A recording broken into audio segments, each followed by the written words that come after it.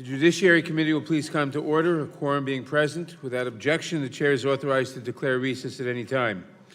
Pursuant to Rule 2 and House Rule 11, Clause 2, the Chair may postpone further proceedings today on the question of approving any measure or matter or adopting an amendment for which a recorded vote for the ayes and nays are ordered. Pursuant to notice, I now call up H.R. 8, the Bipartisan Background Checks Act of 2019, for purposes of markup, and move that the committee report the bill favorably to the House. The clerk will report the bill. Mr. Chairman, may I make a parliamentary inquiry? The gentleman will state his parliamentary inquiry. Yes, you just mentioned something regarding amendments, and I would like just clarification. I didn't catch that right at the end. All I said was boilerplate, which is pursuant to Rule so-and-so. The Chair may postpone further proceedings today on the question of approving. Okay, very good. Thank you. I just want to make sure I got that. It was absolute boilerplate, sir. The clerk will report the bill. Amendment to H.R. 8, offered by Mr. Sensenbrenner of Wisconsin. Is he reading the right thing?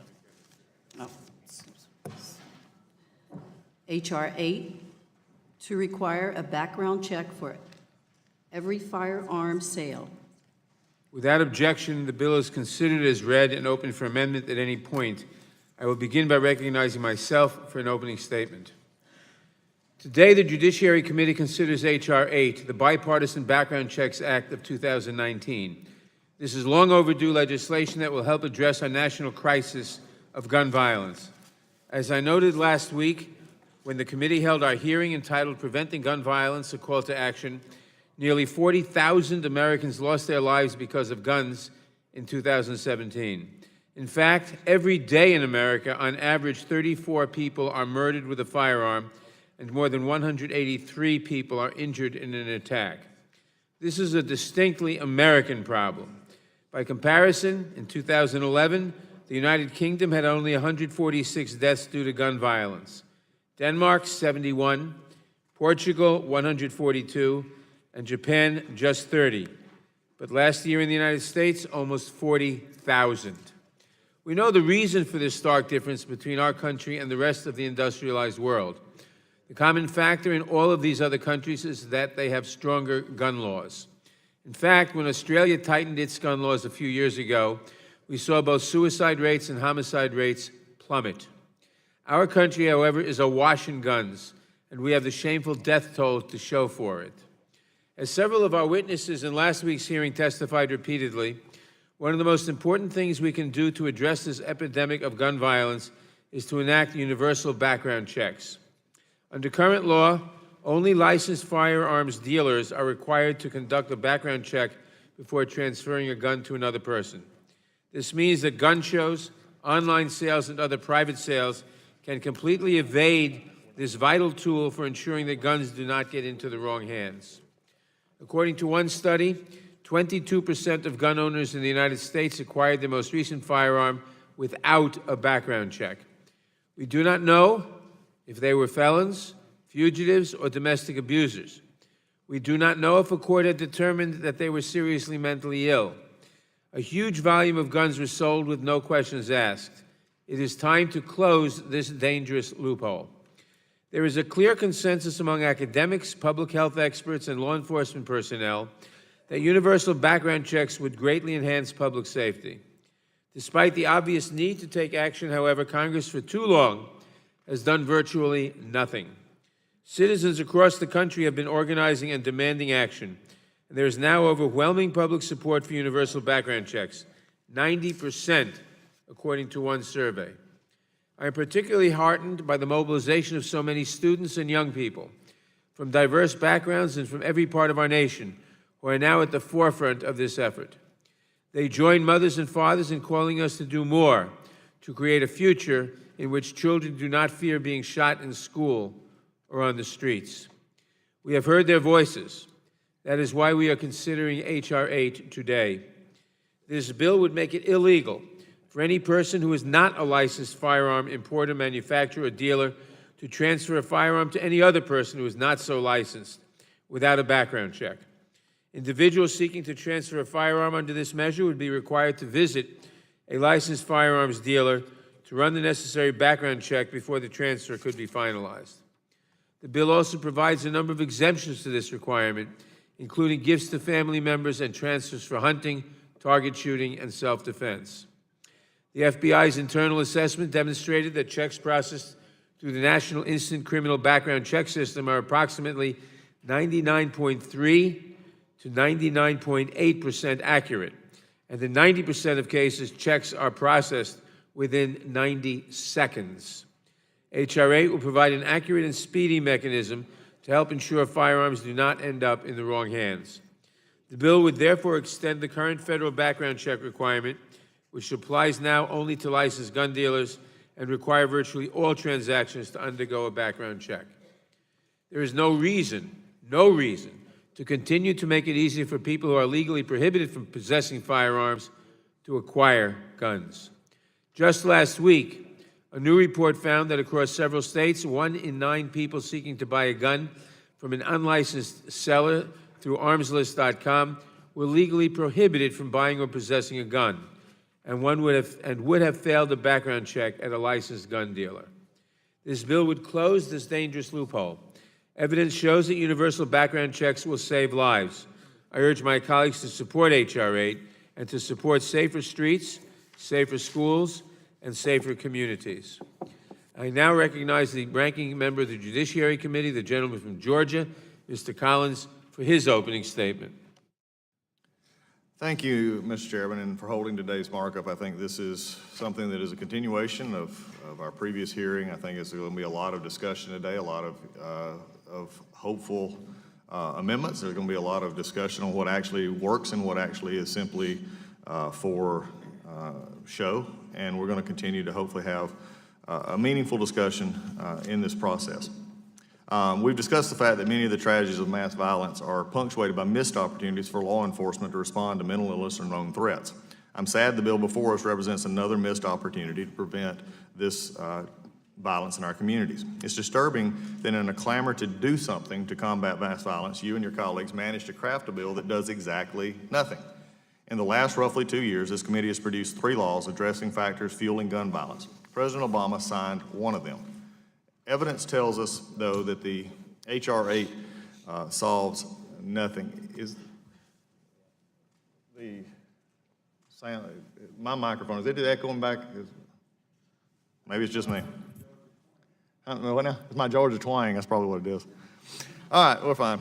Thank you for whoever turned it down. I appreciate it. Evidence tells us that H.R. 8 will solve nothing. The National Institute of Justice, the research and evaluation arm of the Justice Department that informs criminal justice decision-making, concluded in 2013 that universal background checks are ineffective without a gun registry. So what did my Democrat friends do with the NIJ's conclusion? They ignored it. In fact, they wrote a bill that explicitly prohibits creating a registry. Let me be clear, Mr. Chairman. In no way am I suggesting there should be a registry.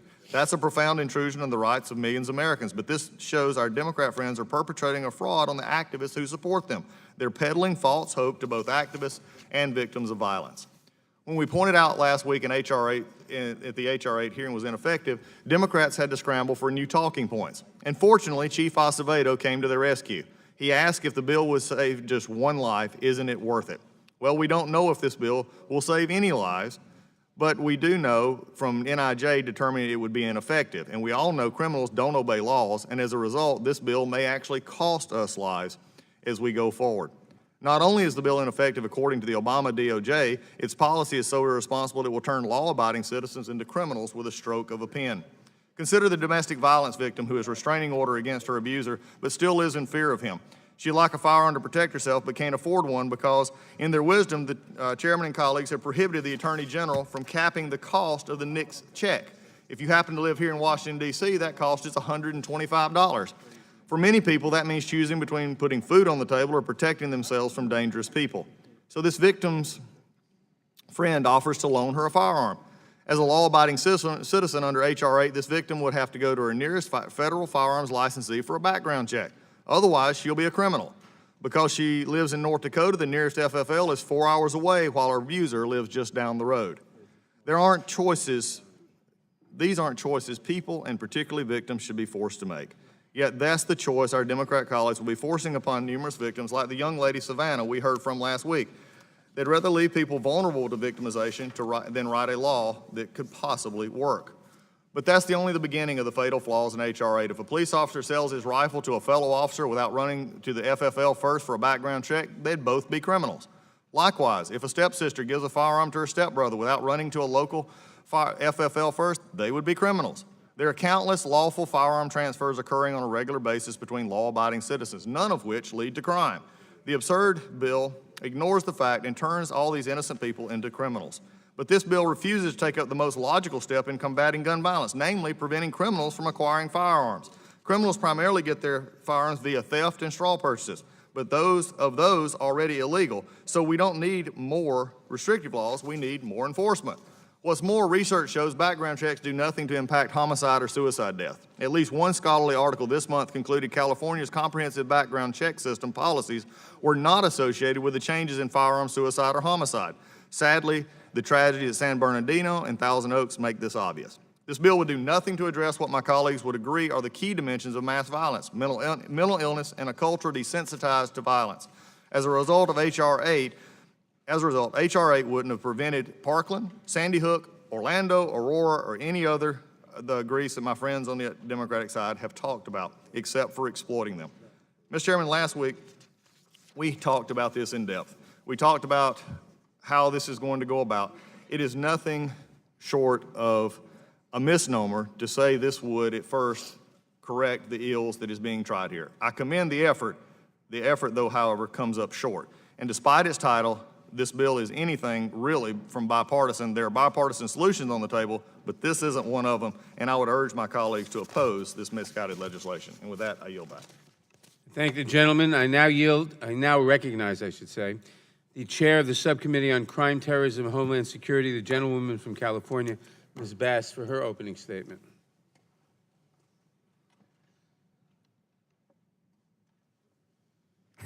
Mr. Chairman, I support H.R. 112, the Enhanced Background Checks Act of 2019, as a common sense measure to improve the current, I'm sorry.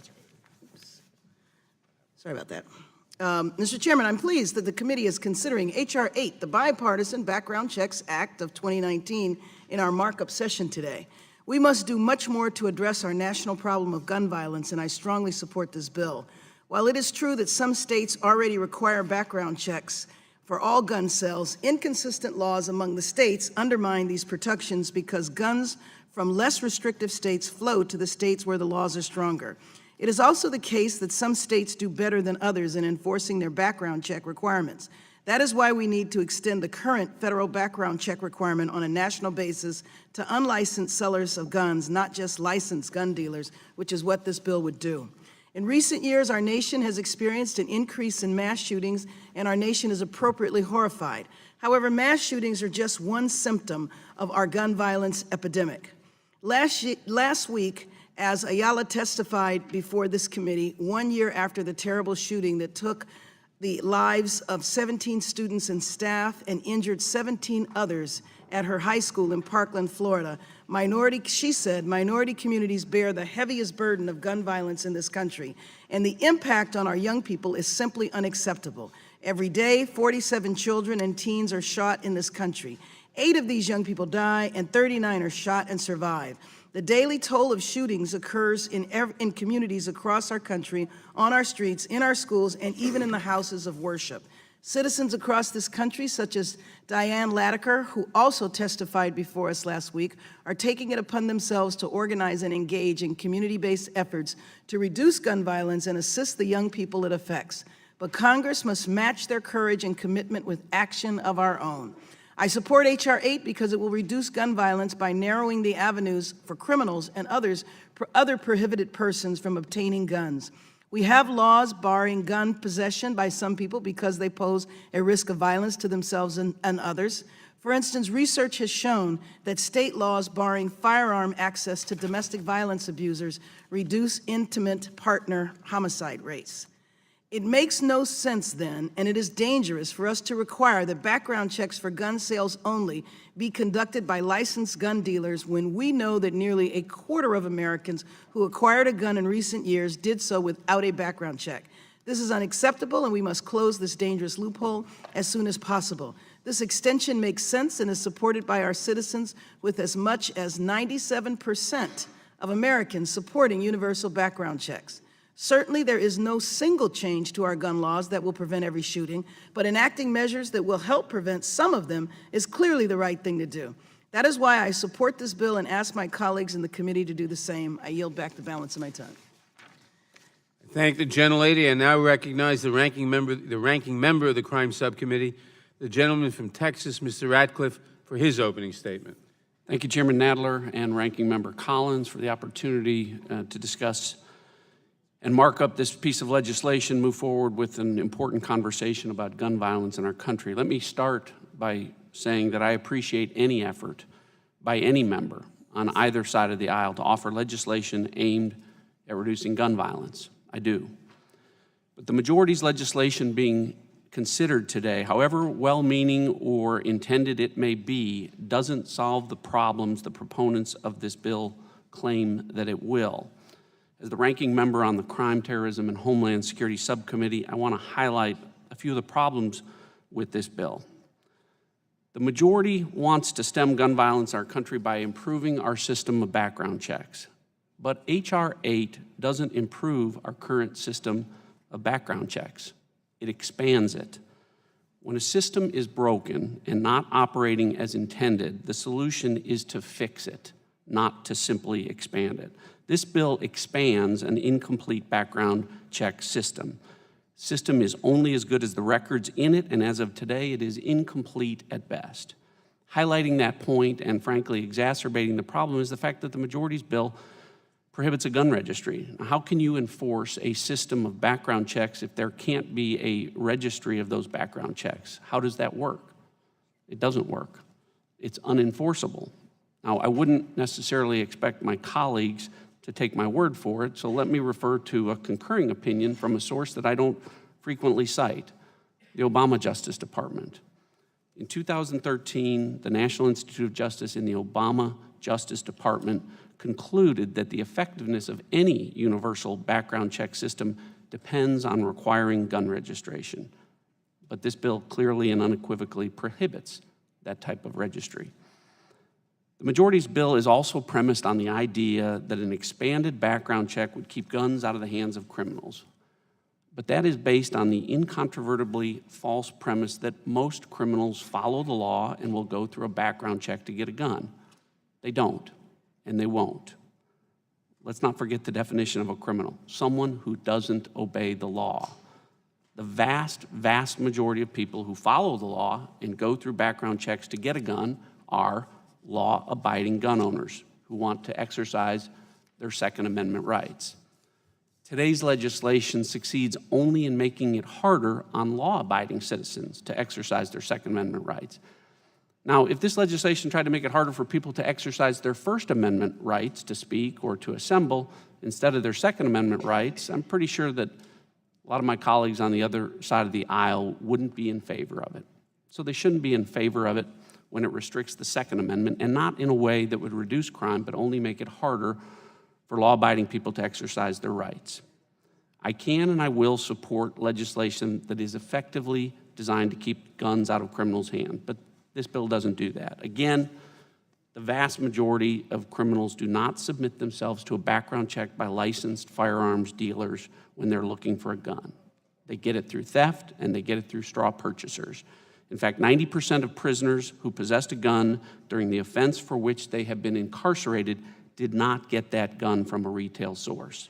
And less than 1% of those prisoners actually obtained a gun at a gun show. These statistics underscore how today's legislation is not effectively designed to target criminals who engage in gun violence. If the majority is interested in taking criminals and their guns off the street, and I believe that they are, then we should be addressing the root cause of gun violence in this country, and this bill should be calling for increased gun prosecutions. But this bill does not mention prosecutions.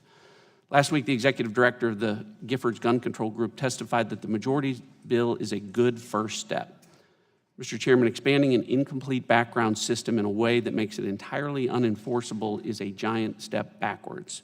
If the majority believes that this is a good first step, I don't want to see its second and third steps. I hope that the majority's gun control agenda won't be to ignore the root causes of gun violence in this country. And with that, I yield back. Thank you, Mr. Ratcliffe. Without objection, all other opening statements will be included in the record. The bill is open for the amendments. Are there any amendments to H.R. 8? Mr. Chairman, Mr. Collins. I have an amendment at the desk. Clerk will report the amendment.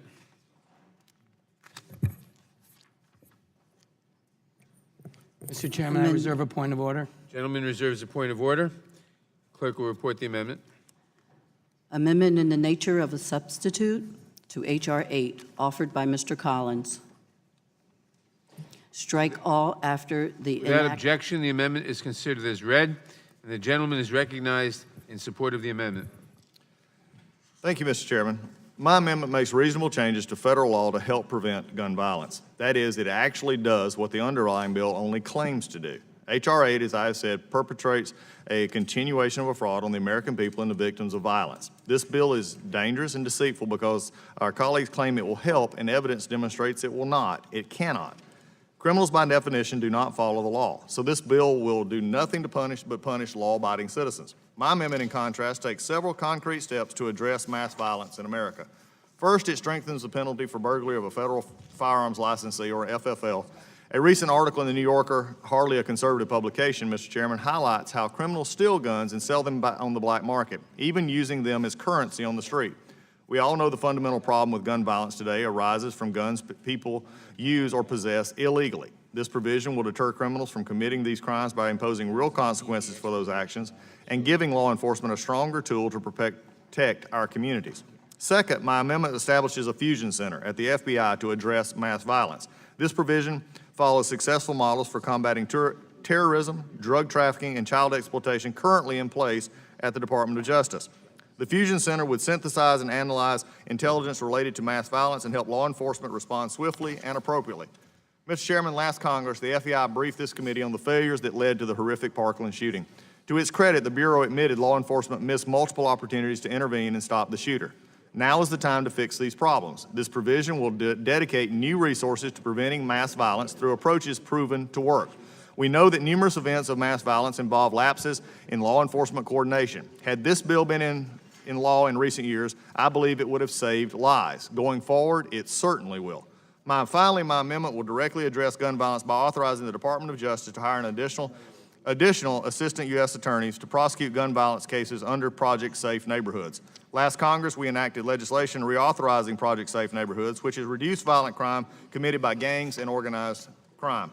This provision will allow the Attorney General to allocate these positions in response to the incidences of firearms-related violence. This will help law enforcement dismantle gangs and other criminal organizations and will curtail the violence plaguing cities in this country. There is much more to be done, Mr. Chairman. Congress should consider additional legislation addressing mental health concerns, which continue to be a major factor driving mass violence in America today. We can be sure, though, this amendment represents a major step forward in preventing tragedy because unlike the fatally flawed and dangerous H.R. 8, my amendment combats violence without curtailing the constitutional rights of law-abiding citizens. In the bottom line, my amendment would actually help as opposed to the underlying bill. And with that, I'd urge my colleagues to support the amendment. Does the gentleman insist on his point of order? Yes, I do, Mr. Chairman. The gentleman will state the point of order.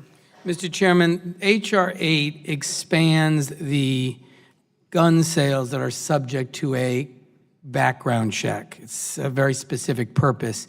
The amendment offered by Mr. Collins is essentially substitutes the entire bill for new legislation that purports to create a mass violence prevention center, which, while it has some interesting opportunities and maybe something we should consider at some future date, it is not germane to the text of the bill at all.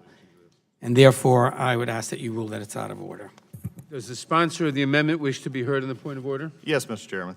This amendment does not violate Clause 7 of Rule 16. The test for germaneness is whether the amendment introduces a subject different from that under consideration. The underlying proposition represents a broad proposal to use federal resources to reduce instances of violence in the United States. And this amendment similarly addresses federal efforts to reduce firearm-related and otherwise, and actually will accomplish something. So I would assume that it would be in order, and the germaneness should be ruled to found that it should be allowed. The chair is prepared to rule on the point of order. The bill before us is a simple and narrow bill. It simply expands the transactions, the gun transactions, the transfer transactions that are subject to the background checks requirement of existing law. The amendment sets up an entirely new center within the Department of Justice with defined duties, and is way beyond the scope of the bill. It's not, and therefore is not germane to the bill. It may be a good idea. Maybe we should look at it, but it is not germane to this bill. It deals with a different subject matter and purpose. By the gentleman's logic, anything to do with guns would be germane to the bill, and that is simply not true. It's a narrow bill. This amendment is a completely different subject, and therefore I rule it. Therefore, pursuant to House Rule 16, Clause 7, and related precedents, the chair rules the amendment to be not germane to the measure. Mr. Chairman. Yes, sir. I respect the chairman's ruling on this and in looking at this, but it is, I think, setting, as we start this day off, it is starting an interesting and dangerous precedent that an amendment that actually could help mass violence, as spoke of at this committee last week, this could have actually Point of order, Mr. Really, Chairman. The really chair has germane. ruled. Are we going to just relitigate every single thing when Mr. Collins is disappointed? Let me just say, it's an interesting idea, but it is a different bill, and we cannot take everything in under this bill. The amendment is out of order. Are there any other amendments? All right, let's Gentleman from Wisconsin. Chairman, I have an amendment at the desk. Gentleman will state his amendment.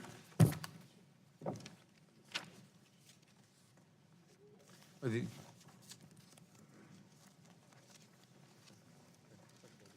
clerk will read the amendment, rather. Amendment to H.R. 8, Mr. Chairman, offered I ask by, amendment, ask unanimous consent that the reading be dispensed with. Without objection, the reading is dispensed with. The gentleman is recognized on his amendment. Mr. Chairman, my amendment would add to the list of exempt individuals those who hold a valid concealed carry permit. Concealed carry laws allow responsible gun owners to legally carry firearms on their person.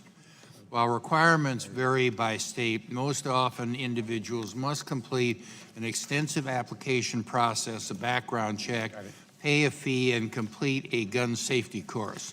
These are individuals who have proactively taken these steps and have shown competence in the ability to safely possess a firearm. It makes sense, given this rigorous process, for permit holders to be exempt from the H.R. 8 federal firearms licensee transfer requirements, and I ask support of the amendment and yield back the balance of my time. I thank the gentleman. I oppose the amendment because state permitting systems differ dramatically. Some do not require training but are simply rubber stamped. Some look like library cards. Are unlicensed individuals expected to simply assume these are valid? Last year, Florida was issuing CCW permits to concealed felons without a background check. Florida is not the only state that has done this. The Violence Police Center keeps track of crimes committed by CCW permit holders on its website, concealedcarrykillers.org. This amendment would put a giant hole in the system of background checks for anybody who has a permit from a state, but the state, as I said, the state permit systems vary wildly, and I do not think we want to dispense with background checks for someone whom any state may decide is okay. It may not meet the requirements that the federal government or we think are okay, that we want to, that we have for a license for existing background checks. We shouldn't put this exception into law, which would make it vary completely by state to state and would gut the bill. Are there any, and therefore I urge members to oppose this amendment. Is there any further discussion of the amendment? Mr. Gomer. Thank you, Mr. Chairman. I rise in support of this amendment, and I understand the chair's stated objection. But when you think about it, how would H.R. 8 be enforced? If someone obtains a gun without getting a background check, it would seem that that's not going to come to light until that gun is used. And as we know, most crimes are not committed with guns that are obtained from a lawful store. But so it doesn't seem that this amendment would gut the bill, adversely affect it at all, because whatever the mechanism that causes someone to be found out that they got a gun without a background check, at that time, I know the chair says, well, some of them look like, you know, pieces of paper, driver's license, not even good cards, but it wouldn't matter what the card looked like. If you're checking somebody to see if they violated the law, you would check to see if they have a concealed carry permit that is legitimate, whether they have a card on them or not. And if they do, then they would not be guilty of violating H.R. 8. So it wouldn't be a gut of the bill. It would just be a simple help. And I don't know, in Texas, one of the things that disturbed me is that when I saw that a name comes up that has a concealed carry permit, the first words that the DPS have is warning. This person may be in possession of a weapon or a firearm. And so anyway, that's going to be there. You do a check, and either they have one or they don't, and nobody, like for example, Texas, big firearm owning state, but they are very careful about issuing concealed carry permits. And so I just think it helps the bill if somebody has gone to all the trouble to go through all the classes and have the background check that shows they are not violent, they haven't engaged in violence, they haven't engaged in any domestic abuse, other prohibitions having guns, then they've got a concealed carry, and it won't matter what the concealed carry permit looks like. You just check when whatever it is that figuratively triggers the check to see if they violated H.R. 8. So I think it's a good amendment, and I applaud my colleague for bringing it and hope that we'll vote for it. Chairman? Thank you. The gentlelady from Texas, Ms. Jackson Lee. Let me thank the chair, and I have great respect for the gentleman from Wisconsin. We've worked together. I've been on this committee for 2 decades, and it has been 2 decades of fighting to listen to the American people as it relates to their support for the universal background check. Let me, as the Vice Chair of the Gun Task Force, thank Mr. Thompson again for the introduction of a bipartisan bill. And I think this is very important. When we say the word bipartisan, what does that mean? This bill has been introduced by Republicans and Democrats, recognizing that the bill has an enormous validity in dealing with saving lives, because it is a federal law that is required to be adhered to and followed by every single American, irrespective of the state they live in. That is the power of the federal law. And having worked with Moms Demand Action across the nation, that has been the advocacy that we need a federal statement, a federal law that indicates that guns cannot be sold recklessly. And if the question is asked, how will it deter? Well, let me say this, which may be a stretch. Murder is against the law. There are murders. But in fact, actions are deterred because people know the consequences of a murder.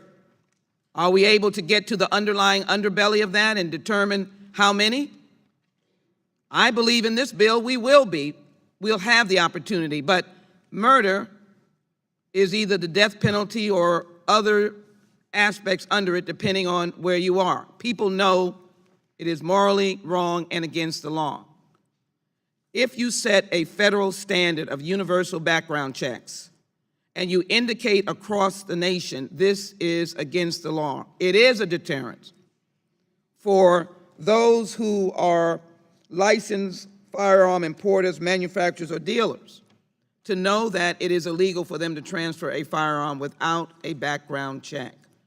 And I would suggest that the idea of a concealed weapons person, I would give them a level of credibility. But I think in reinforcing what has been said, we do not have control over the criteria used by 50 states. The real issue of this underlying bill is to set the national standard. No one can go under that national standard. Everyone in every state, if you're selling a gun in the capacity of a licensed firearm dealer or importer, must engage in a universal background check. And 80 to 90% of the American people agree with that. And gratefully, Republicans and Democrats in the United States House of Representatives agree with that. And this committee has been tasked with following the instructions of a bipartisan group of members who've introduced this legislation and the overwhelming support of the American people. I believe the idea of those who hold concealed weapons licenses, I would encourage them to maintain their license, to not default on their license, which is a possibility, and they would have that card, and it could be utilized, in essence, to undermine the universal background check. That is my concern with using that state standard versus the federal standard. The federal standard is what the American people are crying out for, and that is what this legislation does.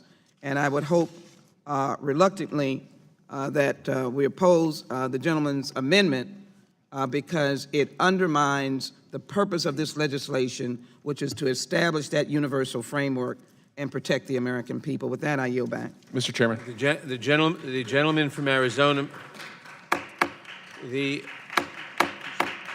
people in the audience will please refrain from showing support or opposition with respect to anything that goes on here. The gentleman from Arizona, Mr. Biggs, is recognized. Thank you, Mr. Chairman. I'm glad that those on the other side have mentioned the reflection of the will of the American people, because one of the things that reflects the will of the American people is the licensure requirements in the individual states.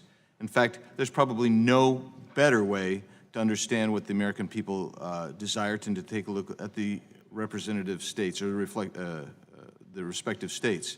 And so we see a lot of people in these states have come up with the criterion to obtain a concealed weapon carry permit. Most of those states have a very rigorous check, including classes and background checks.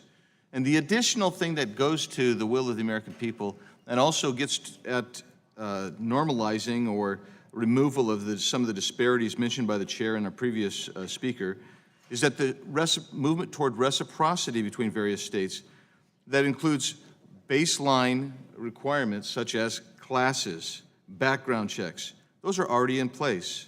And so it becomes a bit of a red herring to say we need a national marker, because we are seeing the states move to that through their reciprocity process.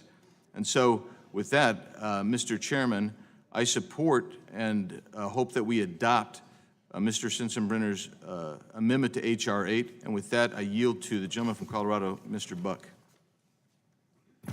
I thank my friend for yielding. I happen to have my concealed carry permit card in my hand, Mr. Chairman, and I just want to read a little bit of it, because I think it's important for the committee to understand. This card is issued in Weld County, Colorado, my home county, and it is signed by our sheriff, the great Sheriff Steve Reams, and he is a man who enforces the law. And the law is listed on the back of this card. It's Colorado Revised Statute 18-12-2031. And if this card is lost, there is a section on it that talks about it should be returned to the Weld County Sheriff's Office at 1950 O Street, Greeley, Colorado, 80631. And this card is also identified as the property of the Sheriff's Office. Now, Mr. Chairman, I understand that there is some concern on the other side of the aisle that there may be a rogue state in this country that would somehow pass a law that would put its citizens at risk. I want to assure my colleagues on the other side, that's not Colorado. In Colorado, we have a criminal background check to get this card. You have to pass a gun safety course to get this card. And there is an expiration date on this card. If anybody's interested, it's awful small, but it is August 17th of 2022 in my case. Mr. Chairman, I wonder what state or District of Columbia that my friends on the other side of the aisle are concerned about would put their citizens at risk by having a standard to obtain a card like this, to give special privileges to individuals that pass a criminal background check, that pass a gun safety course, actually a higher standard than to purchase a gun under the federal law right now. What state in this country is putting its citizens at risk that we couldn't pass this amendment and make this bill stronger? And I open the remainder of the time, the minute and 10 seconds, to anybody that can identify that state. I'm sure the chairman wouldn't say that New York, or my friend from Texas wouldn't say that Texas has low standards for a card like this. This is actually increases the level for obtaining a firearm, and it's a level that makes a lot of sense. I appreciate my friend from Wisconsin offering this amendment, and I think that the amendment should be adopted. With that, I yield back to my friend from Arizona. Mr. Chairman. Claiming my time? Yeah. Thank you, Mr. Chairman. I wanted to dovetail on that with the coursework that I went to get to when we were looking into obtaining a concealed weapon. It was 8 hours with a gun expert. Everything from safety, gun safety was paramount, how to handle the gun, where never to point the gun. I mean, it was so thorough. It was, quite frankly, one of the best classes that I've taken. And I'm with my friend from Colorado, where it is hard for me to understand which state in this union is not taking care of its citizens enough and has no background checks and has no classes in order to get a CCW. So with that, Mr. Chairman, I'm looking at the time. I don't know that I have 4:19 left. The timing is incorrect. When you had 40 seconds left, it was set to 5 minutes. Okay. All right. And with that, Mr. Chairman, I will yield back. Mr. Chairman. Thank the gentleman. The gentleman Chairman. from Tennessee, Mr. Cohn, is recognized. Thank you, Mr. Chair. The states differ on concealed carry weapons pretty much. I passed the concealed carry bill in Tennessee. I drew it, sponsored it, and passed it. There are differences in the states on how they look into background checks on people who have mental illness, who have been committed to mental institutions, who've had, I guess they're called 601s in Tennessee, but danger to themselves or others and have to have mental protection. And the states differ on that. And that's one of the most important things in this bill, is to see to it that people who have had declarations of having mental illness and having difficulty in dealing with understanding and risking danger to themselves or others would not be able to get a permit. As far as the testing, the fact that it's a great firearms course, I'd rather the people that are going to do bad things and mass killings not have a firearms course. I'd rather they not shoot too well. The fact that you learn how to shoot a weapon, that has nothing to do with the fact whether or not you should have a weapon. It's about mental background tests is so important, criminal background checks. But the states differ, and that's why this is important that we have a federal standard and that we see to it that people who are mentally disturbed, been committed to hospitals, or be committed because of actions that show that they're not responsible, not get firearms. I yield back the Will the balance. gentleman yield? Will the gentleman yield? Who's asking? Mr. Cicilline. Thank you. I just thank the gentleman for yielding, and it's important to recognize that not only do states have different standards, there are some states that have no standards. There are some states you don't even have to be a resident. You can apply online.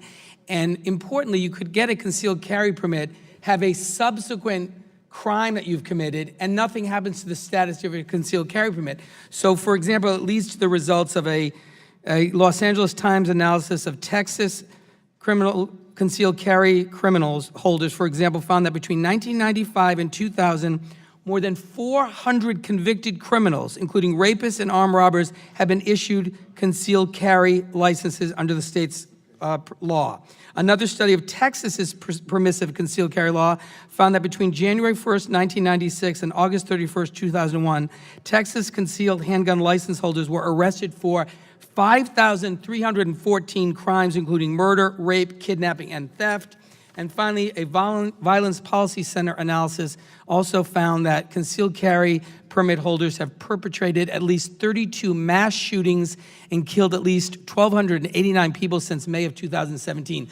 So there is a real problem if we give this exemption for concealed carry permits that a whole group of people who are otherwise ineligible to buy a firearm will be able to buy it. And we know background checks work because 3.5 million gun sales were denied since the Brady law was put into place. That meant people who were not eligible to buy a gun because they were a criminal or otherwise disqualified tried to buy one, and they were disqualified. But we also know that 1 in 5 gun sales happen without a background check. So this is a system that works.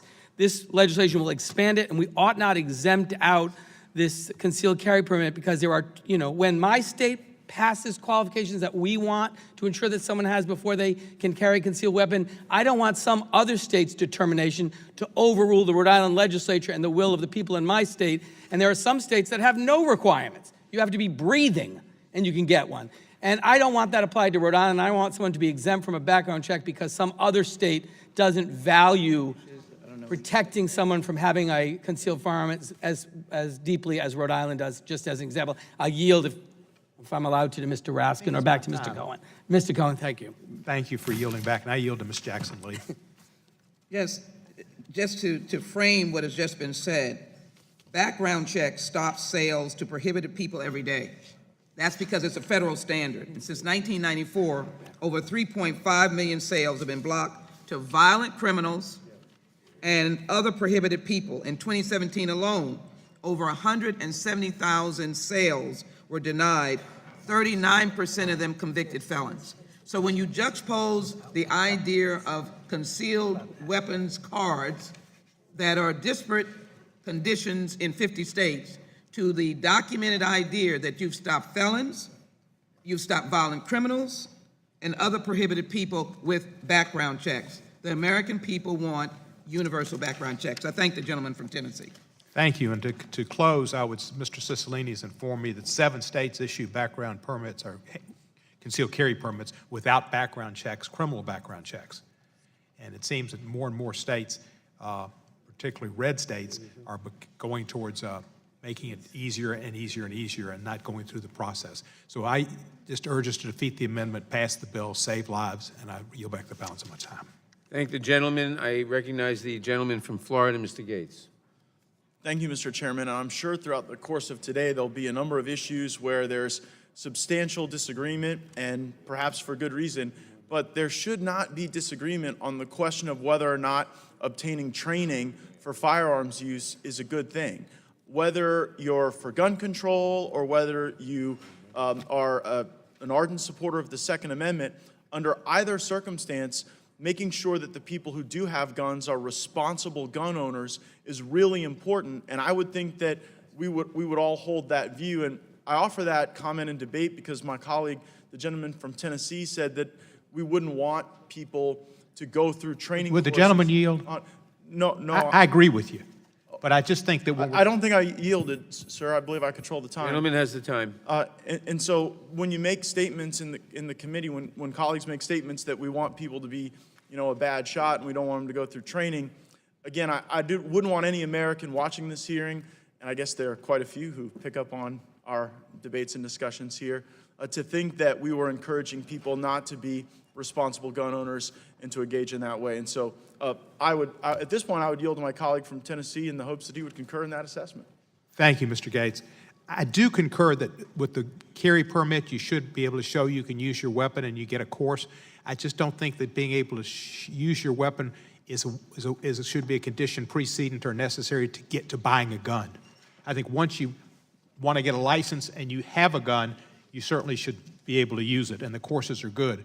But that's been argued that because that's part of the concealed carry permit requirement in some states, that therefore we shouldn't worry about them getting transfers of weapons, and they should be in a different class, and I just disagree with that. But I agree with you, it's a good idea to be able to hit a target. I greatly appreciate the gentleman's clarification on that subject, and I would simply offer that creating benefit for a concealed carry permit holder is one of the things that has caused people to become more responsible with their gun ownership.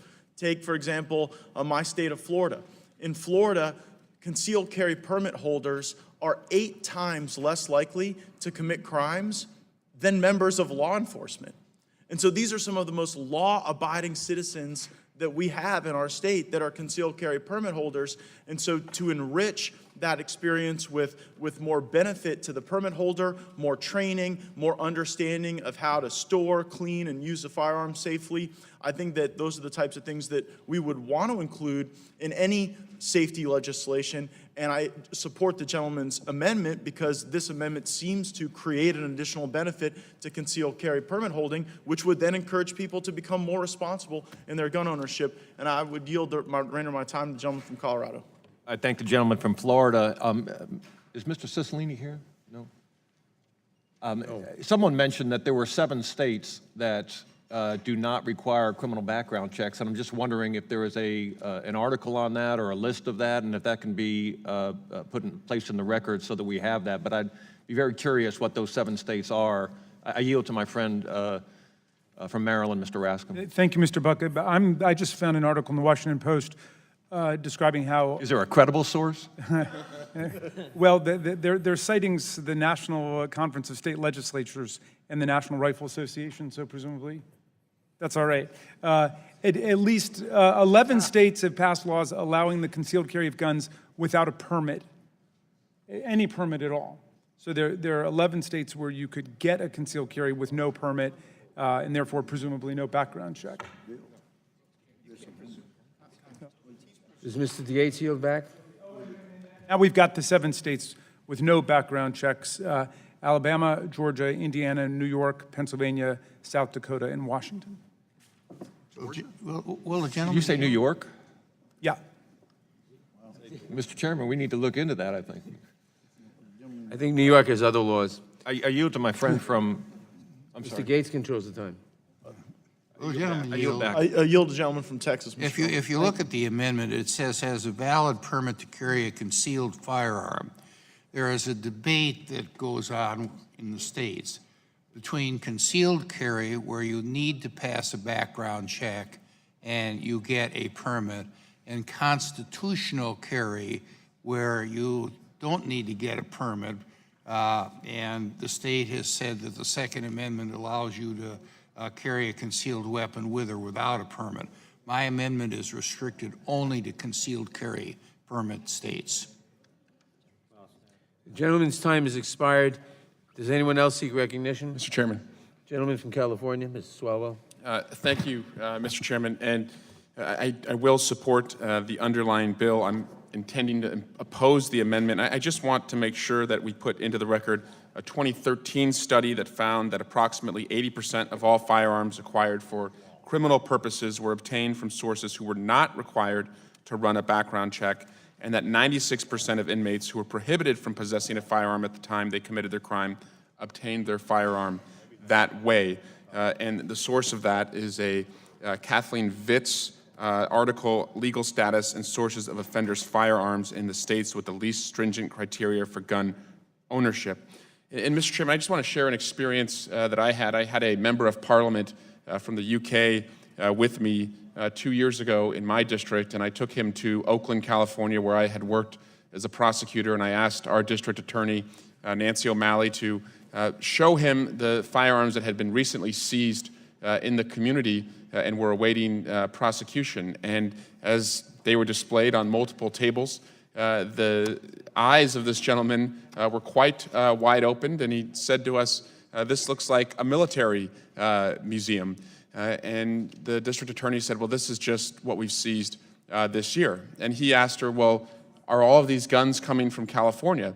And she pointed out that she and her office had the same question, and they looked at where all of the firearms had originated, and we found, probably not surprisingly, that a good number of them had come from Nevada and Arizona and Indiana and states with less stringent laws. And so I guess my point is, the president likes to rail against Chicago and other states, and some of my colleagues, I think, rightfully point out that we should better enforce the laws, which I think all of us are in favor of. However, Chicago is only as safe as the laws in Indiana.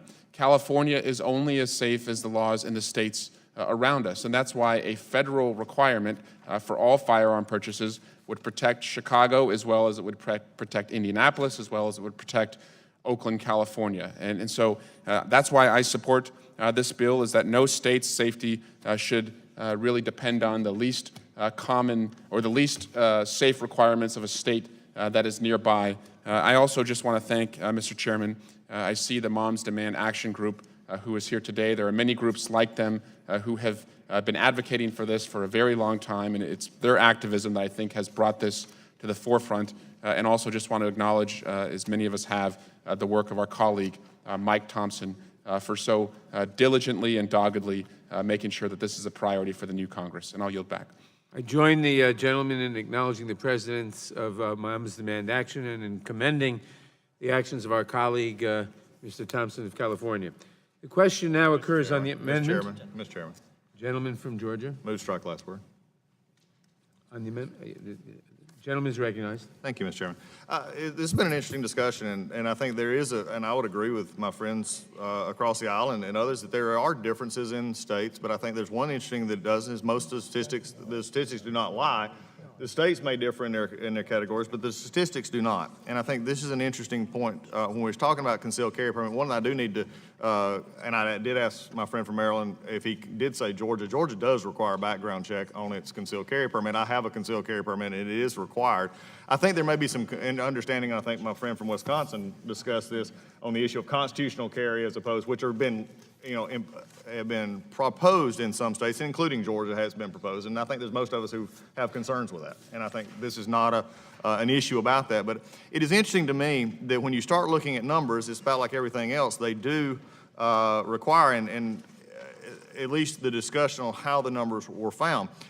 The VPC of the Violence Policy Center was actually named in some of their discussions, and we can go back and forth on the discussion of mass violence and how these are actually carried out with concealed carry permit holders. But it does need to be pointed out that almost 30% of the tragedies that is reported by the Violence Policy Center were suicides in this on concealed carry permit, not criminal in the sense of mass violence as being portrayed. The numbers also included a couple of cases actually where the permit holders were counted although they were operating a motor vehicle in a drunk driving case. I mean, this is not a gun violence case, and they were counted in that. And in some instances, they were double counted in many ways. But even with the VPC number, and assuming that the claim of 636 is, including the suicides, are correct, and when we get into the idea of the concealed carry permit itself, there are 11 million concealed handgun permit holders in the U.S. right now. An annual number of deaths of that group rate is 0.0083%, and the non-suicide rates, if you take those out, is obviously even lower at 0.0058%.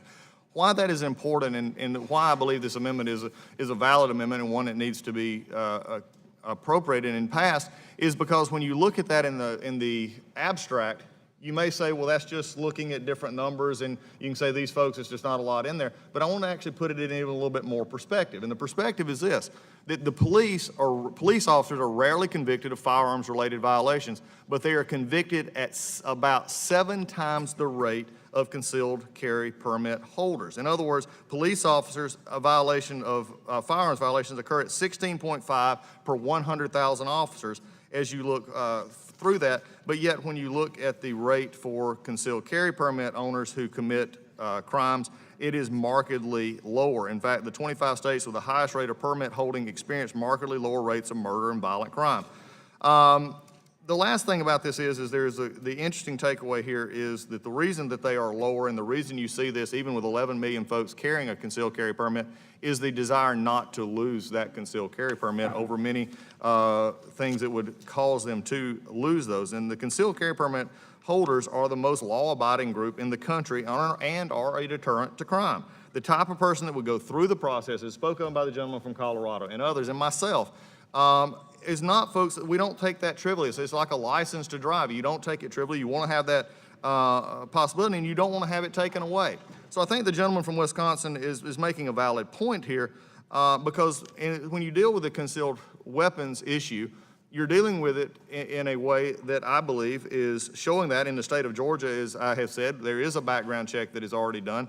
And as we go through this bill, and as I had, looked at this personally, and as we go forward, this group of individuals are reluctant to use their guns in improper ways because they want to keep that possibility of having that for their own protection and others. And I don't see this as an amendment. Really, we should be going this much in depth. The states may differ, but the statistics do not.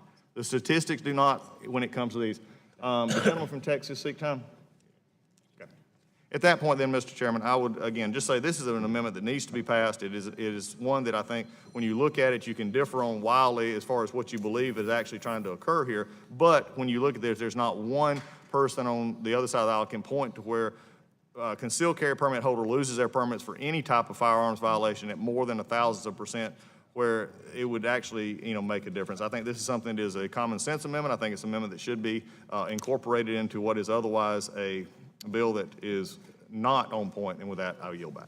Mr. Chairman. For what purpose does the gentleman seek recognition? Move to strike the last word. Gentleman is recognized. Thank you, Mr. Chairman. This H.R. 8 legislation, which we're marking up today, has nothing to do with concealed carry. Concealed carry is not implicated in any way by passage of H.R. 8. So discussion of concealed carry is an attempt to inflame the public into thinking that somehow their rights to carry a concealed weapon are being curtailed. And so let's not appeal to the fears of the people. The people understand that there is a big loophole when it comes to background checks. They know that unlicensed gun dealers are able to sell as many weapons as they can get their hands on to as many people many of whom are not eligible to possess a firearm. And they know, the American people know that we need to close this loophole in our gun laws. This is common sense legislation to protect the public. It is not legislation designed to prevent lawful gun owners from carrying their concealed weapons if they are so eligible to do so in whatever state that they live. And with that, I will yield back. Would the gentleman yield for just a quick question? I will. You mentioned an unlicensed gun dealer. I think the interesting issue there, an unlicensed gun dealer also has another name called a felon. I think we've got to, this is something we need to think about as we go forward. And I appreciate your concern, and we've shared many things in Georgia, and I appreciate it. But this idea of an unlicensed gun dealer is a felon. No, they're reclaiming my time. People go to gun shows, set up tables lined with guns, and they are there right beside licensed gun dealers. And they themselves are not individuals who are excluded from owning guns. They are just unlicensed but they have the ability to sell guns. They can sell as many guns from their table at the gun show as the licensed gun dealer is selling at his table at the gun show. And quite frankly,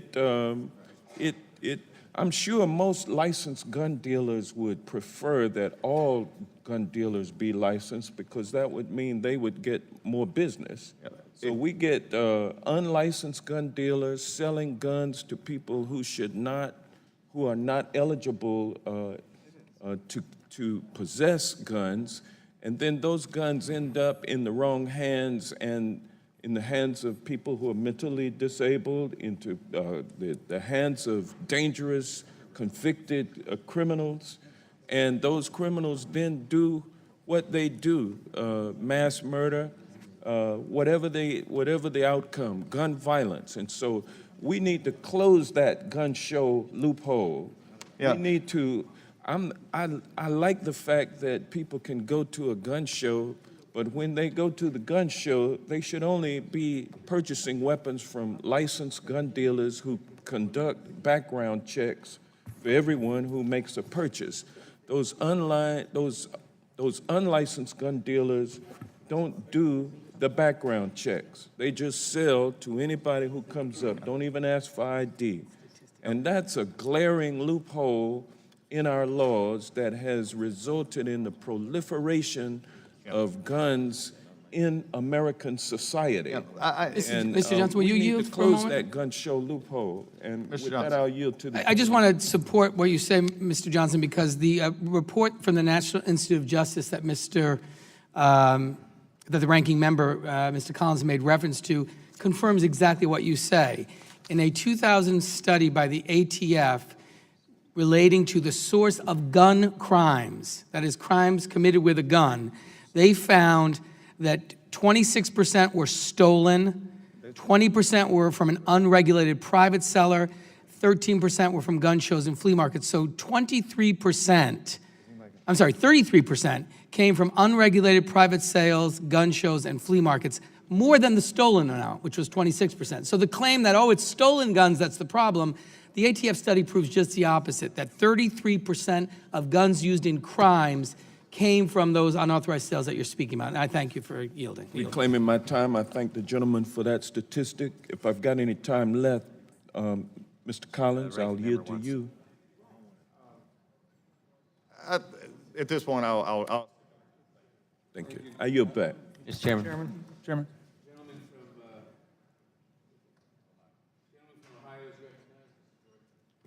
I thank the chairman. I'd like to yield to the ranking member. thank you from my friend from Ohio. I think the discussion here is actually good and interesting because it actually does get to this bill. It's a private sale bill.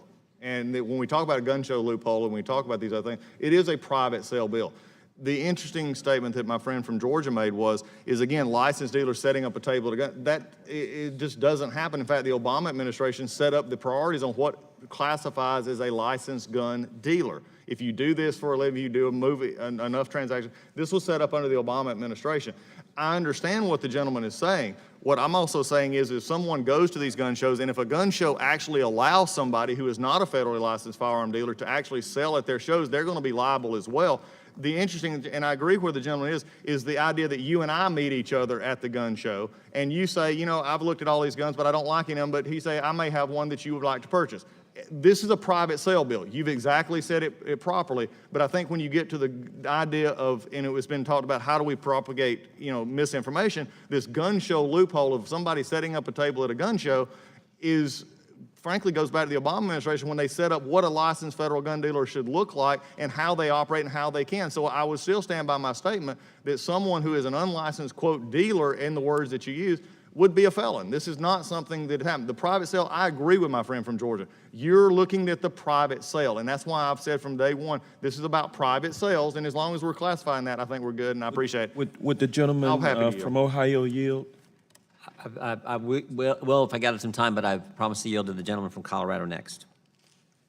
I thank my friend from Ohio, and when my colleagues on the other side indicated that New York does not have a background check for their concealed carry permit, it reminded me of the quote that there are three types of lies. There are lies, there are damn lies, and there are statistics, and most of them are quoted in the Washington Post. And so I wanted to help my friend, the chairman from New York. He seemed to have a look of terror on his face. I want to make sure he gets a good night's sleep tonight. Let me read from the law dictionary about the application process in New York. Getting a license to carry a concealed weapon begins with the completion of an application form. The form requests the name, address, and personal information about the applicant, the names of character references, and the reason why the applicant needs to carry a weapon. Along with the application, an applicant must submit a set of fingerprints that are sent to the FBI and the New York State Police. An applicant must be at least 21 years of age and a resident of the city or county in which the application is submitted, and cannot be a convicted felon or otherwise prohibited under state or federal law from owning a firearm. Some jurisdictions within New York also require a personal interview of the applicant and completion of a firearms training program prior to issuance of the license. So, Mr. Chairman, I just want to make sure that you can rest easy tonight. Your state does, in fact, require a background check and does prohibit felons and those that are under mental disability from having a concealed carry permit in New York. I assure the gentleman I am satisfied with the adequacy of New York laws. Mr. Gentlemen, Mr. Chairman, I would yield to the gentleman from Arizona. Thank you. I want to just cover two quick points. Non-dealers. Well, first of all, I'm always intrigued about people talking about gun shows who I assume had never actually been to a gun show. The people who organize That's gun exactly shows, wrong, sir. people who organize gun shows, they are very cognizant of the federal laws. So a non-dealer who is transferring a firearm to anyone known or believed to be prohibited from possessing a firearms commits a felony under 18 U.S.C. 992D. That is already the law. And there is really no gun show loophole because the federal law is the same regardless of where a firearm sale takes place. Federal law requires all firearms dealers to be licensed and to initiate a background check before transferring a firearm to a non-dealer, regardless of where the transfer takes place. And according to the Department of Justice, less than 1% of criminals in state prisons for firearm crimes get their firearms from dealers or non-dealers at gun shows, less than 1%. And according to ATF, 6% of federal armed career criminals got their firearms from dealers or non-dealers at gun shows. So it is an extremely low amount, and the penalties are already there, they're already in place. And with that, you back to the gentleman from Ohio. The gentleman yield? Yield to the gentleman. Yes. Georgia. I've been to numerous gun shows. I put my hat on and maybe a fake beard and a mustache. Walk in, I'll have my shirt on, my lumberjack shirt on, and I'll look around and I will see the tables lined with weapons. I'll talk with the dealers. Some of them are licensed, some of them are not. I would say half and half. And these shows come to my area about once a quarter. You can see the big signs on the highway, the big billboards. And so we go and we see what happens, and it's clear that there's a giant loophole that is posed to society with these gun shows that allow the time of the gun gentleman dealers has expired. The to gentleman sell from- their weapons. Time of the gentleman has expired. The gentleman from Louisiana, Mr. Richmond. Thank you, Mr. Chairman, and I wanted to respond from my other colleague from Georgia, Mr. Collins, the ranking member. You know, a lot of times we have arguments that I think are just purely academic and purely in theory. If we're talking about private sales, the gentleman from Colorado held up his concealed carry card, and I'm happy that he has it. But if we're doing a private sale, I have no way to know if it's valid. I have no way to know if it's fraudulent. I have no way to know whether you committed a domestic battery on your partner in between you qualifying for that concealed carry and the time you try to purchase it from me. So what I'd like us to do is just, you know, let's enact a little practicality or common sense to the argument. Private sales, the people are not equipped to verify the validity of the concealed carry permit. So I don't know in your state, but if you have yours for a year at a time, and in February or March, you go out and get arrested for domestic violence, and not saying you, the gentleman from Colorado, but whoever has the concealed carry, or if a protective order is issued against that person, in a private sale, the individual selling will not know that you are not qualified to have that card anymore. So I understand the intent of the amendment, and in the beginning of the amendment, I liked it, until I started to think about how do we actually put this in practice if the amendment passes. And because I don't think that there's a way in practice to do this without somebody running the concealed carry permit to make sure that it's valid and that you have not violated the terms of the concealed carry, you might as well just go through the background check and do the 90 minutes. So, you know, in theory, yeah, this makes sense. But in practice, it would create a big gaping loophole, I believe. And you said 11 million people have concealed carry.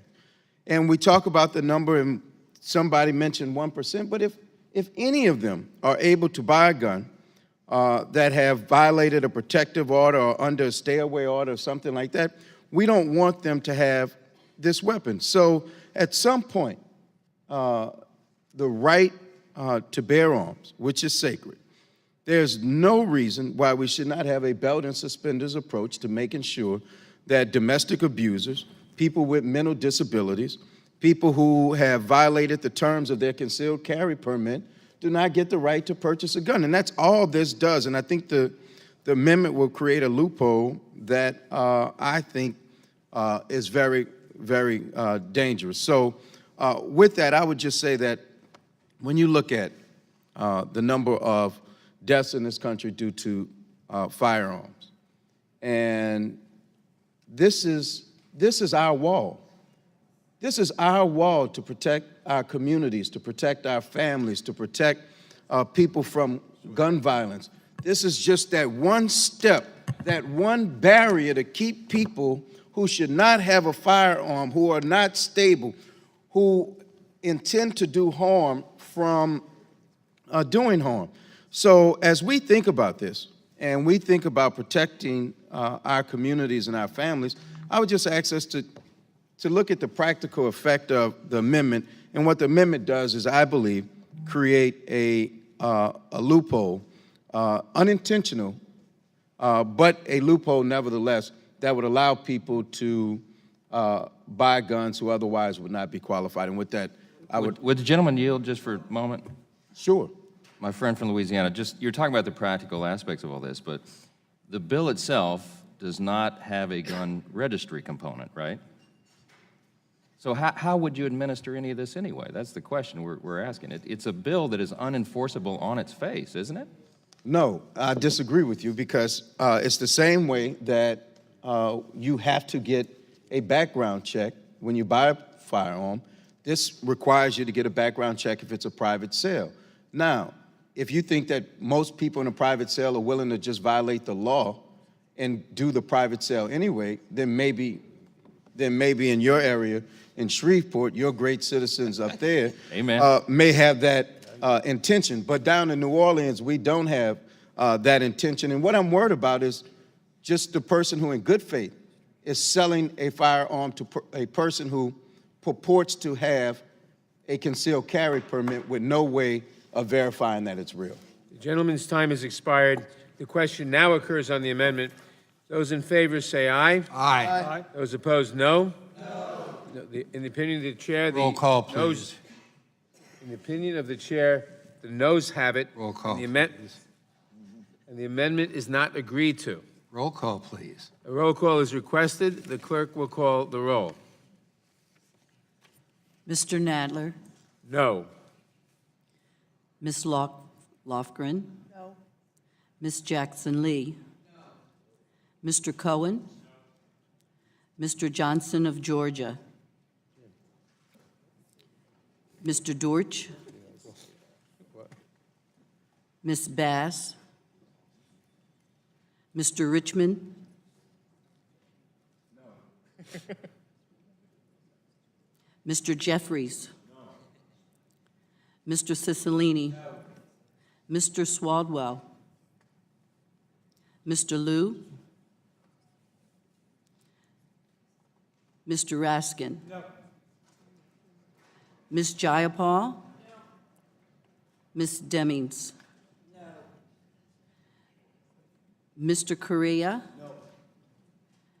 Ms. Scanlon? No. Ms. Garcia? No.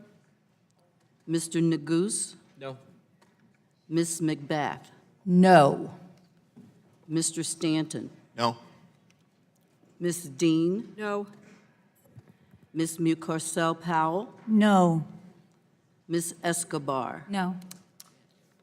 Mr. Collins? Mr. Sensenbrenner? Mr. Sensenbrenner says aye. Mr. Shabbat? Mr. Gomert? Mr. Jordan? Mr. Buck? Mr. Ratcliffe? Ms. Roby?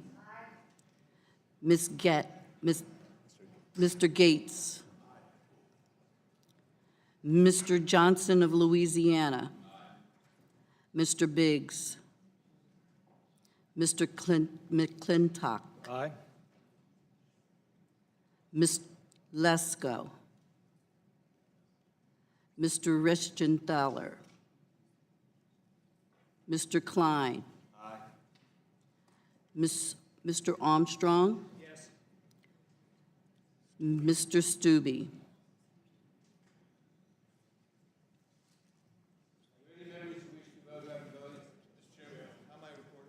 Gentlemen? How was the gentleman recorded? Mr. Biggs? Is that Mr.? Thank you. Mr. Biggs votes aye. Mr. Johnson? No. Mr. Johnson, no. Mr. Johnson votes no. Are there any other members who wish to vote who haven't voted? The clerk will report.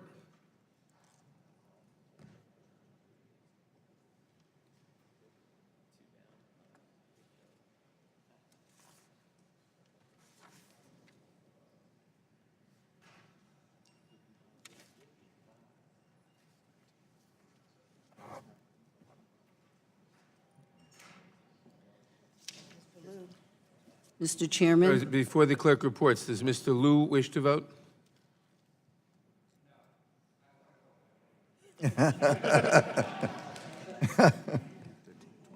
Mr. Liu votes no. The clerk will report. Mr. Chairman, 13 ayes and 21 noes. The amendment is not agreed to. Are there any further amendments to H.R. 8? Mr. Chairman. Gentleman from Texas is recognized. For what purpose does the gentleman seek recognition? Mr. Chairman, I have an amendment at the desk. The clerk will report the amendment. Number 1.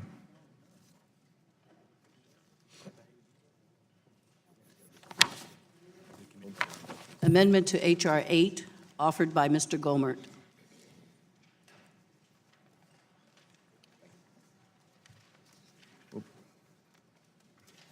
Without objection, the amendment is considered as read, and the gentleman is recognized in support of the amendment. Thank you, Mr. Chairman. Whoa, there we go. This is rather simple. It would allow people to trade firearms. Two people who lawfully have firearms could trade firearms without being subject to a background check. Lawfully purchased firearms are frequently traded between gun owners.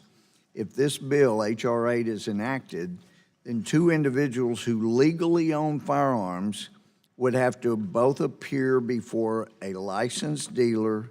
Both would be subject to background check, which costs money before a trade could be lawfully completed. There are multiple problems with this process, but ultimately, I'm proposing an amendment because I don't want lawful gun owners to be subject to the fees associated with background checks simply for trading firearms, especially our nation's poor, and especially in high crime areas.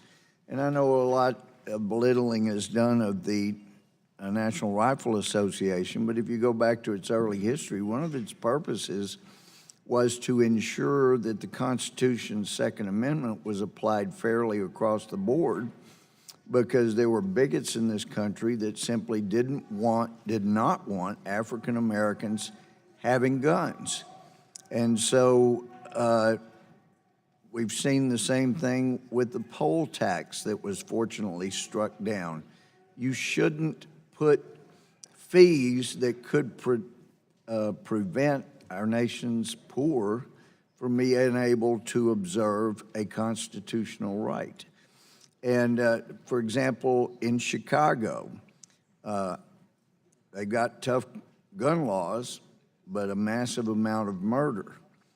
And having been a prosecutor and a judge, I've seen situations where you have someone who in their younger years was comfortable with a firearm, a handgun that was an automatic, and as they got older, became more and more difficult to chamber around.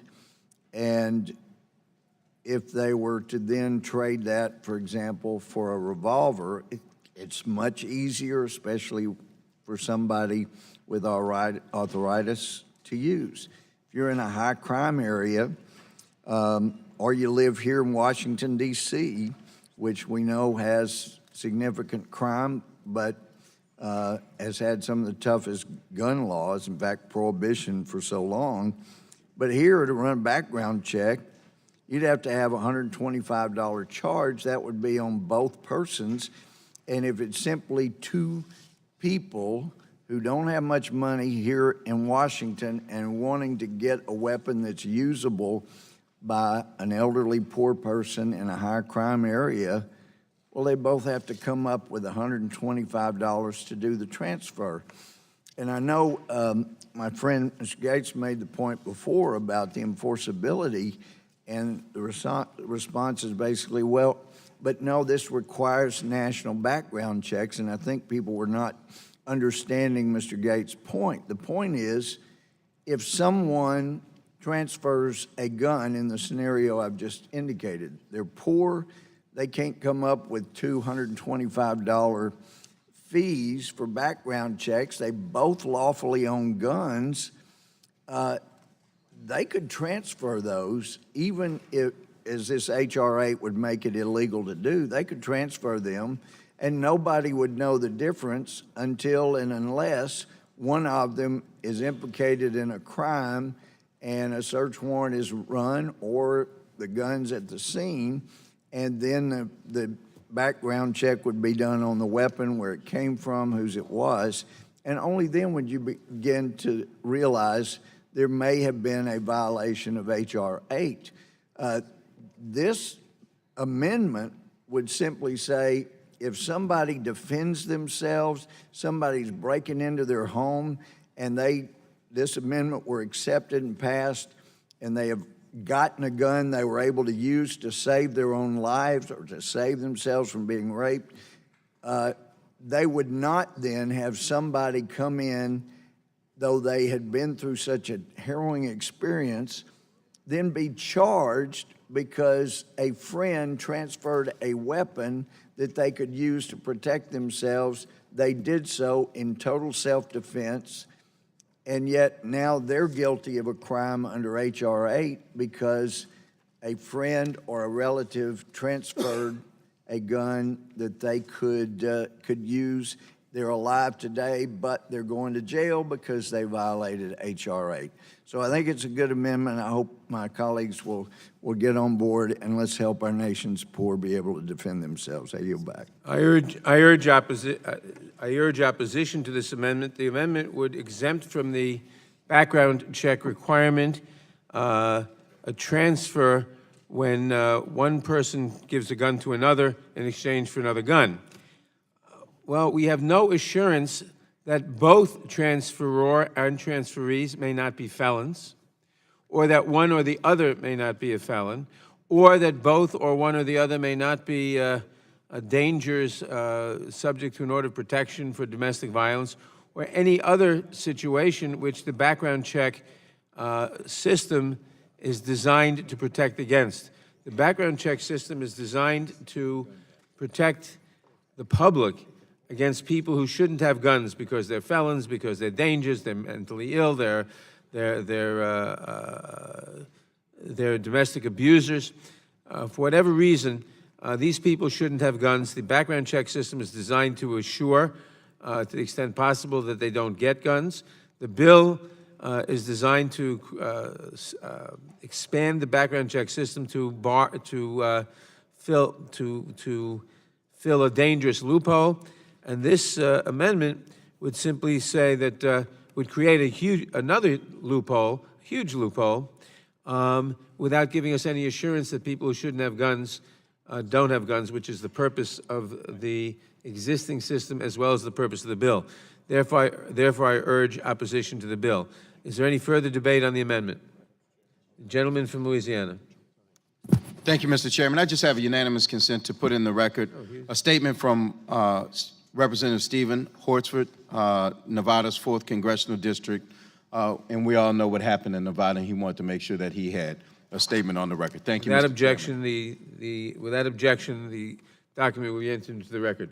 Does anyone else seek recognition on the amendment? The gentleman from Arizona. Thanks, Mr. Chairman. This amendment, which I support, is consistent with the makeup of my district. And within my district and within my state, we have constitutional carry. And within my district, we have many gun owners who are legal gun owners. And it is not anomalous for them to trade or transfer guns between each other. Freedom to transfer guns in this way is consistent with the idea of making certain that guns are in the hands of skilled and, quite frankly, legal gun owners. These people are legal gun owners, and that's the implication. The presumption that I hear so often today and as we talk about this issue is one that these people are not legal gun owners, and you're going to put guns, you might have a felon trading with another felon or a felon trading with a legal gun owner. The reality is that will still remain a felony. That will still remain a crime. What this does is it allows people who are legal gun owners to be exempt from an additional background check, which if they're legal gun owners, most likely they've endured a legal background check. So this is a common sense, straightforward amendment, and I support that amendment, and with that, I yield back.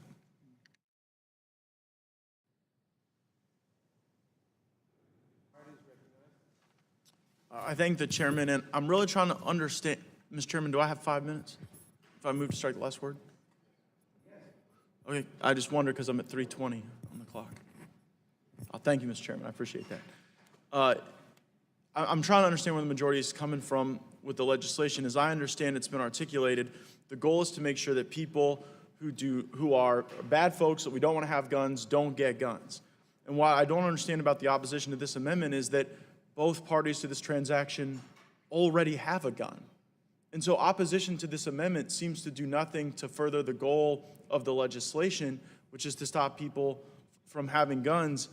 It also seems noteworthy that the amendment applies only to handguns. A lot of the discussion in the hearing that the majority hosted and a lot of the basis for the majority's argument seems to center around long guns and other types of guns. But with handgun swaps, I think you're far more likely to encounter the circumstances that my colleague from Texas raised, where you have maybe people who are friends, neighbors, collectors that already have gone through background checks in many circumstances. The opposition to this amendment, though, does seem to indicate what this bill is really about. And it doesn't really seem to be about background checks. It seems to be about taking guns away from people. Because in the chairman's remarks opposing the amendment, he said, well, if one of those folks is a felon, then we need to take their guns away from them. And again, as my colleague from Arizona said, if one of the parties to this transaction is already a felon, then it's already unlawful conduct. And so passing a federal law to make something that's already illegal more illegal, I don't think reduces the impact of gun violence. I don't think it reduces the tendency for people who shouldn't have guns to have guns. I think it sort of makes us feel better without actually addressing the problem. And so while I'm eager to try to unlock the innovative potential of our states to be able to target folks who are likely to commit gun violence, to give law enforcement the tools to go after them, to utilize social media to be able to find people like those in my state who really spoke loudly about their intention to commit violence before they do so. But it seems as though trying to make those instances less likely is in no way serviced by a provision of federal law that gets the federal government excessively entangled in a gun swap, perhaps between best friends or neighbors or people who know each other well. And so I would hope that... Would the gentleman yield? Certainly. I would point out that 90% of background checks are completed within 90 seconds. And I did not say that we would take the guns away from anybody, but I did say that if someone is seeking to acquire a gun, this includes by transfer or by purchase, they should be subject to the background check. Reclaiming my time, Mr. Chairman, how much does that 90-second background check typically cost? Are you yielding to me? Yes, sir. That depends on the market. It could cost $10, $15. Well, Mr. Chairman, reclaiming my time, since you seem very well versed in the timing, I don't think that my constituents are mostly worried about the time. I think they would be mostly worried about the cost. And so if the chairman were similarly able to inform the committee on cost, and then perhaps for those background checks that take 90 seconds or longer, maybe the chairman would be willing to entertain an amendment to make those free.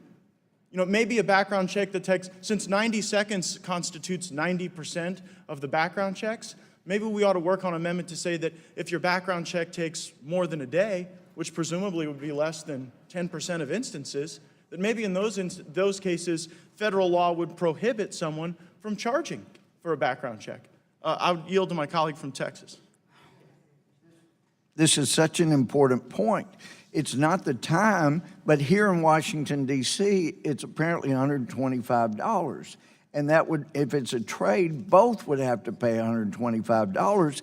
And again, it brings back to mind the poll tax, which put a fee, a tax on a constitutional right, which is just wrong. If you have a right to legally possess a gun, you shouldn't have to come in and pay $250 in Washington to swap guns. And I appreciate the time. You're back to Mr. Mr. Chairman, if I may. Yielding back. I would recognize... Gentleman yielded back to the gentleman from ranking Florida. member. You still have time? Yes, I yield to the ranking member. And one of the things I also want to point out here is that we're discussing a bill that, frankly, we're going to get to in here in a little bit, that in the bill itself, it does not, in fact, it specifically prohibits a limit on what you could actually charge for this. This bill actually has that. So you could actually, in a state that wanted to do away with this, they could charge a $1,500 fee to do a background check. This bill, again, when you read the details of the bill, it becomes even more concerning, and your point is well raised. With that, I yield back to the gentleman. I'm going to recognize myself. I just want to point out a couple of things. Exchanges of guns, which is what this amendment is talking about, are common among criminals and interfere with the ability of law enforcement to trace guns that have been used in crime. That's why criminals like to exchange firearms to avoid accountability for their crimes, number one. Number two, what's to stop a criminal from exchanging a high-cost assault weapon for a revolver and some drugs or money? Will the gentleman yield? No, I will not yield. This sounds like a loophole. I yielded to you. I will not yield at the moment. This sounds like a loophole that criminals will exploit. And finally, I want to say that a 2004 survey of prison inmates found that 34% of those inmates who had been convicted of gun offenses had obtained their most recent gun from a friend or family member, and 30% had obtained the gun on the street or through drug dealers or similar sources. In other words, to summarize, this amendment, which would exempt from the background check a transfer, which is an exchange of firearms, would exempt from background checks one of the most common means of criminals, the exact people we don't want to have guns, of getting guns, and would make it harder for law enforcement to trace the guns used in crimes. It's exactly what we shouldn't want to do, I would think. I'll now yield to the gentleman. Thank you, Mr. Chairman. I would just ask, why did you reference high-power assault reference when the gentleman's amendment only deals with handguns? Reclaiming my time, The gentleman's amendment is not, it says a transfer is an exchange of firearms. That does not limit it to handguns. Firearms includes high-cost assault weapons. But I referenced it because one can imagine a transfer where someone has a pistol and gives it to someone else for an assault rifle, or rather, give, in which money and the pistol is exchanged or maybe the pistol and drugs are exchanged for the assault rifle, and one would like to know who has the assault rifle. I yield back the balance of my time. Just, Mr. Chairman. The gentleman from Georgia. Yeah, move strike last word. Gentleman's recognized. Thank you, Mr. Chairman. I think it's interesting, and again, this conversation gets better and better as we discuss this, because the chairman just made mention that criminals swap guns. This is a way to avoid. How many of us in this room, and honestly, if we had nobody could see anybody, would raise their hand and say that a criminal is going to follow H.R. 8? Nobody. I mean, this is the problem. I understand the desire. I understand the problem. But when you talk about the issue of criminals swapping guns, H.R. 8 will not apply to that, because criminals are criminals by very nature of your tag. Right. Criminals are not going to go and say, hey, I'm going to trade your gun for my gun. Let's go get a background check. They're not going to do it. It is interesting also that you mentioned tracing guns used in crimes, which, by the way, the registry is not a part of your bill. The DOJ from the Obama administration wanted as a part of that. I think these are the kind of things that these kind of markups, and I appreciate the chairman for doing this. I appreciate this markup because these are the kind of questions that do need to be asked. These are the questions that do need, but to simply use as a reason this amendment is not a good one is that criminals want to swap guns and that they're going to run to get them checked on H.R. 8 is just, frankly, no matter what you feel about this bill, no matter if you're passionately for it or passionately against, criminals are not going to run and get background checks. Will the gentleman yield? The gentleman yield. Will the gentleman yield? Sure, I'll yield. So the gentleman has said several times now this morning that criminals will not try to get a background check. And I wonder how he would answer the question that since the Brady law was passed requiring background checks, 3.5 million illegal gun sales have been stopped. So 3.5 million people who were disqualified either because they were convicted criminals, determined to be mentally ill and institutionalized, or some other disqualifying factor, tried to break the law and buy a gun. 3.5 million people were denied. So when you say they don't work, that's simply not true. They do work. The problem is they don't cover all gun sales. Reclaiming my time, I think the interesting argument made by the gentleman, but if those are also NICS denials, and my question is why have we not prosecuted? That's another question for that issue. I'm happy to answer that. On a false question. I yield to the gentleman from Texas. And yeah, I'm glad this number was brought up. Another one of our colleagues across the aisle brought up 3 million people who were denied access to a firearm because they tried to acquire one illegally. Now we're hearing 3.5 million. The fact is, those were the first hits when the name is submitted in the most generic, phonetically spelled form, and over 96%, and it may only be 1% of the 3 million, but over 96% turned out to be false hits. And when they went to second and sometimes third review, they found this was not the person in issue that was trying to get a gun or get a background check completed.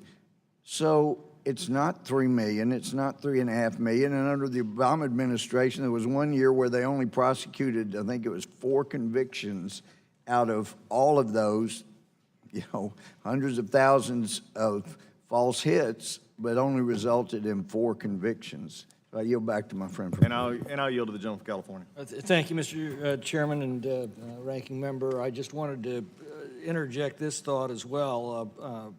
The question is, are these effective at stopping crimes and murders? And I would refer the gentleman to a study by Johns Hopkins and UC Davis. It was released in December of 28 involving California's universal background check. They found it had no impact on gun deaths. And I think, reclaiming my time, I think the issue here, and I think, is so well spoken out by the gentleman from Texas, is this is, the number is, independent on, as he had described it. But I think my comment was specifically not those, but the issue from the chairman's perspective was the swapping of guns between criminals. And I understand the gentleman from Rhode Island, thought that yes, people who have background checks get flagged, and there are errors in that, and there's some that get caught legitimately, and that's why the law is in place. But I think the premise that criminals, and that was the premise of it, not law-abiding citizens, not people who didn't know about they're going to have to go, but criminal swapping guns, this bill does not even remotely have a chance of helping. And I think that's why many of these concerns need to be voiced. They're being voiced now. And again, going back to the issue of if you're truly, and I think the chairman rightfully said it, is this idea of trying to trace, and we'll probably have this discussion probably much later this afternoon, is this issue of the bill itself, guts itself in Article 5 with no registry. So I think this is something we continue to talk about. I do support the gentleman's amendment, and with that, I'll yield back my time. And I'll now Mr. recognize Chairman. the gentlelady from Georgia, Ms. McBath. Thank you so much. I appreciate all the comments from my colleagues that I've heard today, but absolutely, I have to be honest with you.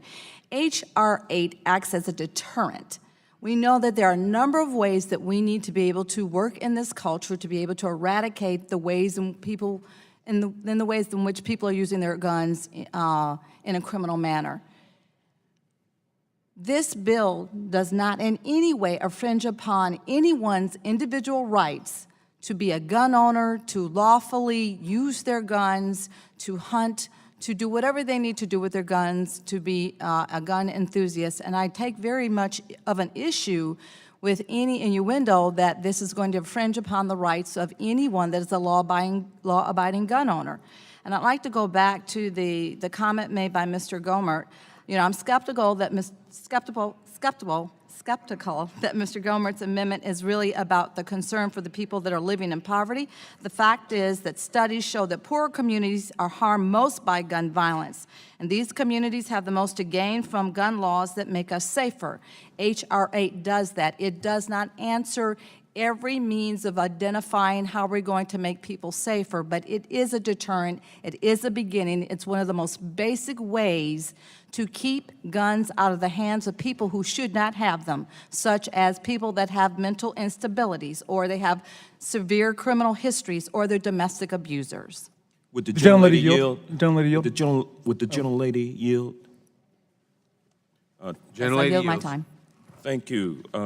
Just want to let everybody know that if this legislation passes, it will not impose it will not impose any burden financially on someone who gets a background check. What happens when you purchase a gun from a licensed gun dealer? That gun dealer picks up the phone, calls the toll-free number, which is to the National FBI information, NCIS. They call that number. They put in your information, and the FBI runs your background check, and instantaneously almost, they tell the dealer whether or not you're eligible to purchase a firearm. And there is no cost associated with that check from a licensed gun dealer. So I just want the public to understand that this is a service that the FBI does. It is designed to keep guns out of the hands of the people who should not have them. And so the FBI has that service of running those background checks for licensed gun dealers. And if we don't have any unlicensed gun dealers, and all we have are licensed gun dealers running background checks, what that's going to do is cut out so many people from not being able to get a firearm who should not have it. And with that, I'll yield back to the gentlelady. Would the gentlelady yield? Yes. Thank you very much. And thank you for your leadership. But I want to thank the gentleman from Georgia for refocusing us on what this is all about. And I'm glad that our friends from Moms Demand Action are with us here today, because the reason why we have a majority that had the first hearing on gun violence in 8 years, and the reason why we are hearing for the first time and having a markup on a bill that's favored by more than 90% of the American people is because of the massive outpouring of public sentiment demanding real change in our gun laws in the country.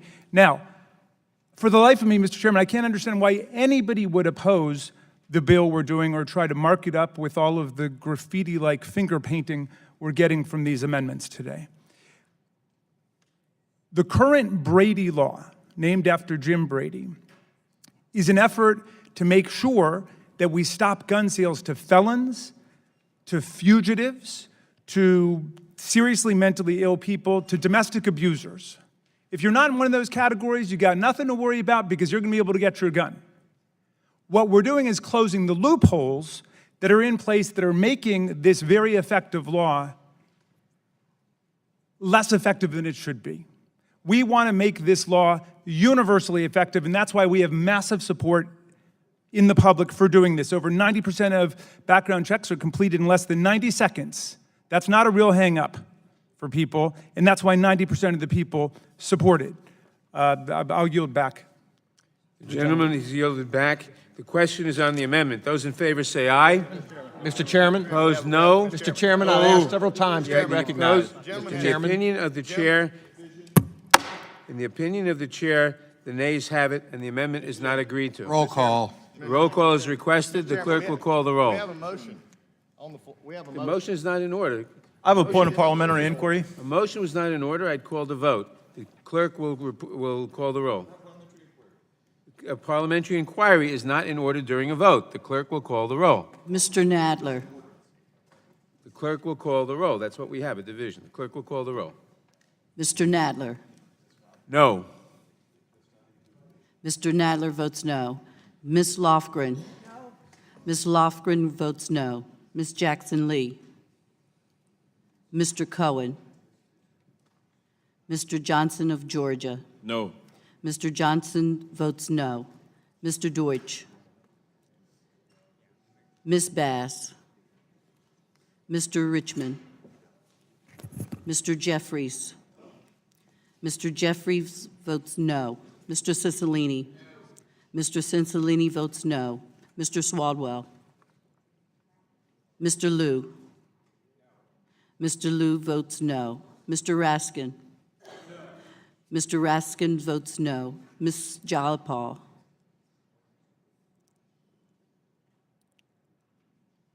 Ms. Demings. Mr. Correa. Mr. Correa votes no. Ms. Scanlon. No. Ms. Scanlon votes no. Ms. Garcia. No. Ms. Garcia votes no. Mr. Neguse. No. Mr. Neguse votes no. Ms. McBath. No. Ms. McBath votes no. Mr. Stanton. No. Mr. Stanton votes no. Ms. Dean. No. Ms. Dean votes no. Ms. Mucarsel-Powell. No. Ms. Mucarsel-Powell votes no. Ms. Escobar. No. Ms. Escobar votes no. Mr. Collins. Aye. Mr. Collins votes aye. Mr. Sensenbrenner.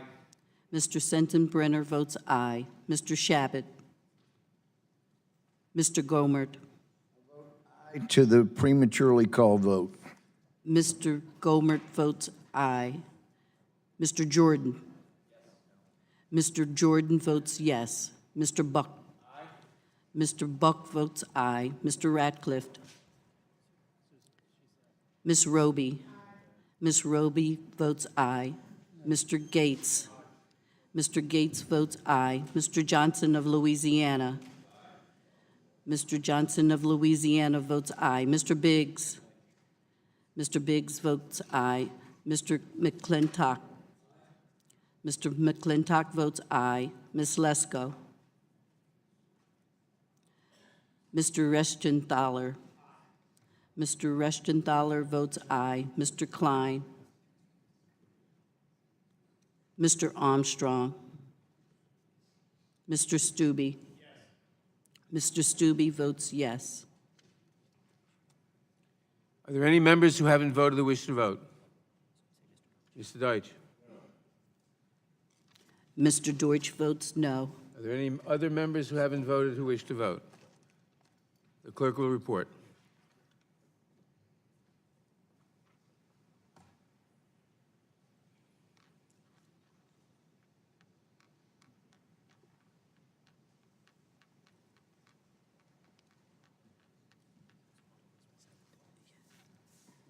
Mr. Chairman,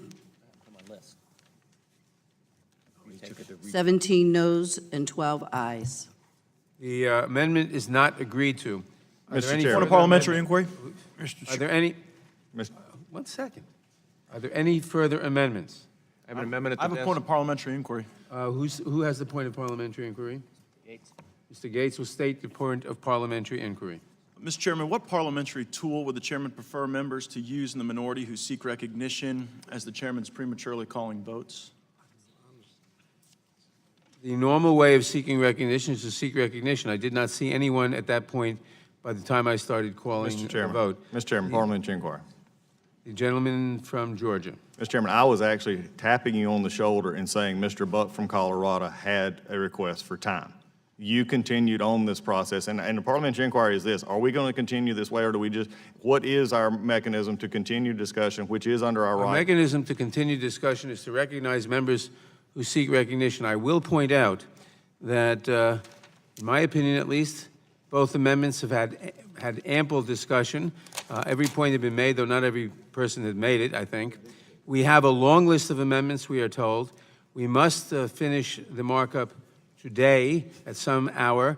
And I will say, if there is an extensive list of amendments, and if members insist on long lists of people speaking on each amendment, at some point, we will have to do what I do not like to do, which is to move the previous question.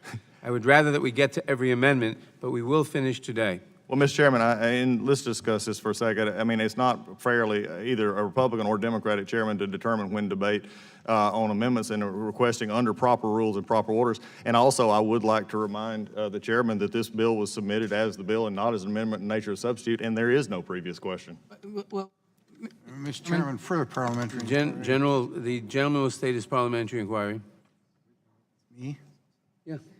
Mr. Chairman, when is it possible for the chair to substitute a motion or substitute a recognition or failure of recognition for a motion to adopt the previous question? Because that's what you did when Mr. Buck sought recognition. I did not. No, I don't think that's what I did, and I don't think that's what I did. Are there any further amendments? I have an amendment at the desk, Mr. Chairman. Who said that? Mr. Buck, the clerk will report the amendment. Amendment to H.R. 8, offered by Representative Buck of Colorado.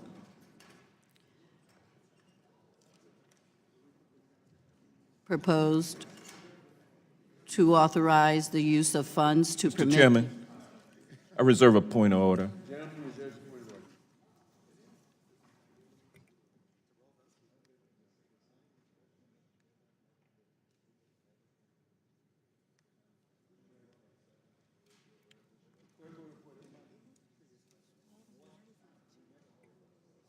Amendment to H.R. 8, offered by Mr. Buck of Colorado.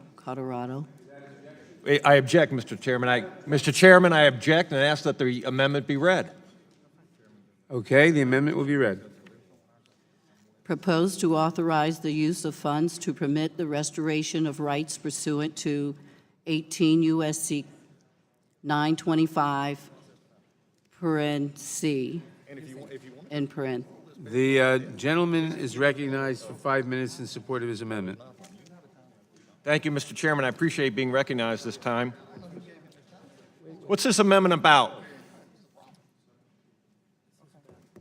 Gentleman will proceed. I couldn't hear myself think, Mr. Chairman, but I appreciate it. It's about second chances and restoration. Last year, many individuals on this committee worked on the First Step Act, a chance to give nonviolent criminal offenders a second chance. Earlier this year, we had a hearing on legislation that would have restored the voting rights of all felons, even people convicted of voter registration fraud, and voter intimidation. This amendment is very simple. As with the other legislation I mentioned, this amendment is about second chances.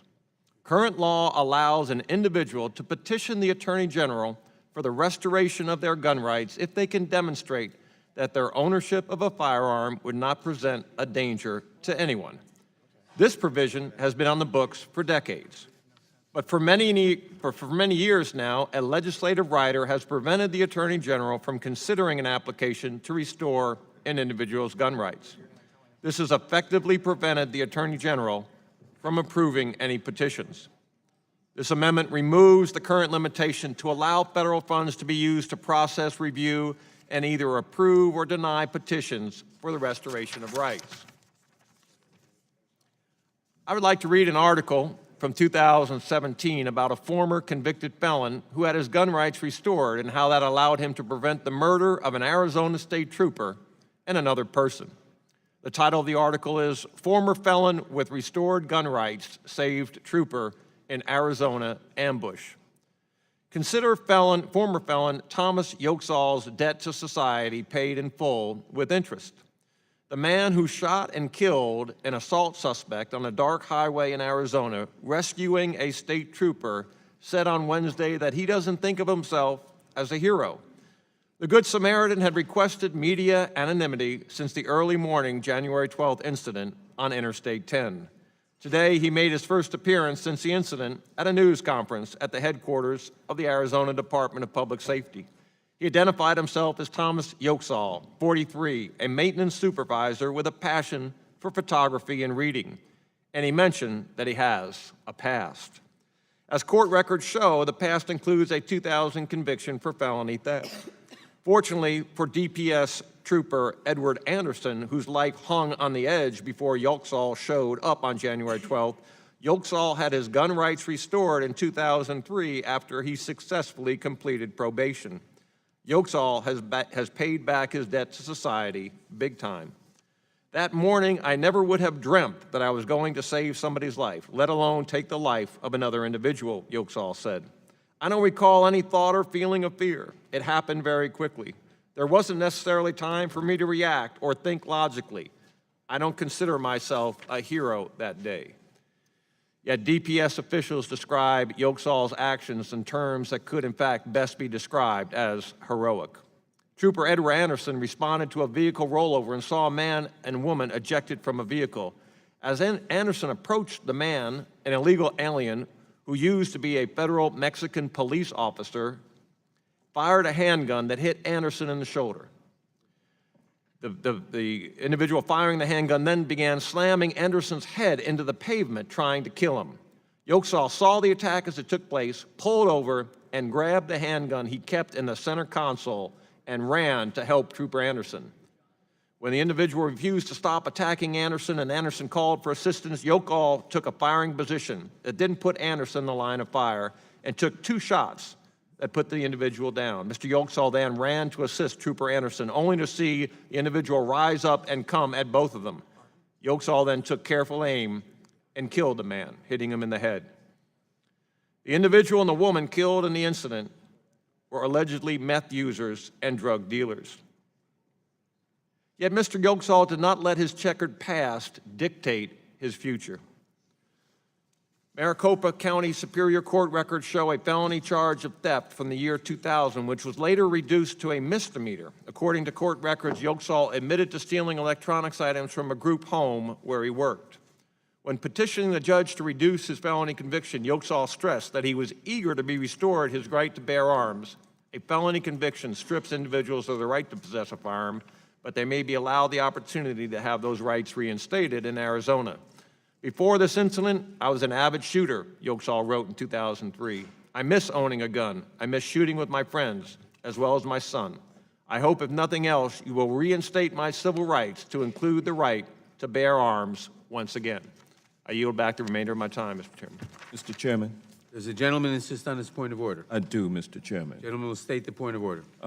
This amendment has absolutely nothing to do with background checks, which is the subject of H.R. 8, and for that reason, I ask that the amendment be ruled out of order. Does the sponsor of the amendment wish to be heard on the point of order? I do, Mr. Chairman.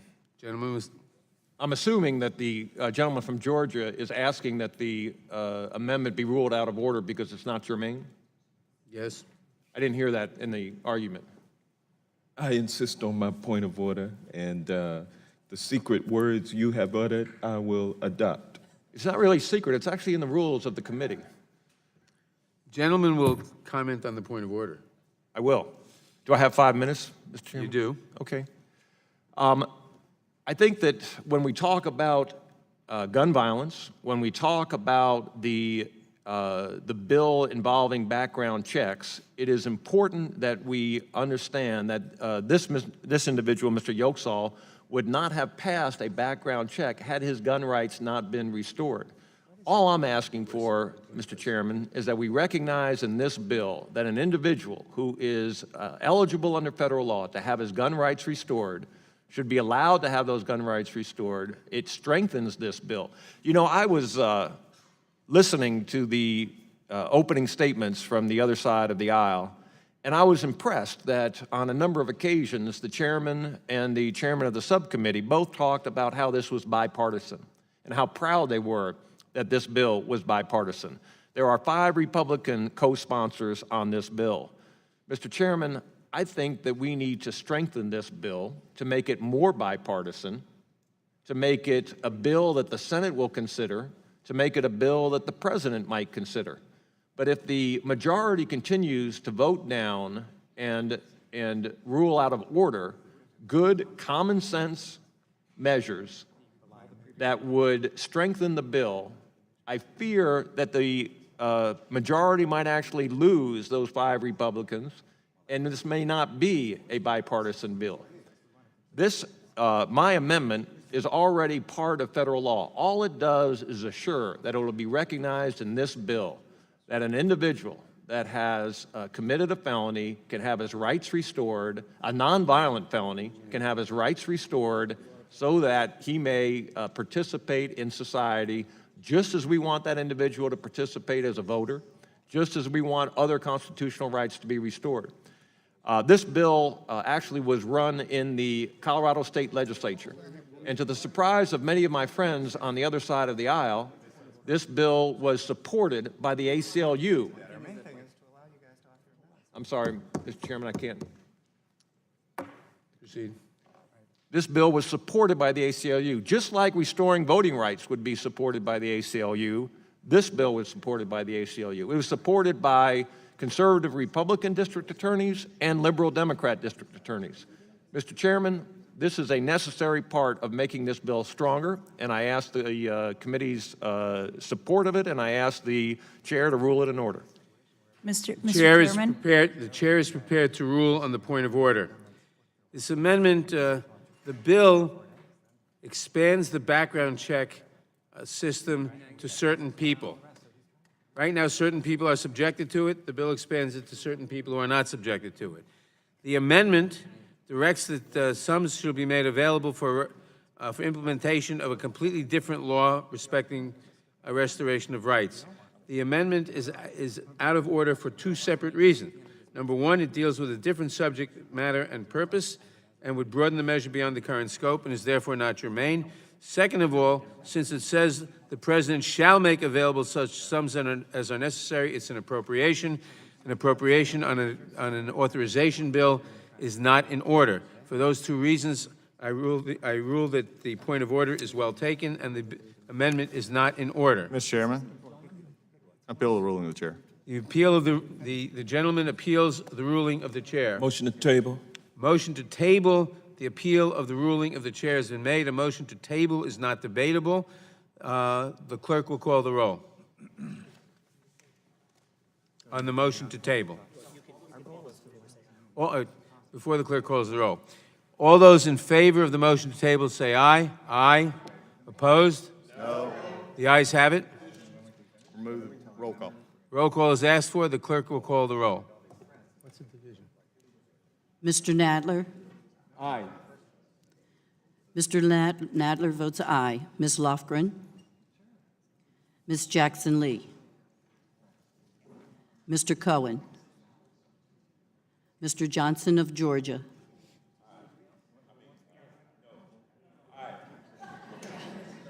Mr. Johnson of Georgia votes aye. Mr. Dortch? Mr. Dortch votes aye. Ms. Bass? Ms. Bass? Mr. Richmond of Louisiana? Mr. Jeffries? Mr. Jeffries votes aye. Mr. Cicilline?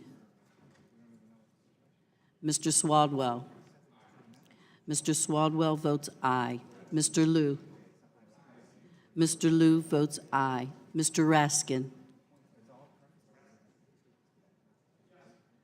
Mr. Raskin votes yes. Ms. Jayapal? Ms. Demings? Ms. Correa? Mr. Correa votes aye. Ms. Scanlon? Aye. Ms. Scanlon votes aye. Ms. Garcia? Aye. Ms. Garcia votes aye. Mr. Neguse? Aye, though with appreciation from my colleague from Colorado for bringing this important issue. Mr. Neguse votes aye. Ms. McBath? Mr. Stanton? Aye. Mr. Stanton votes aye. Ms. Dean? Aye. Ms. Dean votes aye. Ms. McCarcel-Sell-Powell? Aye. Ms. McCarcel-Sell-Powell votes aye. Ms. Escobar? Ms. Escobar votes aye. Mr. Collins? No. Mr. Collins votes no. Mr. Sensenbrenner? Mr. Shabbat? Mr. Gomert? Mr. Gomert votes no. Mr. Jordan? Mr. Jordan votes no. Mr. Buck? Mr. Buck votes no. Mr. Ratcliffe? Ms. Roby? Ms. Roby votes no. Mr. Gates? Mr. Gates votes no. Mr. Johnson of Louisiana? Mr. Biggs? Mr. Biggs votes no. Mr. McClintock? Mr. McClintock votes no. Ms. Lasko? Mr. Restenshaler? Mr. Restenshaler votes no. Mr. Klein? Mr. Armstrong? Mr. Stube? Mr. Stube votes no.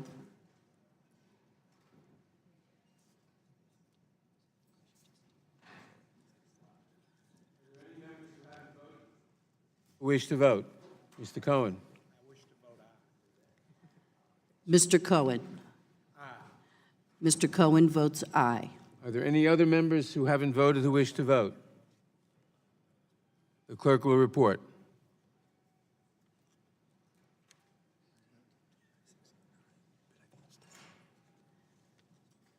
Mr. Chairman, 16 ayes and 10 noes.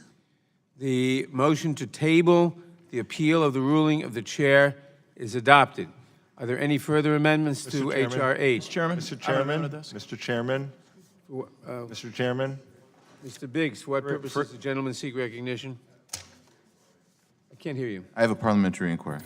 The gentleman will state his parliamentary inquiry. Yeah, Mr. Chairman, as we proceed, I am wondering if we can have your assurance that all of the minorities' amendments will be considered before debate is closed today on this bill.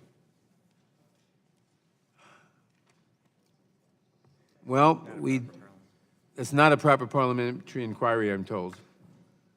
Mr. Chairman? Well, Deutsch, unanimous consent request? Still a good the question. gentleman is recognized for unanimous consent request. Mr. Chairman, I asked to enter into the record an article from the Appleton Post-Crescent entitled 5 Years Apart, Arms List Was Source of Guns and High-Profile Domestic Violence Deaths. and an article from the Washington Post entitled, "Just How Easy Is It to Buy a Gun Over the Internet?" Without objection, the two Objection. documents referenced by the gentleman Objection. will be admitted into the record. Who seeks recognition? Are there any further amendments? The gentleman from Florida. Mr. Chairman, For what purpose does the gentleman from Florida seek recognition? yeah, Mr. Chairman, a parliamentary inquiry. Did the chair hear Mr. Biggs' objection to the prior unanimous consent request? No. He objects to the unanimous consent request? I'm going to withdraw that objection. Okay. But Mr. Chairman, The gentleman is recognized. my parliamentary inquiry, For what purpose does the gentleman seek recognition? further, the question that I asked, if I were to elaborate, since we're not reading the bill measure by amendment, section by section, my question was, may we have your assurance that all minorities' amendments will be considered before debate is closed? And I am trying to understand clarification when you said that is not a proper parliamentary. Not a proper parliamentary inquiry. Why is that so? Because Because it doesn't involve the rules of the House. A parliamentary inquiry involves an inquiry with respect to the rules of the House. May I further debate that point? The rules of the House talk about specifically when when you can close debate. And I'm asking you if you are going to extend us the courtesy of hearing all of our amendments before the debate's closed. It is my intention and my wish that every amendment will be considered, but we will finish the bill today. So, Mr. Chairman, do the rules of the House permit the chairman to preclude debate? The House Rules of Procedure. The chair is not going to, because Mr. Sensenbrenner was correct in that we did not offer a motion, an amendment in nature of a substitute. I will not offer I will not move the previous question. I would be very hesitant to do so anyway. But unless there is an amendment in nature of a substitute, I will not move the previous question. But thank you, Mr. Chairman. But if there are a large number of amendments and debate continues beyond a reasonable amount on an amendment, the chair reserves the right to call for a vote on the amendment without necessarily recognizing everyone who seeks recognition. That is the prerogative of the chair. I would hope not to have to use that. Mr. Chairman, I have a parliamentary inquiry.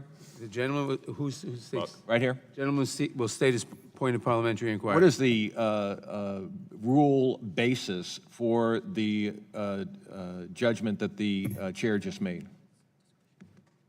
The chair has discretion to recognize members at any time. Does anyone is there further amendment at this Mr. point? Chairman, I have an amendment at the desk. But before Who has the amendment at the desk? Parliamentary inquiry. Didn't you make a parliamentary? Nope. The gentleman will state his parliamentary inquiry. Let's continue down this line.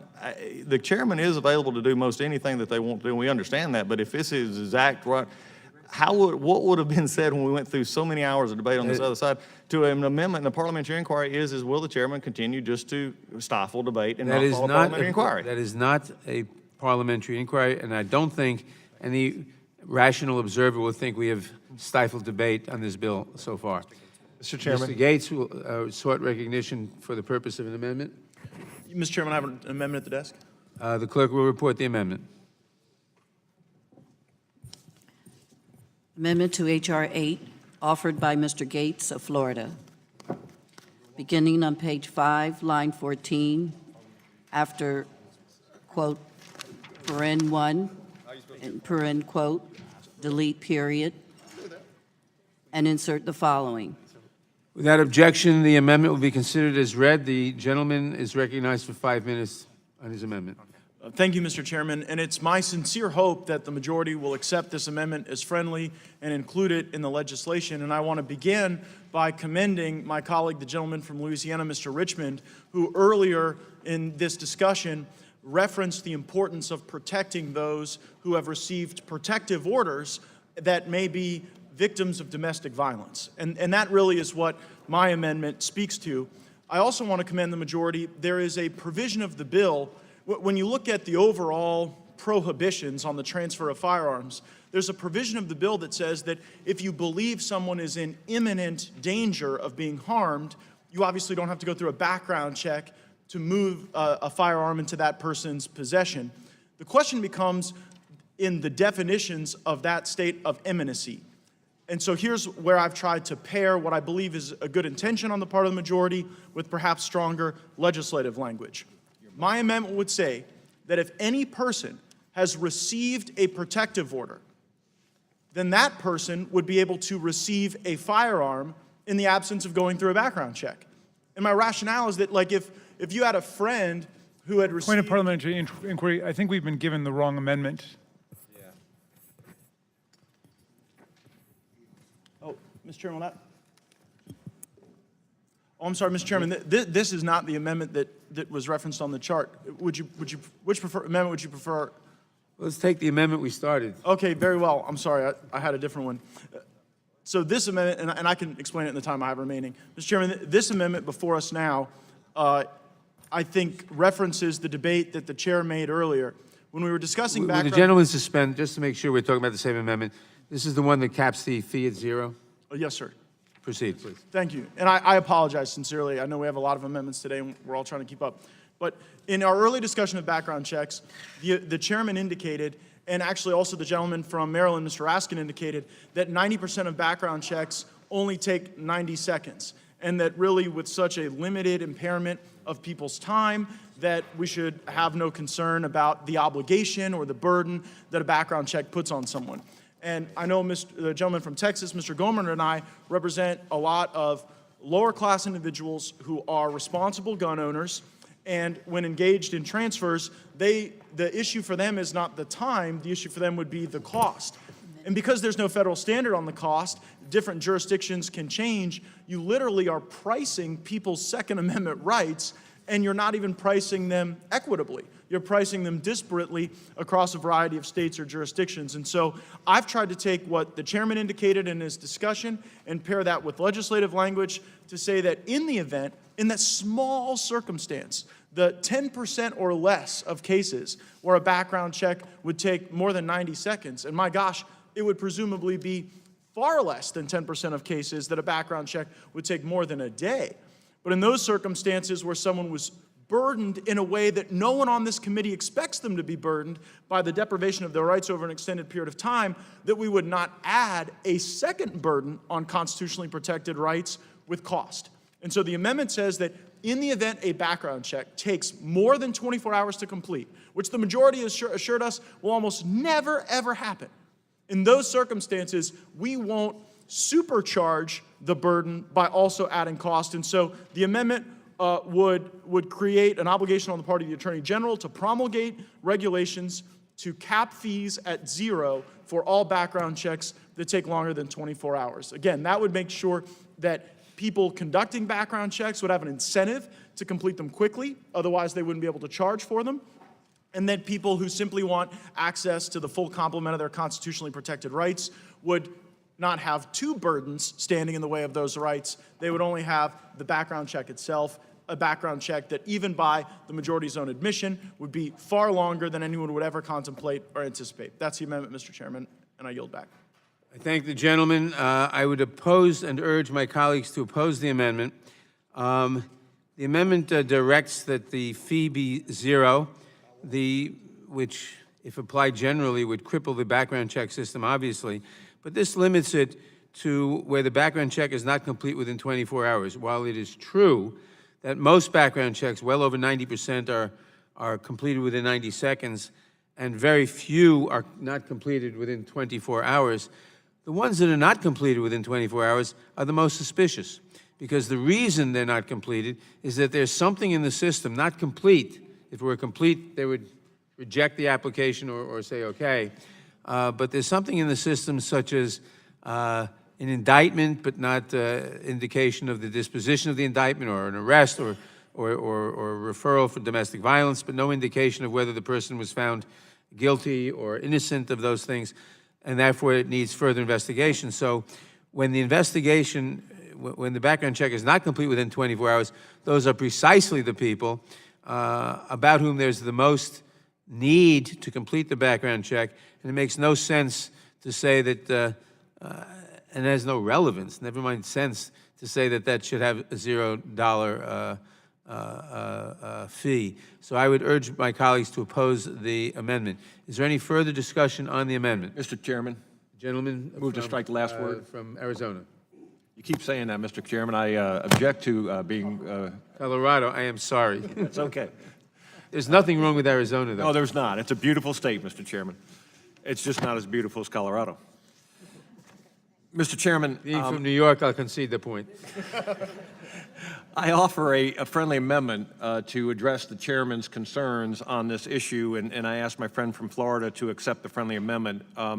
Following the period after 24 hours, I offer the amendment and is ultimately approved. So the zero fee would only kick in situations where it took more than 24 hours and the background check revealed that there was nothing that prevented an individual from buying or purchasing this firearm or possessing this firearm. You don't care. I'm just asking what the procedure is. I would ask my friend from Florida to accept my amendment. Mr. Chairman, I would accept the amendment as friendly, and I thank my colleague for his meaningful. We have the amendment in writing, or the amendment as amended in You have the writing? amendment in writing. We have to have, well, we'll proceed with discussion on the amendment, but we need a lot of copies. Okay. Well, I would be glad to repeat it 60 times so that 60 different people could understand it, Mr. Chairman, but all it says is, and is ultimately approved. And I was wondering whether Says what? and is ultimately approved. Is that all it says? Yeah, and is ultimately approved. And I'm wondering whether that takes care of the chairman's concerns and whether the chairman at this point would agree to the amendment. I would not agree to the amendment because there is no reason to exempt any applications from the fee, even if they are ultimately approved, and certainly not the applications which take the most time and money to investigate, even if that is not the fault of the applicant. We recognize that. But it makes no logical sense to cut some applications out of the normal fee arrangement. So I would oppose the amendment. And Mr. Chairman, I had one other question on your statement, if I may inquire. Your time. You've made a statement that background checks, 90% of background checks take 90 seconds or less. I actually, the last time I purchased a firearm, I had to come back the next day to pick up the firearm because the background check took a day. I do not have a criminal past, and I have never been a judge mentally insane, although some of my opponents on the campaign trail have alleged such. But, Mr. Chairman, I am wondering how close to a firearms dealer that you live, because it took me at least 45 minutes to drive to the firearms dealer, another 45 minutes to drive back. So it was a total of 3 hours driving time to get to the firearms dealer for the alleged 90-second background check. I have never heard of a background check being run in 90 seconds, but Mr. Chairman, it obviously takes time to get there to purchase a firearm, to fill out the paperwork, and I think that 90 seconds is slightly misleading, and I'm wondering if you agree with me on that. The statistics, and I'm not an expert on this, but the statistics I've seen say that that better than 90% of background checks are done within 90 seconds. Now, that doesn't count the time to drive to and from the office, obviously. But I would also, again, I'd say the system is financed by these fees. There's no reason to eliminate any of the fees. And I would also say that the fee, whether it be $10 or $15 or $5, is not excessive to pay for public safety. And that's what we're talking about here, public safety. 40,000 people a year are killed by guns. If this bill passes, we think it'll be a lot less than that. And if there's a price of $10, so what? Mr. Chairman, gentleman's time. Reclaim my time? Yes. I'm wondering what would be an excessive fee? The fee is set by the dealers. It's a market-based fee. So we don't set that in statute. If you want to suggest we should, that's a different bill. Well, I'm wondering, Mr. Chairman, since you believe that we should nationalize firearms laws, if there is a fee that we should prevent states, local communities, firearms dealers from preventing, because it would in fact deny a constitutional right. Well, I don't think we're denying a constitutional right. I think even Justice Scalia in the Heller decision said that Second Amendment rights are not absolute. The community has a right to protect itself against felons or violent people from having guns. That's what the background check system is intended to do. This bill is intended to plug a loophole in the background check system. And period. There's nothing further to say on it. I mean, either you think it's worth doing and saving the lives, or you don't. The gentleman's time has expired. Mr. Chairman, I call the previous question on Mr. Are there Buck's any further people who wish to speak on the amendment? Mr. Chairman. Gentleman from Georgia. Thank you. I think in the amendment, the debate has been had, and I think we're getting ready to have the amendment, vote on the amendment to the amendment. And with that, I think the gentleman is correct, and this is a proper amendment. That'll yield back. Is there any further debate on the amendment? If not, the question occurs on the amendment. All those in favor of the amendment? Mr. Chairman, we're voting on the amendment to the amendment, not the amendment from Mr. Getz. No. I thought it was accepted. I thought he accepted it. Did someone object to? Mr. Chairman, I just seek a parliamentary inquiry. Mr. Buck's amendment, friendly amendment, is included in the amendment we're calling the vote on? Yes. Thank you, Mr. It was Chairman. accepted. And we're calling the vote now on your amendment as amended by Mr. Buck. What? Okay. There's a vote on the amendment as amended. All in favor will say aye. Noes? No. The noes have it. Request a roll call. A roll call vote is requested. I think we should do this now. We can't take the roll call first? All right, the committee will stand in recess until immediately after the next set of votes. This should allow us to consult with the minority regarding the pending amendments so that we may complete consideration today. We will recess until the completion of votes on the floor, which we expect shortly. And when we reconvene, we'll take the vote on this amendment. The committee will stand in recess.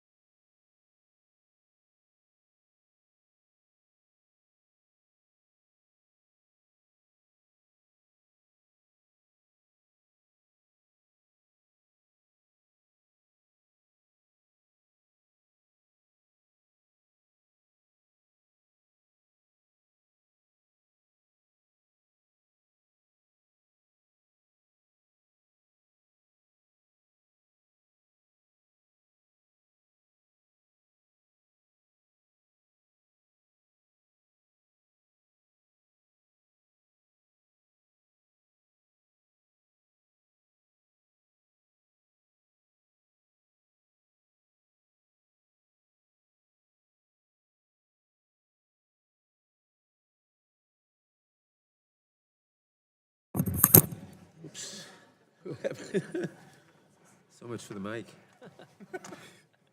Well, Mr. Chairman, leading us on the part. The committee will come to order. When the committee recessed, a recorded vote was requested on the Gates Amendment. The clerk will now call the roll.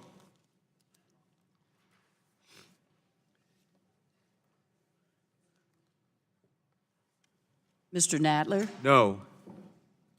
Ms. Lofgren from California? She was in the back. Ms. Jackson Lee? Mr. Cohen? Mr. Johnson of Georgia? Mr. Johnson votes no. Mr. Dortch? Mr. Dortch votes no. Ms. Bass? Mr. Richmond? Mr. Jeffries? Mr. Cicilline? Mr. Cicilline votes no. Mr. Swaldwell? Mr. Liu? Mr. Raskin? Mr. Raskin votes no. Ms. Jayapal? Ms. Jayapal votes no. Ms. Demings?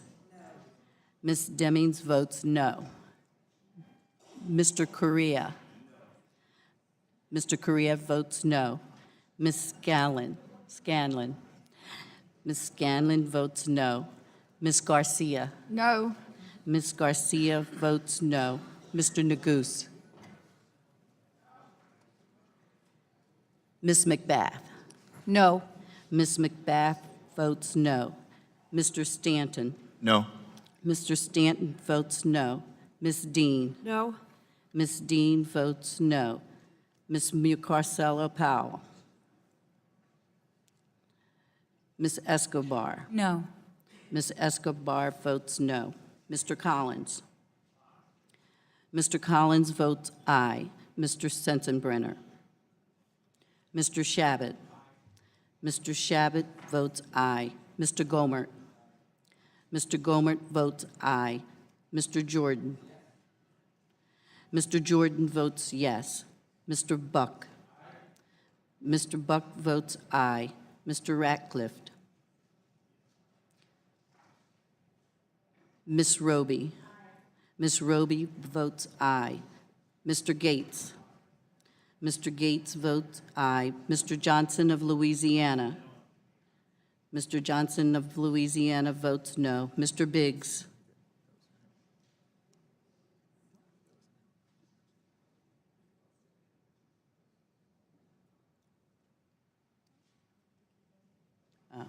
Mr. Chairman, can we correct the record, please? Mr. Johnson didn't vote, and he's not present. Mr. Johnson is not present. Thank you. Mr. Biggs? The clerk, Mr. Johnson of Louisiana is not present. I think Mr. Johnson of Georgia voted. Mr. Johnson of Louisiana? Mr. Biggs? Mr. Biggs votes yes. Mr. McClintock? Mr. McClintock votes aye. Ms. Lasko? Ms. Lasko votes aye. Mr. Rushenthaler? Mr. Rushenthaler votes aye. Mr. Klein? Mr. Klein votes aye. Mr. Armstrong? Mr. Armstrong votes yes. Mr. Stubbe? Mr. Stubbe votes yes. Are there any members who haven't voted who wish to vote? Ms. Lofgren? No. Ms. Lofgren votes no. Ms. Jackson Lee? No. Ms. Jackson Lee votes no. Mr. Cohen? No. Mr. Cohen votes no. Mr. Ratcliffe? Mr. Ratcliffe votes yes. Is there any other member who hasn't voted yet, who wishes to vote? The clerk will report.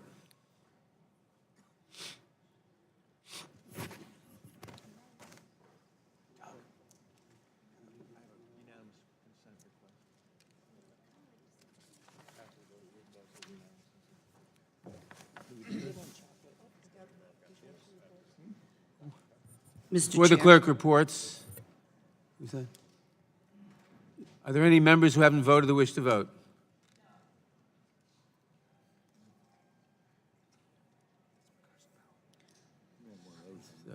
Ms. McCarcel-Powell votes no. Are there any other members? The clerk will report.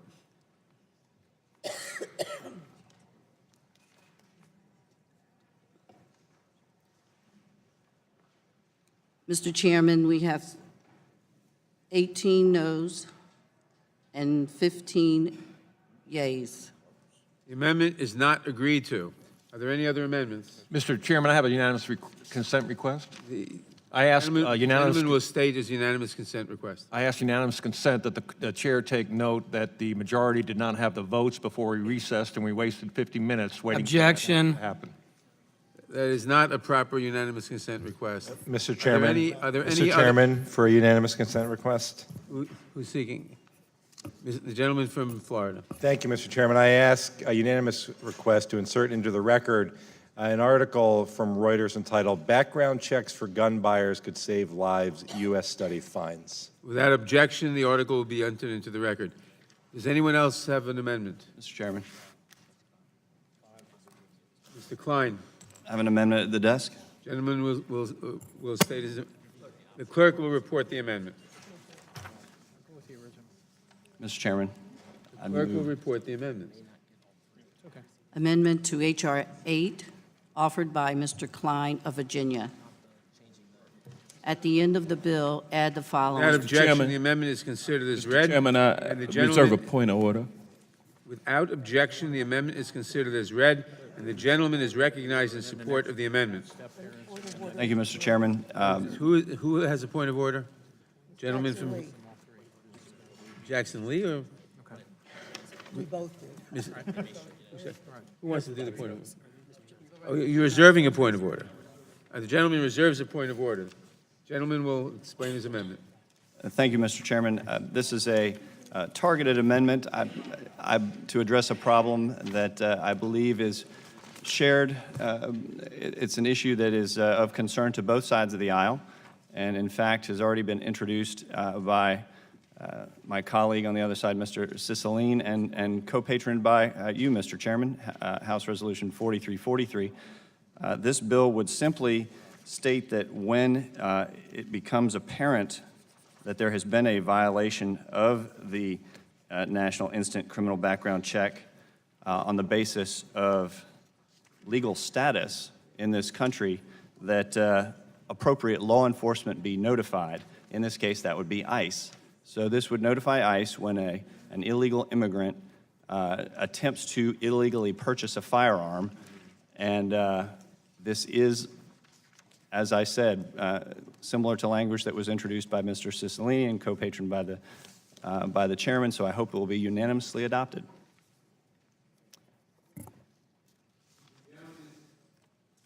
And Mr. Chairman, I would yield back. Does the gentleman insist on his point of order? The gentleman will Yes. state his point of order. Yes, Mr. Chairman, this amendment is not germane because it deals with reporting of people to ICE. And this piece of legislation deals with background checks on people applying for firearms permits through licensed gun dealers. So in other words, removing the gun show loophole, ensuring that all sales go through a background check process.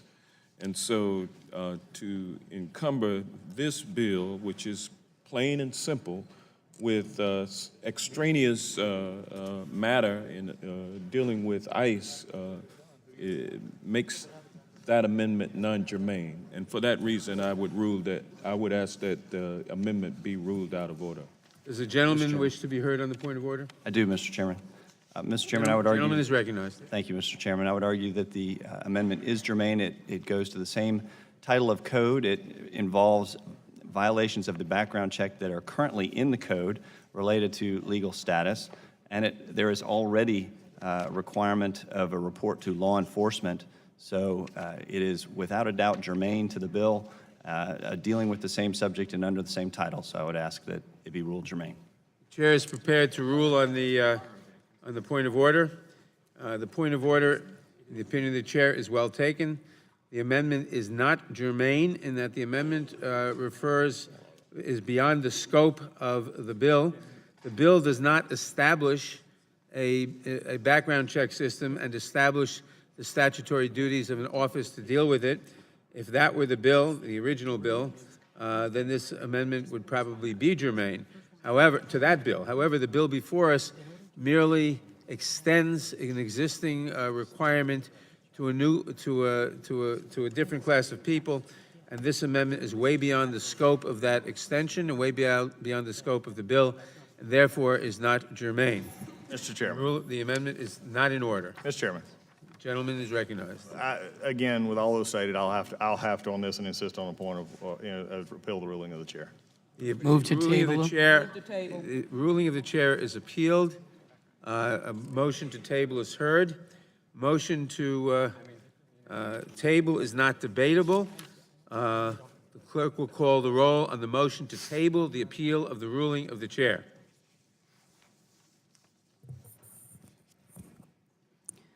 Mr. Nadler. Yes. Mr. Nadler votes yes. Ms. Lofgren. Ms. Jackson Lee. Yes. Ms. Jackson Lee votes yes. Mr. Cohen. Mr. Cohen votes aye. Mr. Johnson of Georgia. Mr. Johnson of Georgia votes aye. Mr. Dortch. Mr. Dortch votes aye. Ms. Bass. Mr. Richmond. Mr. Jeffries. Mr. Cicilline. Aye. Mr. Cicilline votes aye. Mr. Swaldwell. Mr. Liu. Mr. Raskin. Mr. Raskin votes aye. Ms. Jayapal. Ms. Jayapal votes aye. Ms. Demmings. Ms. Demmings votes yes. Mr. Criea. Mr. Criea votes aye. Ms. Scanlon. Aye. Ms. Scanlon votes aye. Ms. Garcia. Aye. Ms. Garcia votes aye. Mr. Neguse. Aye. Mr. Neguse votes aye. Ms. Macbeth. Aye. Ms. Macbeth votes aye. Mr. Stanton. Aye. Mr. Stanton votes aye. Ms. Dean. Yes.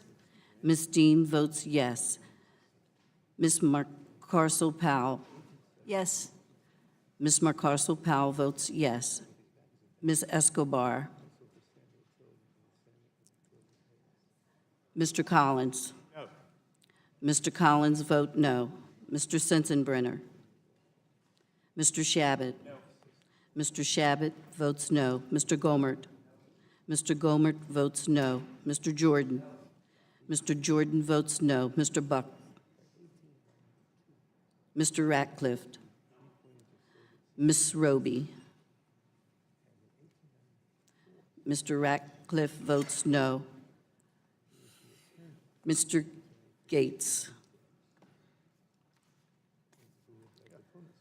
Mr. Johnson of Louisiana. Mr. Biggs. Mr. Biggs votes no. Mr. McClintock.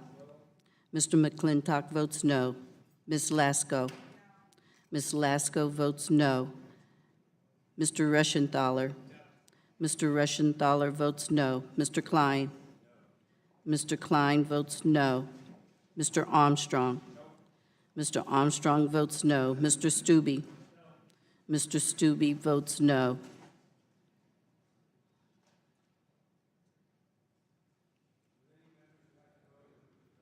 Ms. Lofgren. Aye.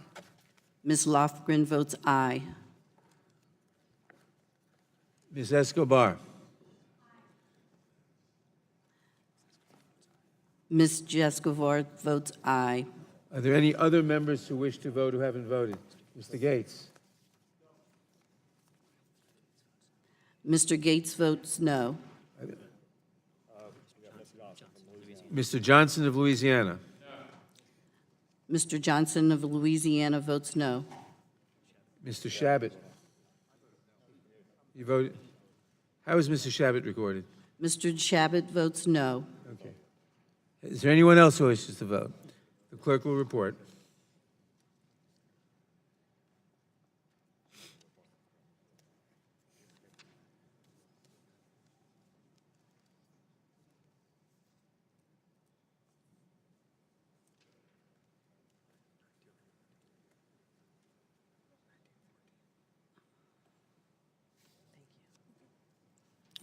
Mr. Chairman, 19 yeas and 14 noes.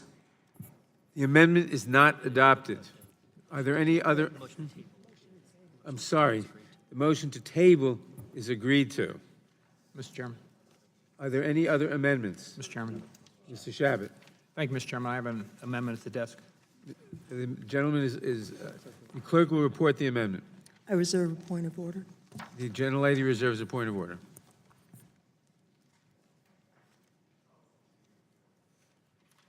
Thank you.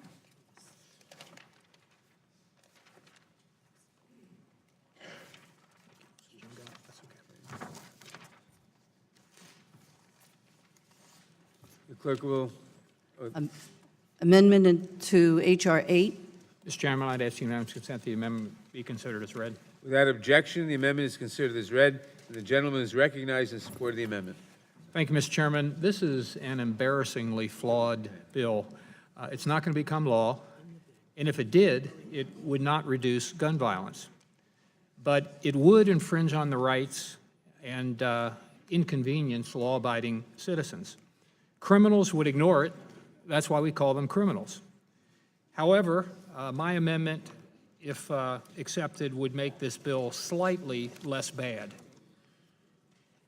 In my district, I represent most of Cincinnati and a lot of Southwest Ohio, and like many other major American cities, we've experienced too many violent crimes, often committed by individuals who are not in legal possession of the firearm.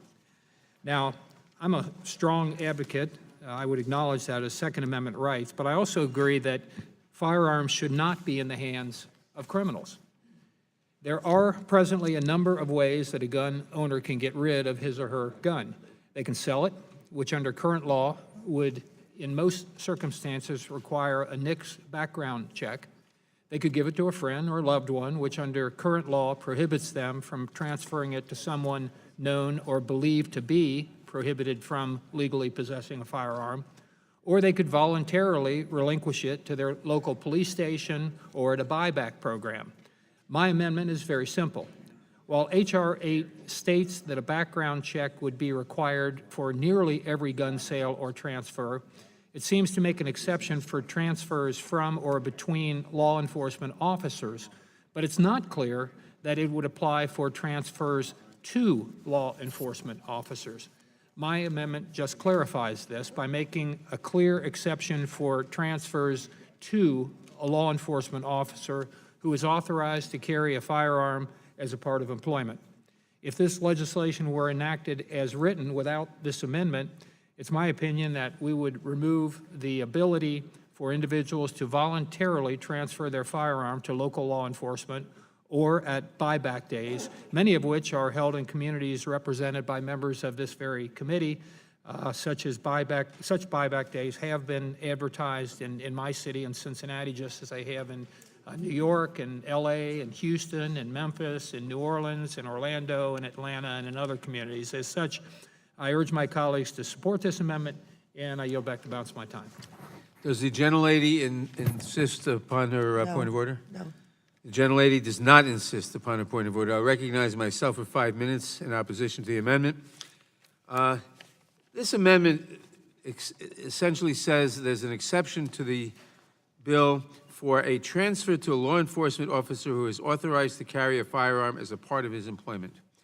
However, there is already an exception in the bill for law enforcement officers acting within the scope of their employment, and I will read it.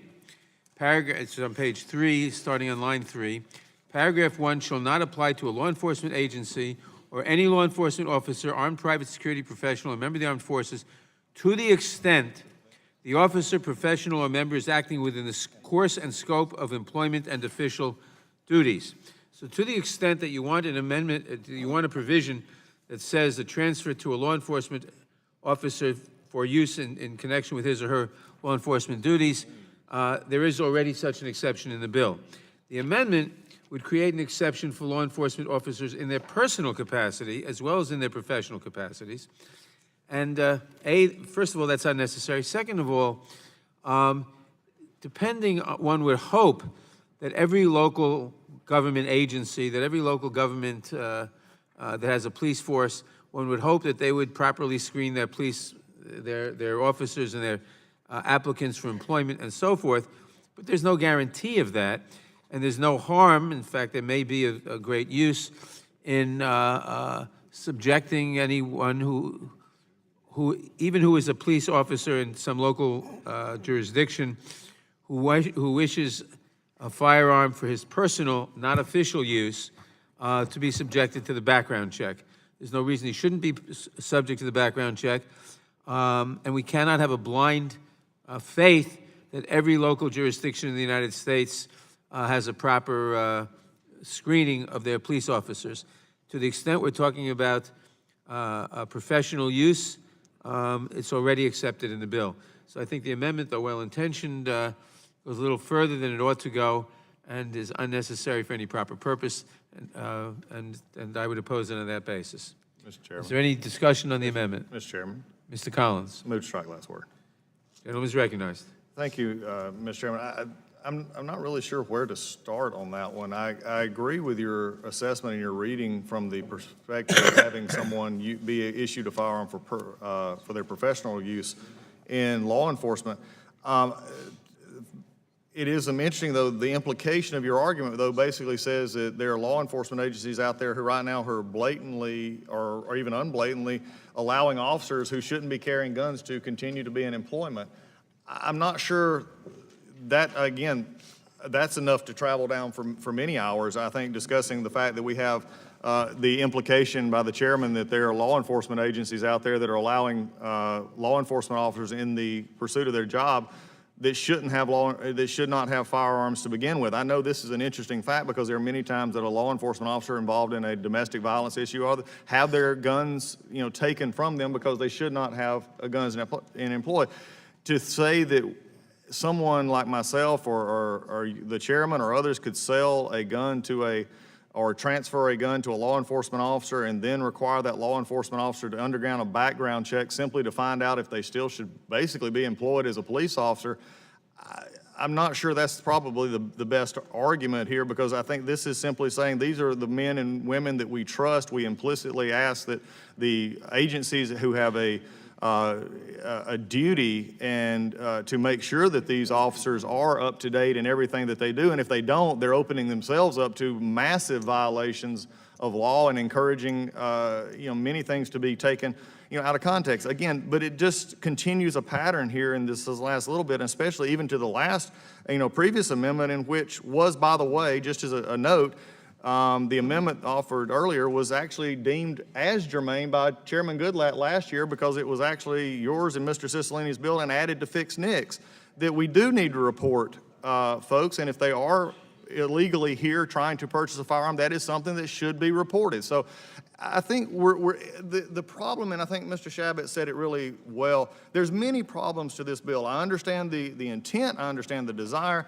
This is just, from all that has been pointed out today, is not the way to go about this, but to imply that our law enforcement officers must get a background check, frankly, just to see if they're still able to be employed, because that's the implication here, is that they shouldn't even be having a gun, then that should bring up an issue for all of us on this committee to discuss why are we here, and maybe we should change and say there should be a hearing on law enforcement agencies on their use of law enforcement officials. This is simply saying that the exception to be included is someone selling or transferring to a law enforcement agency to be exempt from this. This is nothing, again, I think it's a stretch at the least to say that this is a problem going forward as we look ahead into this.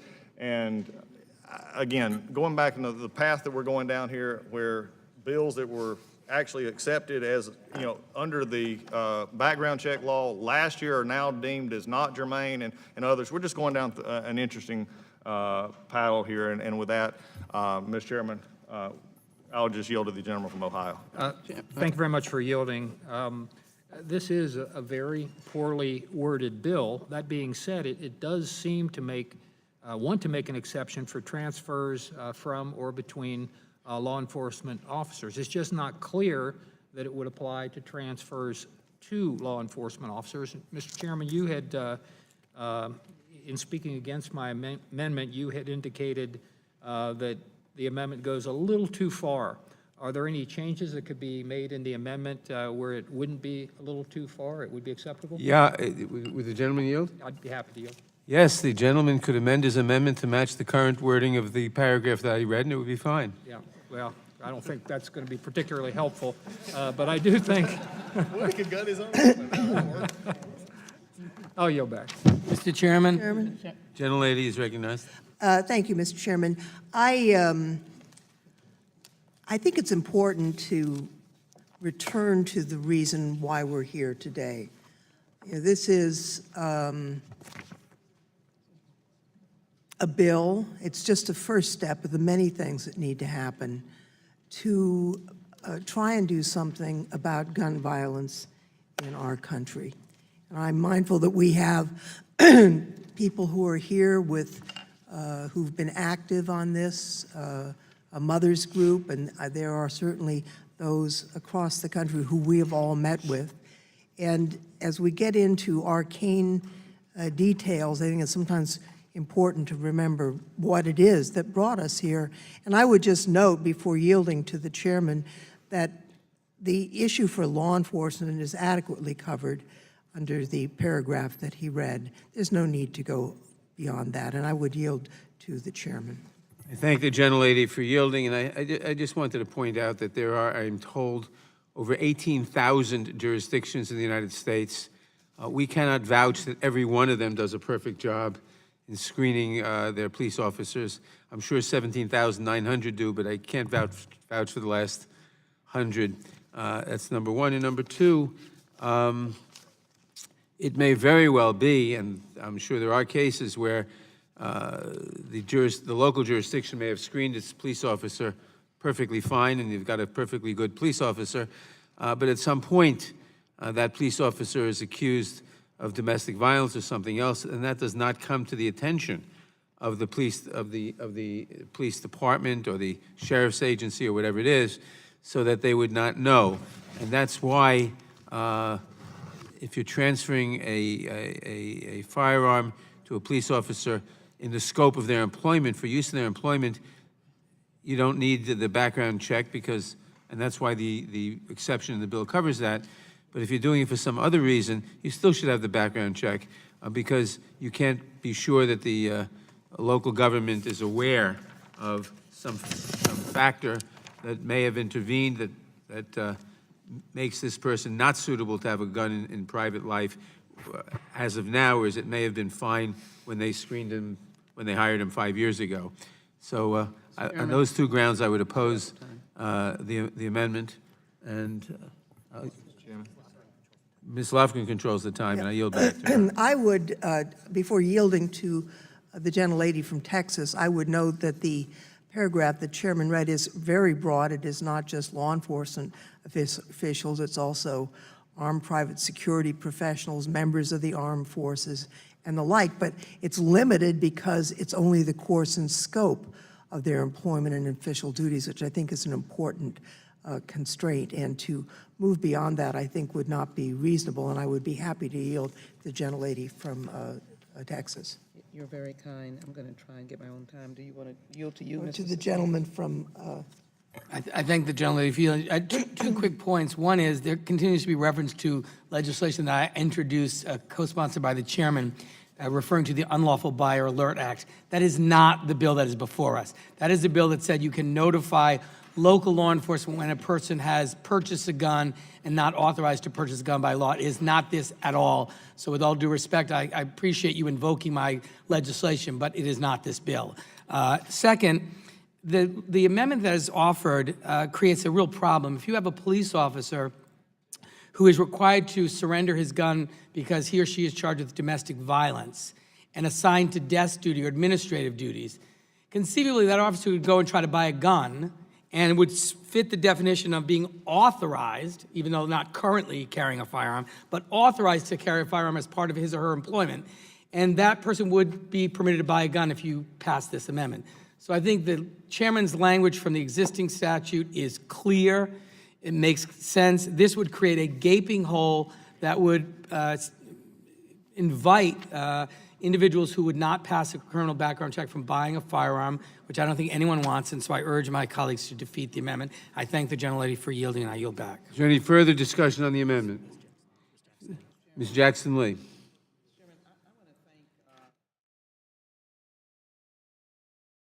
Us in a certain direction, which is the reason why we're here today. And I would respect my colleagues, but I've been on this committee for a very long time, and I know that I've disagreed with legislation, but I don't know if I've said it was embarrassing. This legislation has been vetted for at least 2 decades. It's been vetted by very thoughtful legal scholars and advocacy groups, certainly none less than the groups and advocacies with research professionals, the Gabby Gippas Law Center, the Everytown. It's certainly been vetted by the hearts and minds of Americans who have lost loved ones because someone got a gun that should not have gotten a gun. And so I just want to turn us really to the reason that we're here, and I don't think I've ever called a bill embarrassing.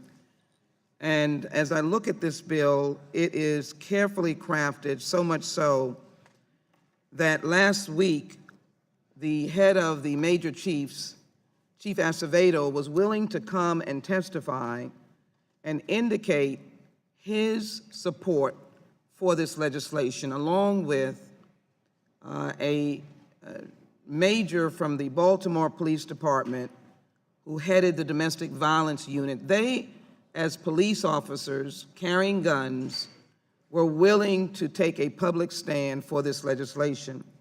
And as I look at this language, it is listed along a litany or a list of exceptions or exemptions, shall not apply to.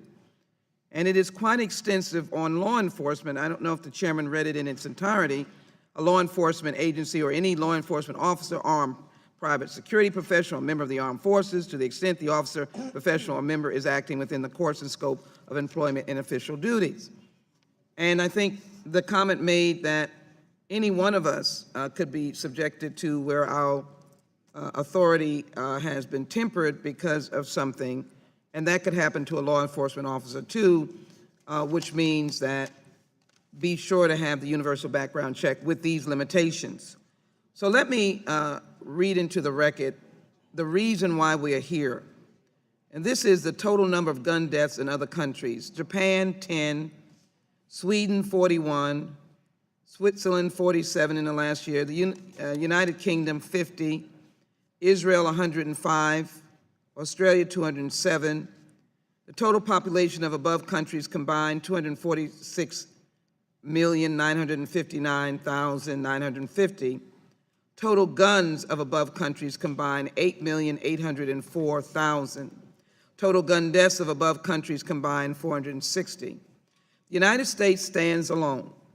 Population, 329,093,106. That's 93,106.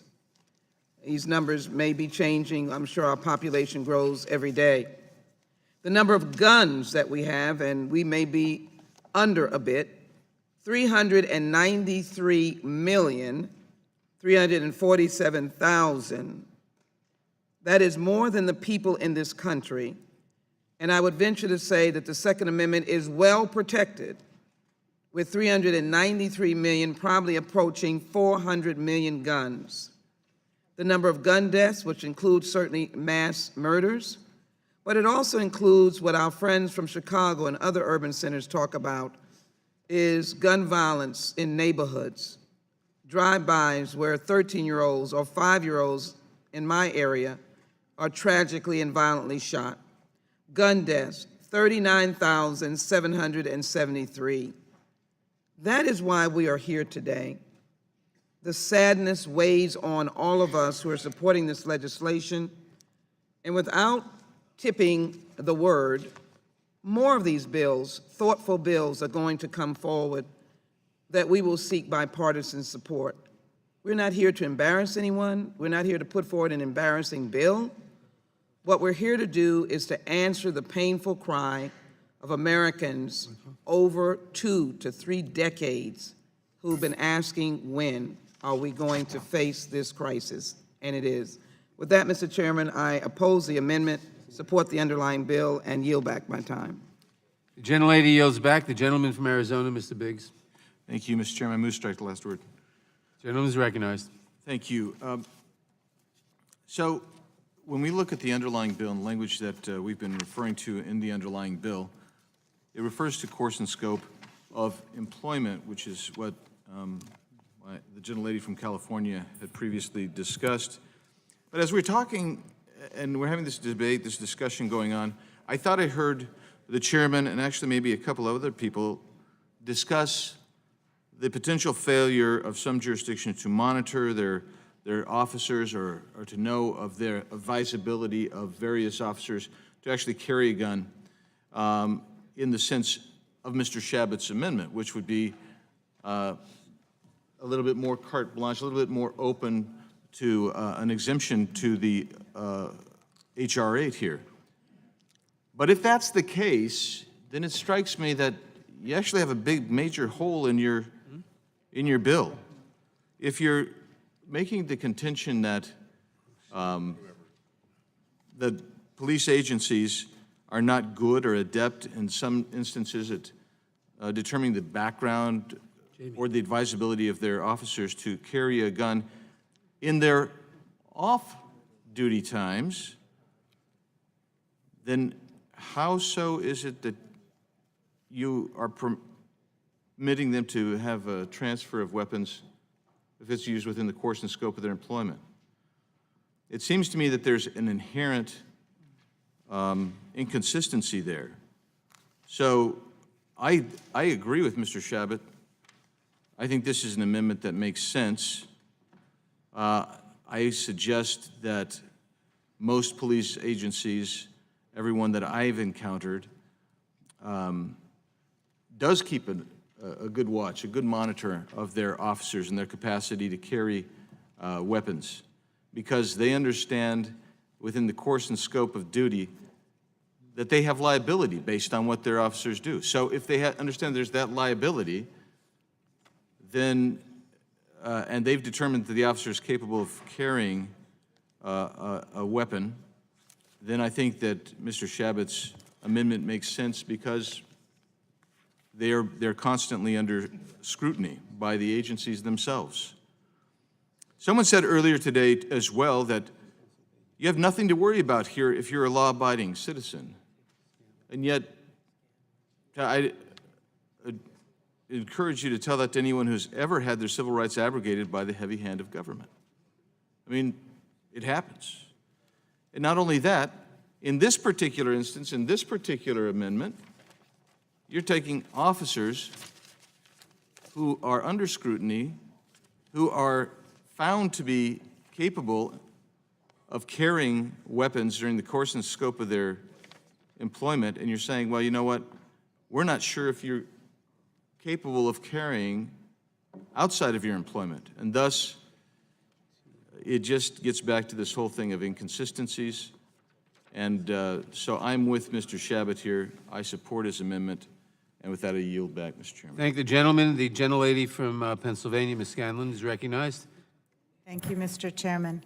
At the risk of moving along the slow walk here, I want to refocus, as Ms. Jackson-Lee did, on the reason why we are here. In the last 48 hours, 3 people in my district have been shot. a 17-year-old, an 18-year-old, and a 28-year-old. 2 of them were killed in broad daylight, okay? 2 lives ended, dozens more traumatized and heartbroken. It's time for us to do something.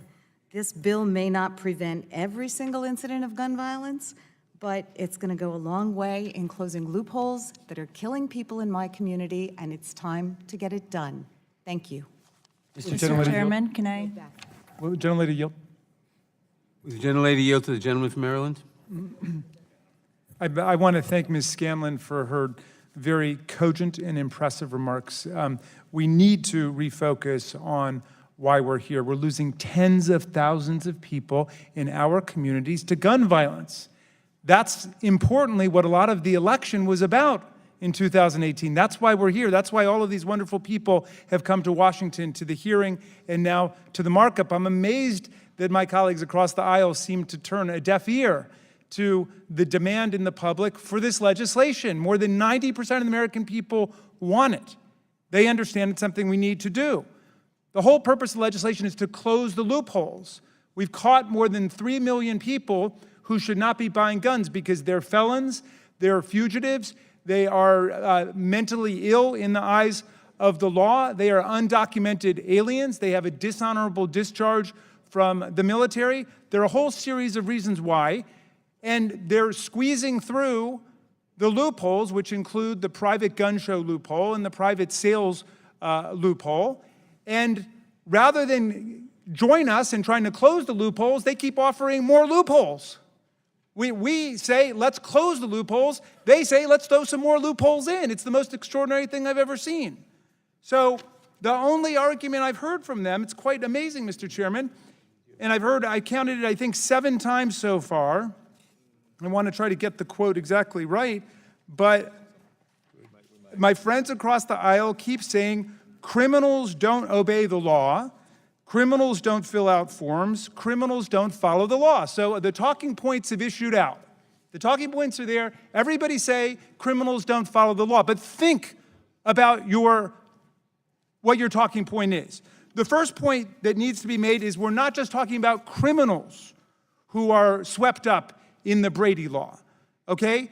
Our background check bill extends the current legislation, which applies not just to felons, but fugitives, to drug addicts, to people who are mentally unstable and should not be in possession of a gun, to unlawful aliens, you think you guys would support that, to people who've been dishonorably discharged from the military, to people who have a civil protection order in a domestic violence case, but don't necessarily have a criminal conviction.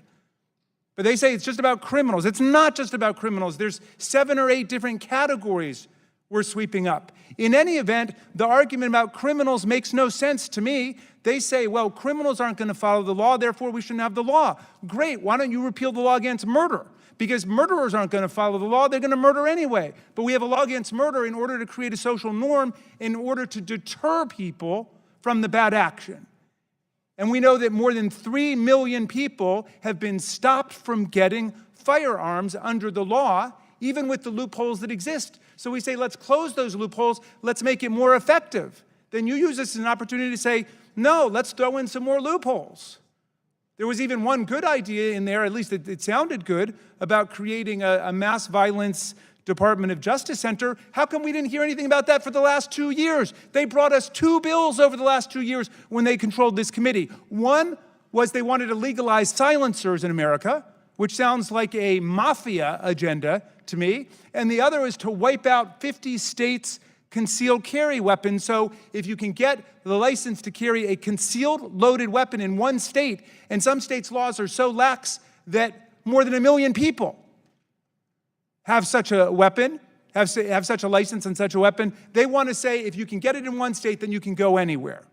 That's what they're offering to us. But in a political sense, if they want to go down that road, the American people have already spoken, which is why we have Mary Gay Scanlon and Joe Neguse and all these wonderful new colleagues here on the committee who are speaking for America and speaking for their communities. Thank you for yielding. I yield back to you. Mr. Chairman. Mr. Chairman. The gentlelady from Georgia, Ms. McBath. Thank you so much, Mr. Chairman. Thank you, Chairman Nadler and Congressman Thompson, Congressman King, and the 230 members, my colleagues, which have co-sponsored H.R. 8, which I am proud to be an original co-sponsor on. I'm so proud to be an original co-sponsor because this is historic. I have been working on this legislation for the last 6 years as a survivor of gun violence myself, and I refuse to let anyone in this room challenge this bill as legislation that is not germane to saving as many lives as we possibly can. The overwhelming bipartisan support for universal background checks symbolizes the power of advocacy and the incredible power of the survivors like myself and many of them that are sitting in this room, family members and students who have shared their stories as they advocate over and over again for common sense gun safety solutions and demand that we act to address the extremist culture. And today we are finally taking action. The two bills that sit before us today will ensure mothers and fathers have one less reason to worry about when they send their children off to school. They'll give students one less thing to fear when they walk into their schools. And most importantly, it will make our communities and our nation a safer place. I talk to victims. I've been working with victims for the last 6 years, and I refuse to talk to one more parent that is scared every single day when they send their children off to school. I refuse to let my colleagues stand here and devalue the importance that this bill has. And I am so grateful to everyone in this room, and I'm so grateful to my colleagues that continue to champion for common sense legislation that will save lives. Would the gentlelady yield? Yes, I yield. I thank the gentlelady. This argument that criminals don't follow the law, and so therefore there's no need for a universal background check requirement is ridiculous. It's nonsense. It's illogical. I mean, criminals don't follow the law. There is no law that says that you must purchase through a licensed gun dealer. The only law that we have allows for people to purchase from an unlicensed gun dealer. And there are so many unlicensed gun dealers in the nation that it's just open season for anybody that wants to purchase one firearm, 2, 10, 20. There's no limit how many can be purchased. And so what this legislation is going to do is to close that loophole. It's a gaping loophole that allows people who should not have firearms to purchase them. And this is very common sense legislation. I want to thank the gentle lady from Georgia who has dedicated her life to common sense gun reform legislation, and H.R. 8 is the epitome of it. And with that, I'll yield back to the gentle lady. The question, the gentleman. Does the gentlelady yield back? I yield the rest of my time. Thank you. The question is on the amendment. Those in favor say aye. Aye. Those opposed, no. No. In the opinion of the chair, the nays have it, and the amendment is not agreed to.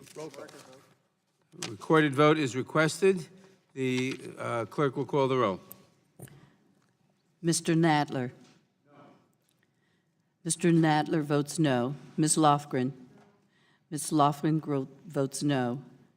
Ms. Jackson Lee. Ms. Jackson Lee votes no.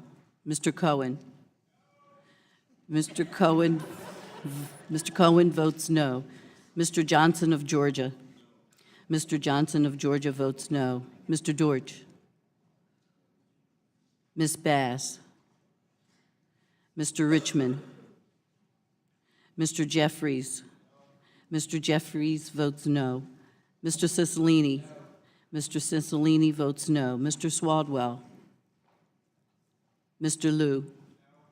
Mr. Liu votes no. Mr. Raskin. Mr. Raskin votes no. Ms. Jayapal. Ms. Jayapal votes no. Ms. Demings. Ms. Demings votes no. Mr. Crier. Mr. Crier votes no. Ms. Scanlon. Ms. Scanlon votes no. Ms. Garcia. Ms. Garcia votes no. Mr. Neguse. Mr. Neguse votes no. Ms. McBath. No.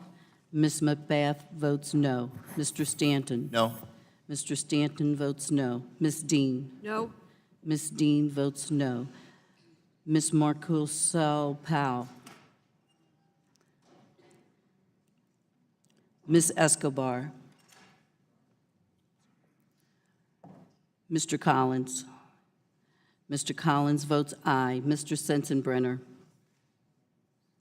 Mr. Shabbat? Mr. Shabbat votes aye. Mr. Gomert? Mr. Jordan? Mr. Jordan votes yes. Mr. Buck? Mr. Ratcliffe? Ms. Roby?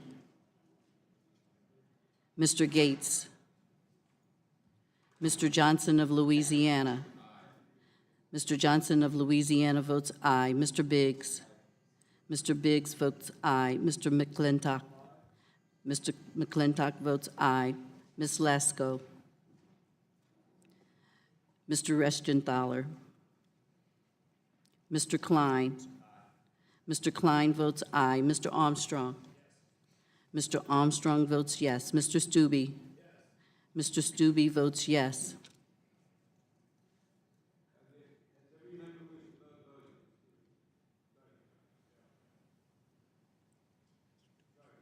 Mr. Deutsch votes no. Is there anyone else who hasn't voted who wishes to be recorded? Clerk will report.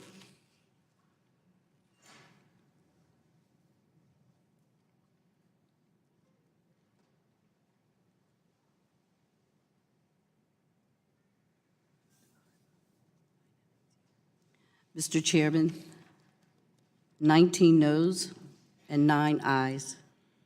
The amendment is not agreed to. Are there any other amendments to H.R. 8? Mr. Chairman, I have an amendment at the desk. For what purpose does the gentleman seek recognition? I have an amendment at the desk, Mr. Chairman. The clerk will report the amendment. Amendment to H.R. 8, offered by Mr. Johnson of Louisiana. Page 4, beginning on line 8, strike the comma and all that follows through line 24 and insert a period. No, 1331. No, it just started, 1331. This is the fourth amendment in place of the first, Mr. Chairman.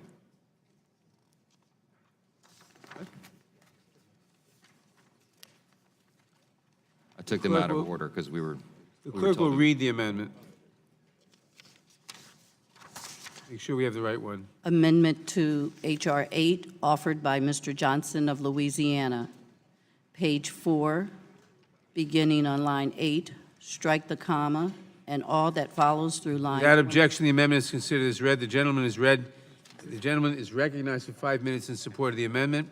When the gentleman has finished his remarks, we will recess for votes on the floor, which have just started. Thank you, Mr. Chairman. I'll be as brief as possible. I want to say a couple of things here at the outset, and I won't belabor the point. But I think the members on this side of the dais, I think you all need to know, victims advocates and the Moms Demand Action, that we applaud what you're doing. We applaud your the emotion that's behind what you're doing, and we acknowledge that that's a very real thing. Gun violence is a scourge on the country, and every single member of this committee wants it to end. What we're doing here in this process is about debating and fine-tuning what is the best approach to that. And because we don't believe this current legislative vehicle is the right approach, doesn't mean that somehow we're against you. We're for you. We're for all Americans, we're for the country, and we're trying to find the best means to the end. We're heartbroken over this. I remember after a shooting in Baton Rouge in 2016, we lost 3 police officers, 3 others were shot. It was an ambush attack on officers.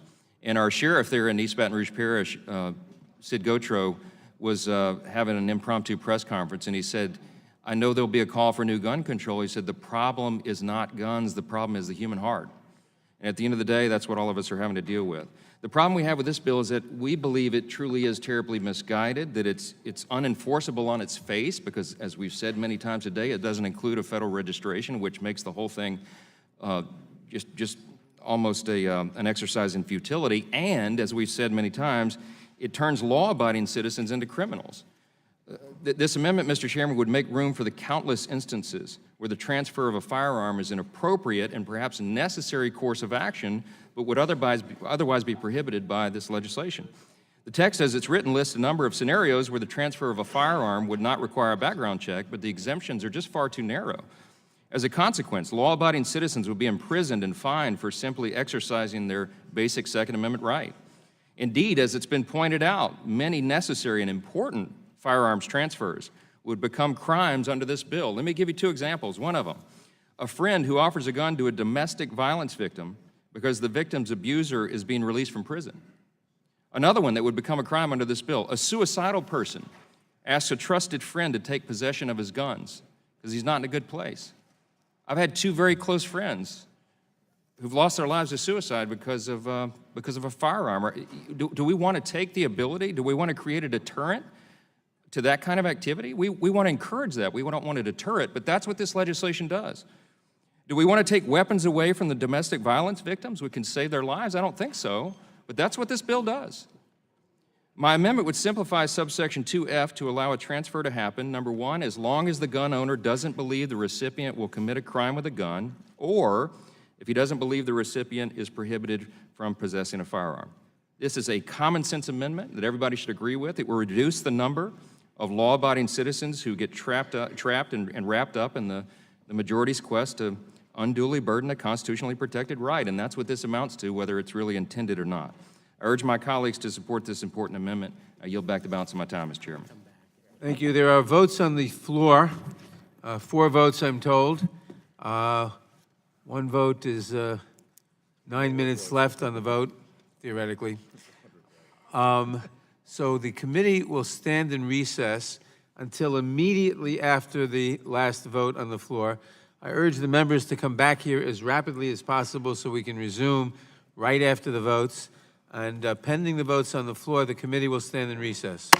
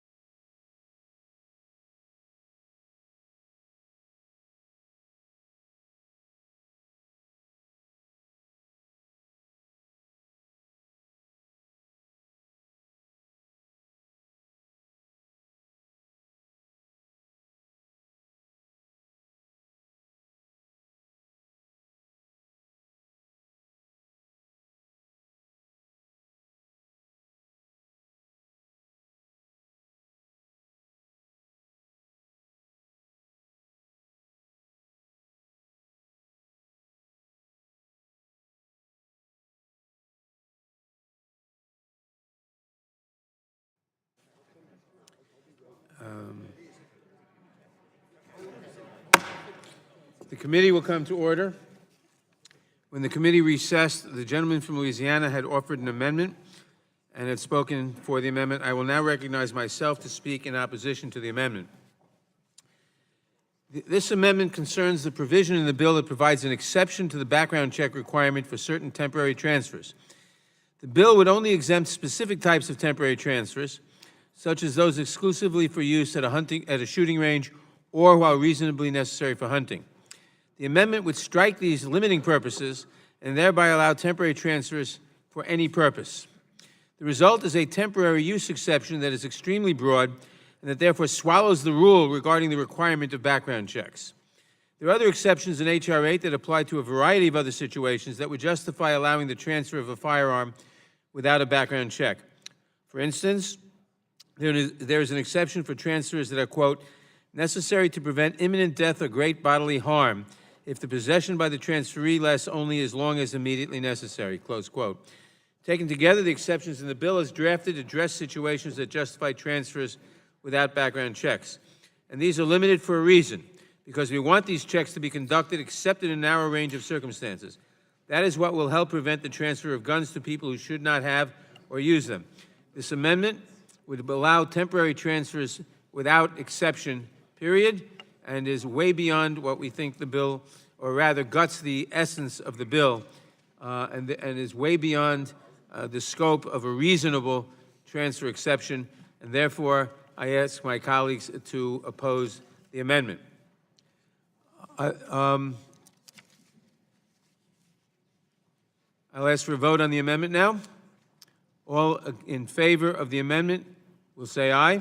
Aye. Opposed, no. No. The noes have it. Record a Roll call is vote. requested. The clerk will call the roll. Mr. Nadler. No. Mr. Nadler votes no. Ms. Lofgren. Ms. Jackson Lee. Mr. Cohen.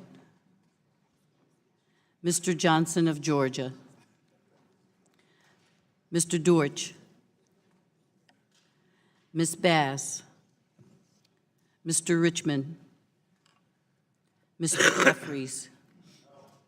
Mr. Jeffries vote no. Mr. Cicilline. Mr. Cicilline votes no. Mr. Swaldwell. Mr. Liu. Mr. Liu votes no. Mr. Raskin. Mr. Raskin votes no. Ms. Jayapal. Ms. Jayapal votes no. Ms. Demings. Ms. Demings votes no. Mr. Correa. Ms. Scanlon. Ms. Scanlon votes no. Ms. Garcia. No. Ms. Garcia votes no. Mr. Neguse. No. Mr. Neguse votes no. Ms. McBath. No. Ms. McBath votes no. Mr. Stanton. Ms. Dean. No. Ms. Dean votes no. Ms. McCarcel-Powell. No. Ms. McCarcel-Powell votes no. Ms. Escobar. Mr. Collins. Mr. Collins votes aye. Mr. Sensenbrenner. Mr. Shabbat. Mr. Shabbat votes aye. Mr. Gomert. Mr. Jordan. Mr. Buck. Mr. Buck votes aye. Mr. Ratcliffe. Ms. Roby. Mr. Gates. Mr. Johnson of Louisiana. Mr. Gates voted aye. Mr. Gates votes aye. Mr. Johnson of Louisiana. Mr. Biggs. Mr. Biggs votes aye. Mr. McClintock. Ms. Lasko. Ms. Lasko votes aye. Mr. Restenthaler. Mr. Restenthaler votes aye. Mr. Klein. Mr. Klein votes aye. Mr. Armstrong. Mr. Armstrong votes yes. Mr. Stube. Mr. Stube votes yes. Are there any members present who haven't voted who wish to vote? Ms. Lofgren? No. Ms. Lofgren votes no. Mr. Cohen? Mr. Cohen votes no. Mr. Deutsch? Mr. Deutsch votes no. Mr. Stanton? No. Mr. Stanton votes no. Mr. Swalwell? Mr. Swalwell votes no. Is there any other member present who wishes to vote but hasn't voted? The clerk will report.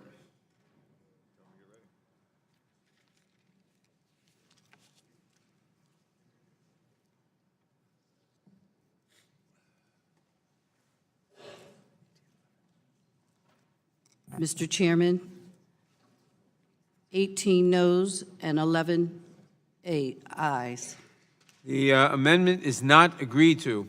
Are there any further amendments to H.R. 8? The gentleman from Arizona is recognized. For what purpose does the gentleman seek recognition? I have an amendment at the desk. The clerk will report the amendment. Amendment to H.R. 8, offered by Mr. Biggs of Arizona. Without objection, the amendment is considered as read. Mr. Chairman. And the gentleman is recognized in support of the amendment. Mr. Chairman. Gentleman from Florida. Mr. Chairman, I reserve a point of order. The gentleman reserves a point of order. Gentleman from Arizona. Thank you, Mr. Chairman.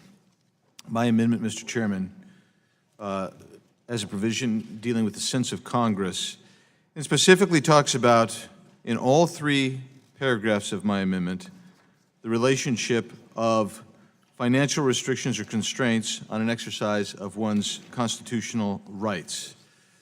In particular, the second paragraph indicates the exercise of a citizen's Second Amendment rights shall not be abridged or restricted by burdensome payments or delays in the conduct of background checks for the lawful transfer of firearms, and goes on to talk about financial constraints have no place in the exercise of constitutional rights.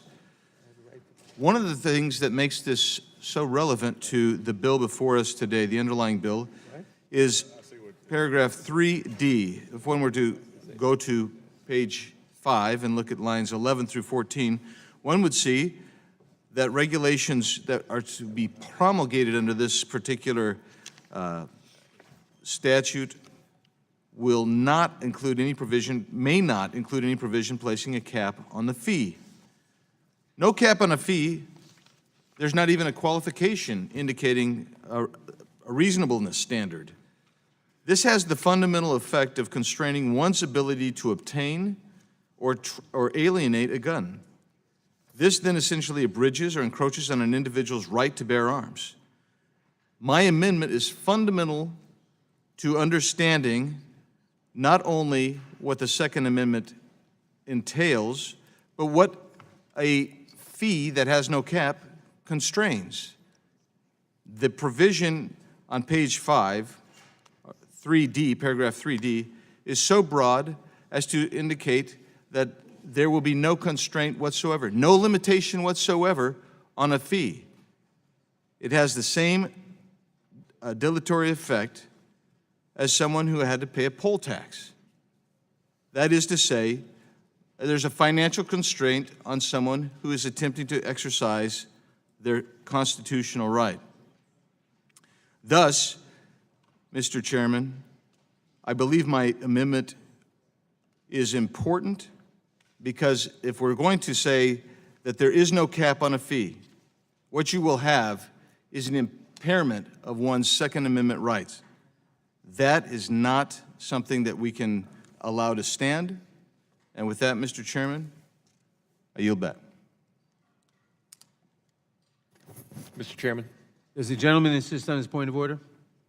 Yeah, Mr. Chairman, I'm going to withdraw the point of order. Gentleman does not insist on his point of order. Chair recognizes himself in opposition to the amendment. This amendment is written in very broad terms. It is a sense of Congress that rights guaranteed by the U.S. Constitution should not be hampered by financial restrictions. I have the right to buy a house under the Constitution. Should not be restricted by my ability to pay for the house. Sounds a little socialist or communist to me. There are lots of constitutional rights that come with financial burdens. I have the right to hunt or fish. The state may impose a hunting or fishing license. I have a right to do lots of things. The state or the federal, the constitutional right, which the state can't stop me from doing, nor should it, but can tax it, can put a fee on it. Financial constraints have no place in the exercise of constitutional rights. It's simply silly. Now, this bill does not impose any financial fee or burden on anybody. It simply expands the universe of people who must have a background check before they can get a gun. And as such, it is a reasonable thing to do. It's an essential thing to do. If there is a fee associated with it to cover the reasonable cost of administration, there's nothing wrong with that, and it certainly doesn't offend constitutional rights. If we were to concede the point that any cost is a burden on constitutional rights, it would be a very, very different country in a way that I doubt any member of this committee on either side of the aisle would want. So the amendment is simply silly, unnecessary, and I oppose it for that reason. Mr. Chairman. I yield back. Who seeks recognition? I do, Mr. Chairman. The gentleman from Rhode Island is recognized. Move to strike the last word.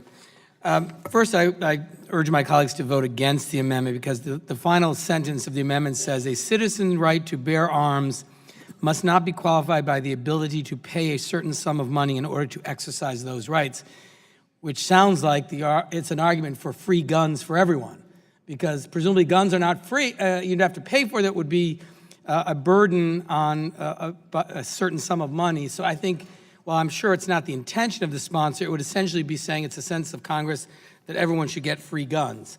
So I urge my colleagues to vote against the amendment, but I'd like to take a moment to again remind people while we're here.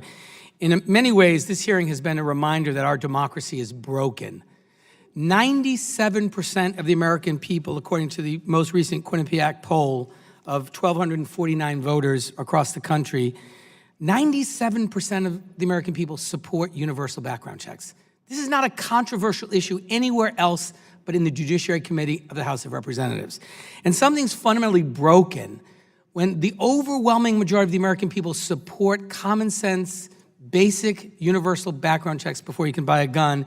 And our Republican colleagues have paraded amendment after amendment after amendment in an effort to stop us from passing universal background checks. And despite Republican efforts to do that, the hard work of Moms Demand Action, the Brady Campaign, other advocacy groups, and the election of the Democrats to the majority in the House are because the American people are demanding that we enact responsible gun safety legislation and reduce the scourge of gun violence in this country. And we thought, well, let's start with something that everyone agrees with, universal background checks.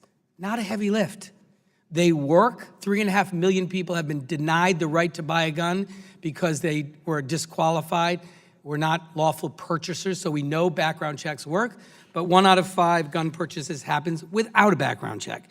And to remind folks, the reason we're having this hearing, I want to thank the chairman for this, because this is our first gun violence prevention markup in 8 years, since I first arrived here.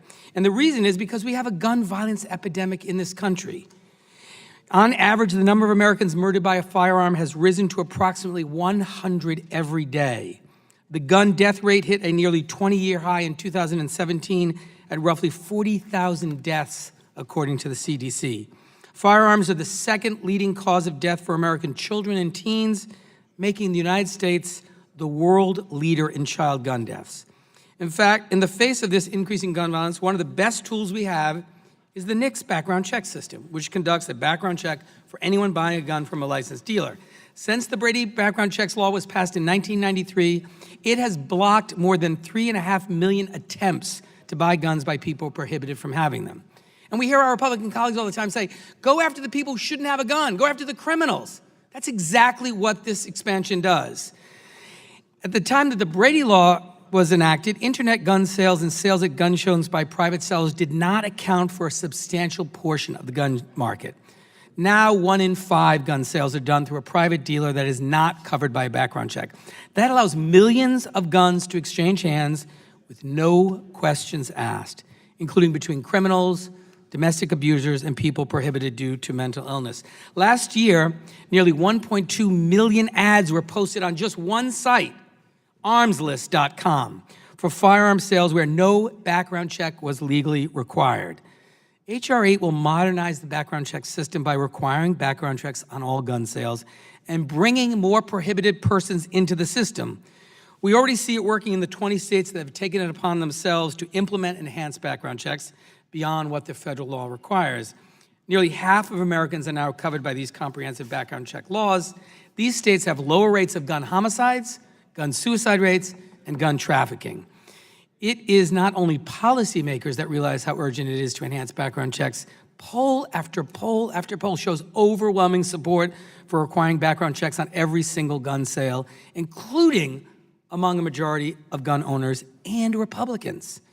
So this is the time for our committee to move forward, to take action that will help reduce gun violence in our communities by passing a very basic universal background check bill. This is the beginning of reducing gun violence in this country, not the end, but I am deeply saddened that it's something so basic, so overwhelmingly supported by the American people, that my friends on the other side of the aisle do not feel compelled to honor the will of the American people and join us in this effort. But no matter how many specious amendments they offer, no matter how many crazy arguments they make, we are going to continue to persist and make sure this happens because we owe it to the American people. And I thank you, Mr. Chairman, and yield back.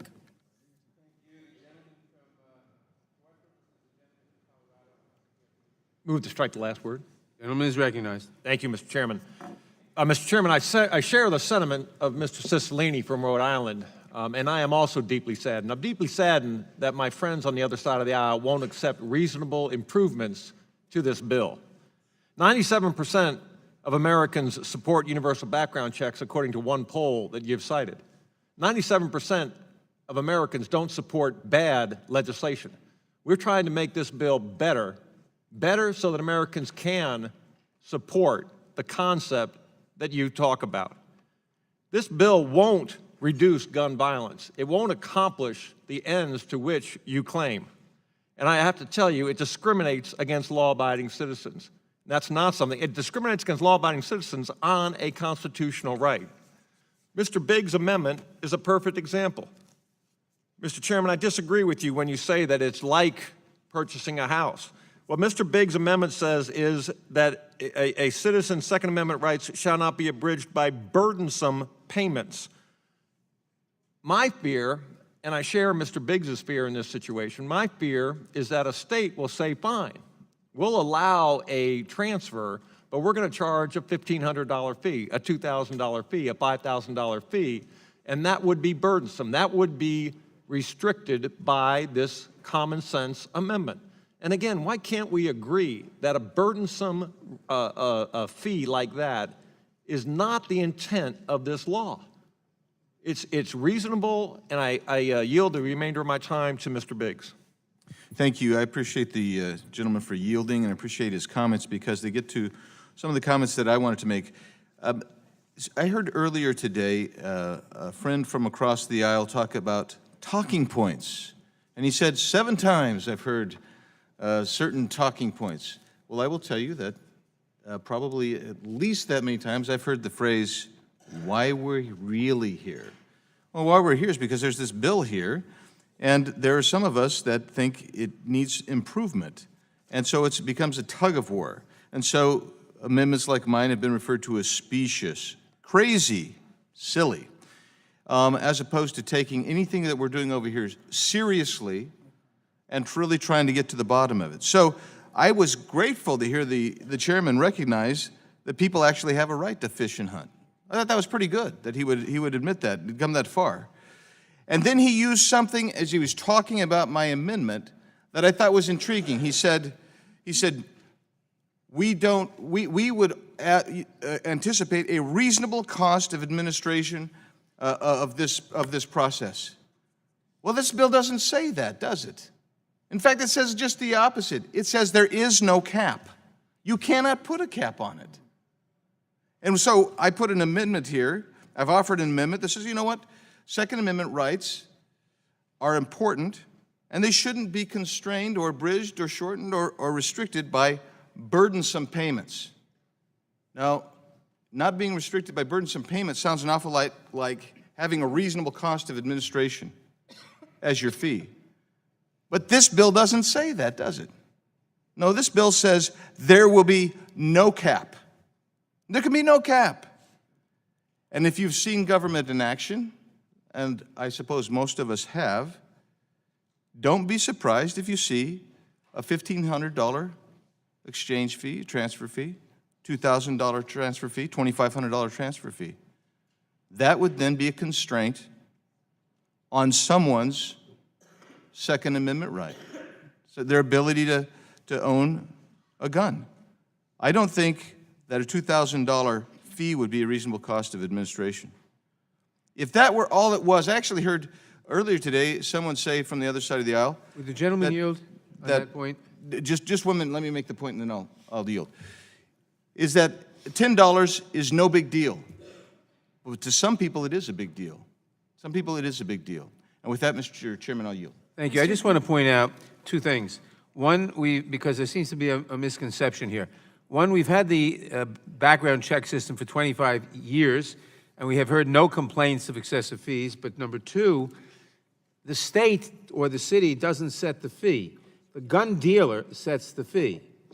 And if the gun dealer sets a fee that's too high, somebody else is a gun dealer, and the free market sets the fee. So it's up to the gun dealers and a market situation. The market, we all fervently believe, will keep fees down to a reasonable level. And in fact, we've heard no complaints about this for 25 years. So there's no discretion on the part of any government official whatsoever to set the fee amount. I'd like to reclaim my time, but there is Yes, no sir. more time to reclaim. The gentleman from Georgia. Gentleman from Georgia is recognized Move to for strike. 1 minute to. I won't claim my 5 minutes. Okay. All right. I yield my time to the gentleman from Arizona. Thank you. Thank you. I thank the gentleman from Georgia. The only point I want to make right here is that while the gentleman from New York, our chairman, has not heard complaints of too high fees, I've heard those complaints. I've heard complaints that sometimes fees are high. So I'm also curious to know who the gentleman thinks is promulgating the regulations under subsection 3 on page 5 of this bill. That's who's going to set the fees. And with that, I'll yield back to the gentleman from Georgia. And I thank the gentleman for yielding back. I think it's also an issue, as we've talked about, is going forward, and we've seen the pressures of, especially in ideas like this as we've gone forward, that there could be, and especially when you make the overt statement that there can't be any caps. It is also an interesting issue that, especially in places like the District of Columbia, there is only one FFL. They're a monopoly. And so, you know, they can pretty much do whatever they want to do here, and they're a monopoly. I didn't know that my friends on the other side were in favor of monopolies. That's another issue for another day. But as we move forward, this is an issue, and I think the gentleman is just being reasonable in this. And I'll yield back to the gentleman from Arizona. Yeah, I want to clarify. Thank you. Thank the gentleman for yielding back. When you get to 3D, it's not talking about the private market setting the cap. It says regulations promulgated under this paragraph. If we refer back to the paragraph, we're talking about the Attorney General. Who's setting the regulations? Who is setting the regulations? They're the ones who will promulgate the fee. Mr. Chairman. With that, I yield back to the gentleman for Georgia. With that, I will yield back my time as well. Mr. Chairman. The gentlelady from Florida, Ms. McCarcel-Powell, is recognized. For what purpose does she seek recognition? I move to strike the last word. Gentlelady is recognized for 5 minutes. Mr. Chairman, I have been sitting here throughout the day, and I have to say that time is of the essence. First of all, thank you to our guests that have been sitting through here all day long, hearing amendment after amendment, moving to strike the period and move to a comma. I apologize that this has become such a contentious hearing when it's common sense. And like my colleague— Will the gentlelady yield? Not yet. I'm reclaiming my time. I want to refocus that time is of the essence. I am representing a district where there's high risk for gun violence for kids under the age of 18, and we still have 2 very large gun shows. We have a gun show in 2 days and 15 hours. I have been watching the clock in my phone, minute by minute, it keeps passing. We have been sitting here for 7 hours because my colleagues across the aisle are doing everything in their power to delay the fact that we are going to introduce H.R. 8 dealing with universal background checks. And let me tell you, these gun shows in Florida, in the state of Florida, we have unlicensed dealers that participate in the gun shows that are selling guns to people that are not required. The dealers are not requiring background checks. This is a fact. And this is why H.R. 8 is so important for us to pass. And I'm telling you, February 16th, we have a gun show in Miami, in the youth fair. We have to do something now. Thank you, Mr. Chairman. Would the gentlelady yield? I yield. Thank you very much for that powerful statement. And I'd like to just to echo some of the things that you just said and answer some of the concerns that appear to be floating in the air right now. Just to restate where we are. We have brought forward a piece of legislation that is backed by more than 9 out of 10 Americans, the vast majority of Democrats, Republicans, independents, gun owners, non-gun owners. Everybody believes that background checks work. We've stopped more than 3 million people, felons, fugitives, mentally unstable people, undocumented aliens, people with an dishonorable discharge from getting firearms, and we're trying to close the loopholes which still make America the most dangerous industrialized nation on earth in terms of gun violence. So we're trying to close the loopholes. And first we had a whole series of ludicrous attempts to add new loopholes, to proliferate the loopholes, which we had to reject. Now what we get from my friend Mr. Biggs is an amendment which is cloaked in constitutional verbiage, but I think is almost comical in terms of a statement of constitutional principles. Financial constraints have no place in the exercise of constitutional rights. Well, I've got a First Amendment right to freedom of the press, but do I have a right to a newspaper? Does the government have to buy me a newspaper? Does the government have to pay for me to get a TV network, to get a broadcast license? I don't think so. A citizen's right to bear arms, just like a citizen's right to vote, must not be qualified by the ability to pay a certain sum of money in order to exercise those rights. Well, if that's your position, then I assume our next bill, which I'm happily going to co-sponsor with you, is to get rid of all the voter ID laws all over the country, which are forcing people to go out and pay $20 or $30 or $40 in order to get a personal ID before they're allowed to vote. So I eagerly await your collaboration on that bill. Meantime, the chairman of the committee actually introduces some facts into the discussion, and he says it's not the government which sets the fees, and so far I haven't seen a single documented report of anybody complaining about one. I don't see any letters, any emails, we don't see anything, and the chairman explains why, because it's not the government which sets the fees, it's the licensed private firearms dealers. So then Mr. Biggs says, well, wait a second, regulations promulgated in this paragraph, and he doesn't finish the sentence, may not include any provision placing a cap on the fee licensees may charge to facilitate transfers in accordance with paragraph. In other words, this provision protects the market principle. It's totally up to the private market to set what the fees are. So one would think at this point they would have the modesty just to withdraw the amendment and let us get on with the business of making America a safer place, which is what the vast majority of the American people want us to do. I yield back to the gentlelady. I yield to the chairman.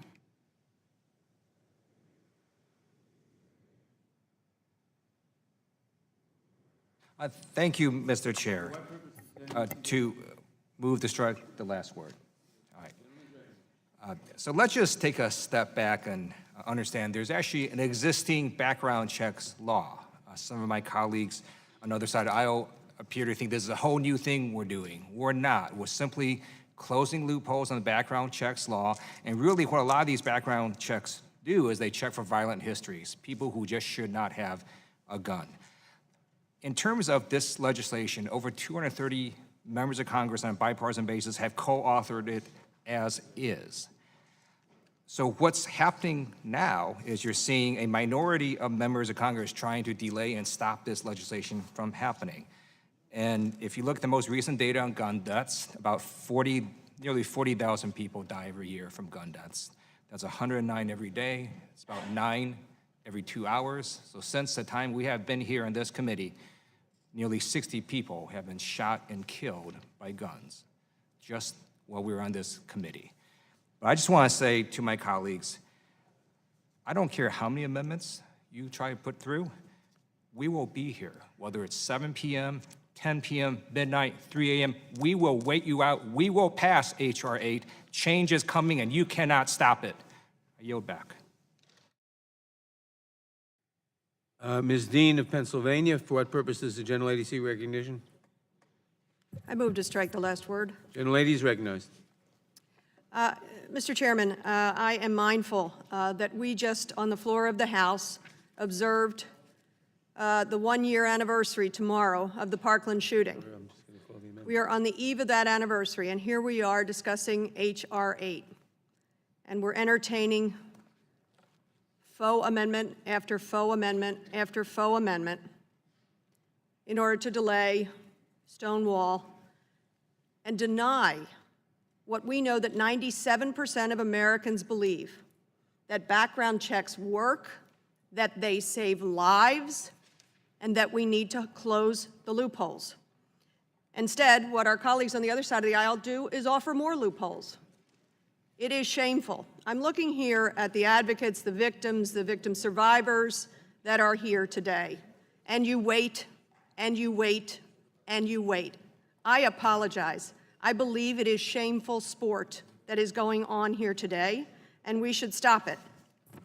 I have here in front of me just a portion of a stack of 3,200 notes that came to me yesterday urging us to please pass H.R. 8. Keep it clean, get it done. We've been asking you to do this for 20 years. We are on the eve of the Parkland anniversary. We heard from survivors just last week, and yet we have colleagues on the other side of the aisle who say, quote, I am heartbroken over this scourge of gun violence, but we mustn't, quote, unduly burden a constitutional right. Think of that false equation. This is not, H.R. 8 is not going to unduly burden anyone's constitutional rights. Why are we really here? We're here to save lives. H.R. 8 will save lives. In Pennsylvania, in 2017, more than 15,000 people were denied their background check. And upon appeal, 13,500 of them were prohibited purchasers. Bad guys do try to get guns. Background checks prohibited 13,555 people in 2017 in Pennsylvania under our PICS and NICS system from getting their hands on guns. We're here to save lives. We have a constitutional obligation to save lives. And so what I would say is I carry with me my Constitution and related documents like the Declaration of Independence. And you all know that in the second paragraph of the Declaration of Independence, we are guaranteed the right to life, liberty, and the pursuit of happiness. H.R. 8 pursues those rights. These amendments fly in the face of them. I'm a no on the amendment. Would the gentlelady yield? Yes, Chairman. I yield back. Mr. Chairman. Gentlelady yielded back. Mr. Chairman. For what purpose does the gentleman seek recognition? Move strike last word. Gentleman is recognized. Mr. Chairman, I yield to Ranking Member Mr. Collins. Thank you, the gentleman from Ohio. And look, I agree with probably where we could find agreement with the gentlelady who just spoke. I agree with the issue in Parkland. She brought up Parkland. I would remind that, although she feels that many of these amendments are faux, I respect that opinion. I disagree, but respect that. I offered an amendment earlier today that was ruled non-germane and out of order to start with for a fusion center that would have directly went toward the reporting problems at Parkland. And I think that's something that was ruled out of amendment and it could have been accepted as a part of this, but was not, and that's fine. This is the way the hearing is going. But not all of these, amendments could be considered faux in that sense that this would actually be something. And we are going to introduce the bill and we'd love to have, participation on that part as we look forward. That's the only thing as we go forward. We'll continue to debate the current amendment on the floor, but it is something I need to respond to. I yield back to the gentleman from Ohio. Yield to the gentleman, Mr. Booker. Thank you. The gentlelady on the other side of the aisle mentioned false narratives. let's talk about false narratives for a moment. I don't believe that the individual who engaged in the Parkland shooting received guns from an unlicensed dealer at a gun show. How on earth does this bill prohibit or in any way inhibit that shooting? Number one. Number two, the other side has this misconception that everybody who has been denied a gun as a result of a background check intended to use that gun to go out and commit an act of gun violence. That's absolutely crazy. There are a lot of people who are prohibited from using or obtaining guns because they're felons, because they committed a white-collar crime. The best indicator of future violence is past violence. It's not a felony. And we have this idea in this country that somehow you commit a fraud and you go try to buy a gun 30 years later, 40 years later, and you are setting out to commit a felony. Will the gentleman yield? It is a fault. No, I will not yield. Ask the lady to yield next time. She makes this argument. This is not... This lady's name is Debbie Mucarsel-Powell. Thank you. Okay, good. The narrative that you are creating is false. The idea that every single person that has been denied a gun as a result of a background check intends to commit an act of gun violence is just not true. And it's an assumption that you're making on that side of the aisle, and I yield to my friend from Ohio. Will the gentleman yield? Who's asking? Mr. Gates? Mr. Chabot? I don't know who's calling. Yes. Mr. Chairman, gentleman can from I Florida. respond? Thank you for yielding. The gentleman controls the time. Thank you, Mr. Chairman. This is not a faux amendment or a frivolous amendment. The gentleman from Arizona is making an argument about access to rights and whether or not you cost that access to rights. Now, if you want to make substantive arguments in response to that amendment, as the gentleman from Maryland did, then do it. But to sit here and question our motives and integrity, look, it's not our fault that the majority brought a bill here that is a hot mess. And we're doing our best to offer amendments that will allow that bill to serve. Will the gentleman yield? I will happily yield at the conclusion of my time, which, by the way, is a courtesy that the majority hasn't offered. If you're so sure that 9 out of 10 Americans love this bill, then at the conclusion of time and debate, yield for questions and colloquy and back and forth. I do that on amendments I offer. Several of the majority members do. But the last 2 members of the majority that spoke yielded back minutes of time rather than engaging in the substance of the issue. And so it is so rich to criticize us for being insincere when you offer these talking points, these empty remarks, and then you won't even allow them to be tested by us when we want to go back and forth and question. Will the gentleman yield? Will the gentleman yield? You have to be able to appreciate the irony in asking me to yield as I am criticizing your party's inability to accept a request to yield. So, will the gentleman yield so I can criticize your reference to Parkland? The gentleman from Ohio controls the time. Which has been yielded to me, which I control. And so again, I'm always happy, as my colleague from Florida knows, I'm always happy to go back and forth, but maybe that is advice that one should give to those on the lower row, on the majority side of the aisle. And again, I think it's very rich to be critical of that, and it's almost as rich when one cites constitutional principles and then uses as the authority for those principles the Declaration of Independence. I certainly hope that no history class is watching that great display of intellect on the Judiciary Committee, and I will gladly yield to my colleague from Well, It's my, hold on, it's my Mr. time, Chairman. and I'll yield to the gentleman from Maryland, although I only have 12 seconds. well, just first on that last rather ad hominem insinuation against my colleague, I'd have to correct my friend to say that the principal champion on the Supreme Court of the argument that the Declaration of Independence should be read to inform the Constitution is Justice Clarence Thomas, who's made I'm not that argument arguing that it's repeatedly. Reclaiming my time. My time's so expired, and I yield back to the chair. The gentleman's time has expired. The question is on the amendment. Those in favor say aye. Aye. Opposed, no. No. In the opinion of the chair, the noes have it, and the amendment is not agreed to. Roll call has been requested. The clerk will call the roll. Mr. Nadler. No. Mr. Nadler votes no. Ms. Lofgren. Ms. Lofgren votes no. Ms. Jackson Lee. Ms. Jackson Lee votes no. Mr. Cohen. Mr. Cohen votes no. Mr. Johnson of Georgia. Mr. Deutsch. Mr. Deutsch votes no. Ms. Bass. Mr. Richmond. Mr. Jeffries. Mr. Jeffries votes no. Mr. Cicilline. No. Mr. Cicilline votes no. Mr. Swalwell. Mr. Liu. Mr. Liu votes no. Mr. Raskin. Mr. Raskin votes no. Ms. Jayapal. Ms. Jayapal votes no. Ms. Demings. Ms. Demings votes no. Mr. Criea. Mr. Criea votes no. Ms. Scanlon. Ms. Scanlon votes no. Ms. Garcia. No. Ms. Garcia votes no. Mr. Neguse. Mr. Neguse votes no. Ms. Macbeth. No. Ms. Macbeth votes no. Mr. Stanton. No. Mr. Stanton votes no. Ms. Dean. No.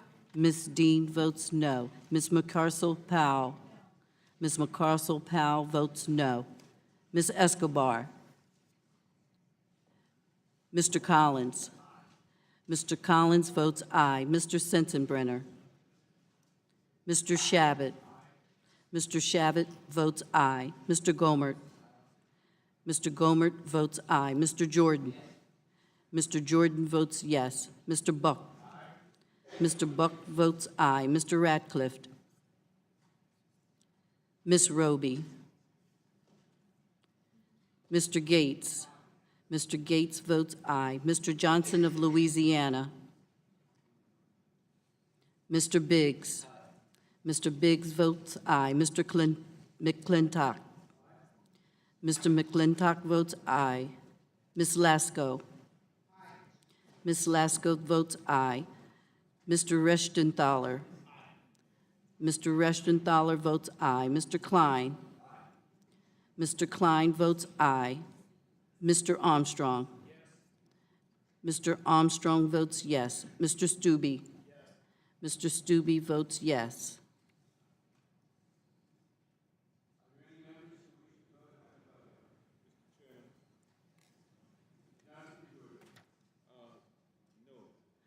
Mr. Johnson of Georgia votes no.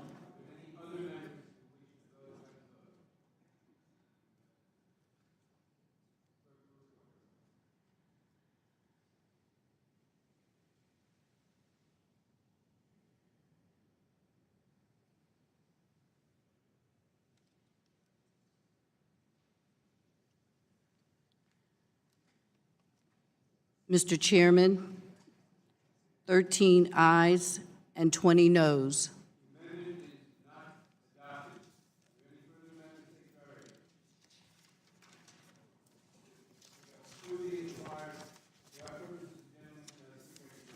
I have an amendment on the desk. Clerk will report the amendment. Amendment to H.R. 8, offered by Mr. Stube of Florida. I reserve a point of order. Gentlelady reserves a point of order. The clerk will continue. Clerk will continue. Amendment to H.R. 8, offered by Mr. Stube of Florida. On page 5. Without objection, the amendment is considered as read, and the gentleman is recognized in support of the amendment. Thank you, Mr. Chairman. This amendment... Chairman, I would reserve a point of order. Point of order has already been reserved. Thank you. Gentleman will continue. Thank you, Mr. Chairman. This amendment takes H.R. 4343 from last Congress, the 115th Congress. It was sponsored by Mr. Cicilline and that the chairman, yourself, co-sponsored. It takes it and puts that language, that exact language, on page 5, line 15, and inserts it into the bill that is presently before us. That would basically say that if you fail a NICS system background check, so if you fail a background check, law enforcement would have to be notified of that failure and that attempt to purchase a firearm. That is the amendment.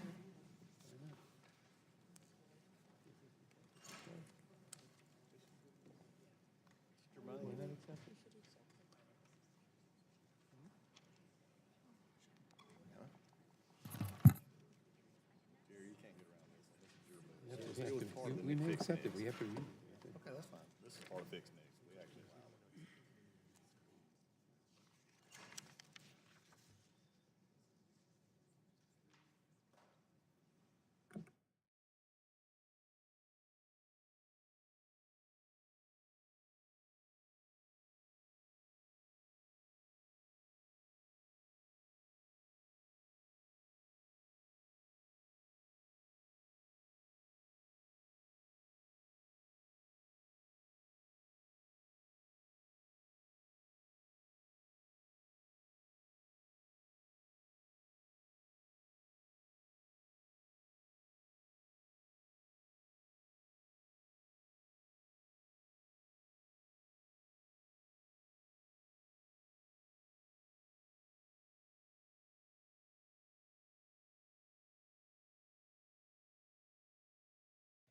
Mr. Stube,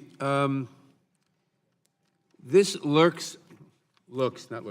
this looks on first glance like an amendment we might want to accept or work with, but we have not seen it till now.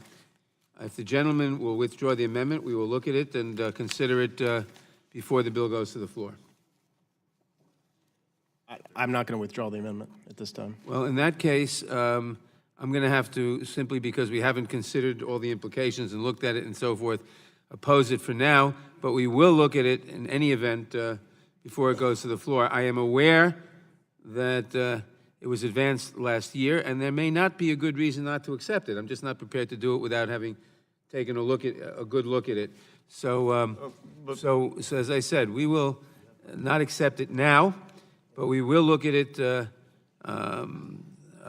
and consider it before it goes to the floor. May I have some time to speak about it? Well, it's your time. It's exactly the language of the bill that you co-sponsored from last session and that Mr. Cicilline sponsored, inserted into the bill. And Mr. Cicilline, in some of his remarks earlier today, talked about common sense and supporting common sense solution. I can't think of a more common sense solution that when somebody fails a background check that's trying to and attempting to purchase a firearm, and most of those, if you look at the ones that have failed, the number one group of people that have failed the background checks are illegal immigrants attempting to purchase a firearm, that you would want to notify local law enforcement. I don't see how there's more common sense than if somebody fails a background check, we're going to let local law enforcement know. Oh, no. Would the gentleman yield? I'll yield. As I said, there may not be a good reason not to adopt this amendment. I am not opposed to it at this point. I may not be opposed to it. We may support it, but we do want to take a hard look at it. I'm aware that it was introduced last year. The situation may be different or may not be different. If you had told us about this amendment yesterday, we might be in a position to support it now. But we cannot adopt it right now. But we will, if you're willing to withdraw it now, we will take a hard look at it, and we may very well join you in supporting it. But I cannot promise that because we haven't taken a hard look at it, although it's an appealing thing, and we did support it last year under last year's circumstances. Why this would differ this year, I don't know off the top of my head, or if it would differ this year. So as I said, we will take a hard and honest look at this, but we're not prepared to adopt it right now. Mr. Chairman, I would ask, request parliamentary inquiry. It's the gentleman's time. Yeah, at this time, I'm not in an inclination to withdraw the amendment. I'd like to yield my time to Mr. Buck. I appreciate the gentleman yielding his time, and I was just wondering, I wanted to ask the gentleman. Ms. Lofgren is recognized. Withdraw your point of order. I do withdraw my point of order. Okay.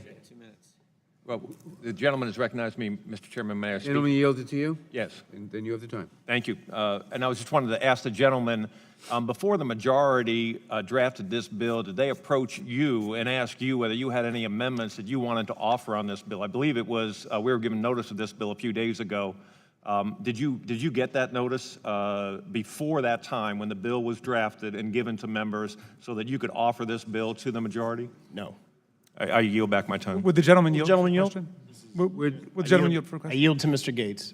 Yeah, I thank the gentleman for yielding, and this is like a real head turner from the last discussion that we just had for like 30 minutes. I mean, the majority lambasted the minority for being insincere, unserious, frivolous, for offering faux amendments that weren't real. And the gentleman from Florida goes and finds a bill that two of you put your name on. And now you won't accept it as a friendly amendment. You know darn well in the majority that you have the ability to, if there's some like unintended consequence you're unaware of, in the Rules Committee before this goes to the floor, you have the ability to take it out. You have the ability on the floor to take it out. You have the majority. And so please, Mr. Chairman, do not have the majority come to this hearing and lecture us about being insincere and frivolous and not caring about gun violence when my colleague offers a collaborative solution with local law enforcement to meet the very needs that your own leadership has supported. And now we get this like, well, you know, we've been so busy criticizing you for being frivolous that we're unwilling to evaluate the provision that we ourselves have sponsored. I could see no reason why circumstances from one year to the next would change as it relates to our desire to include local law enforcement in decisions about failed background checks. Is there something special about odd-numbered years, where those would be years where we wouldn't want to work with local law enforcement? Fascinating questions for the majority to ponder, and I yield back. Mr. Chairman. Mr. Chairman, Gentlelady, for what purpose does gentlelady seek recognition? to strike the last word. Gentlelady is recognized. You know, as I'm listening to my colleagues on the other side of the aisle, I can't help but reflect on the many years that I've spent on this committee. Starting in 1995, Henry Hyde was the chairman, and following Henry, Jim Sensenbrenner was the chairman, and we had Lamar Smith as our chairman. Really, just a short time that Mr. Conyers chaired, and then we went, of course, to Mr. Smith and Mr. Goodlatte. But most of the 24 years that I have served on this committee, I've been in the minority. And throughout that time, chairmen have said, Republican chairmen have said, we're not sure about this because it's been offered at the last minute.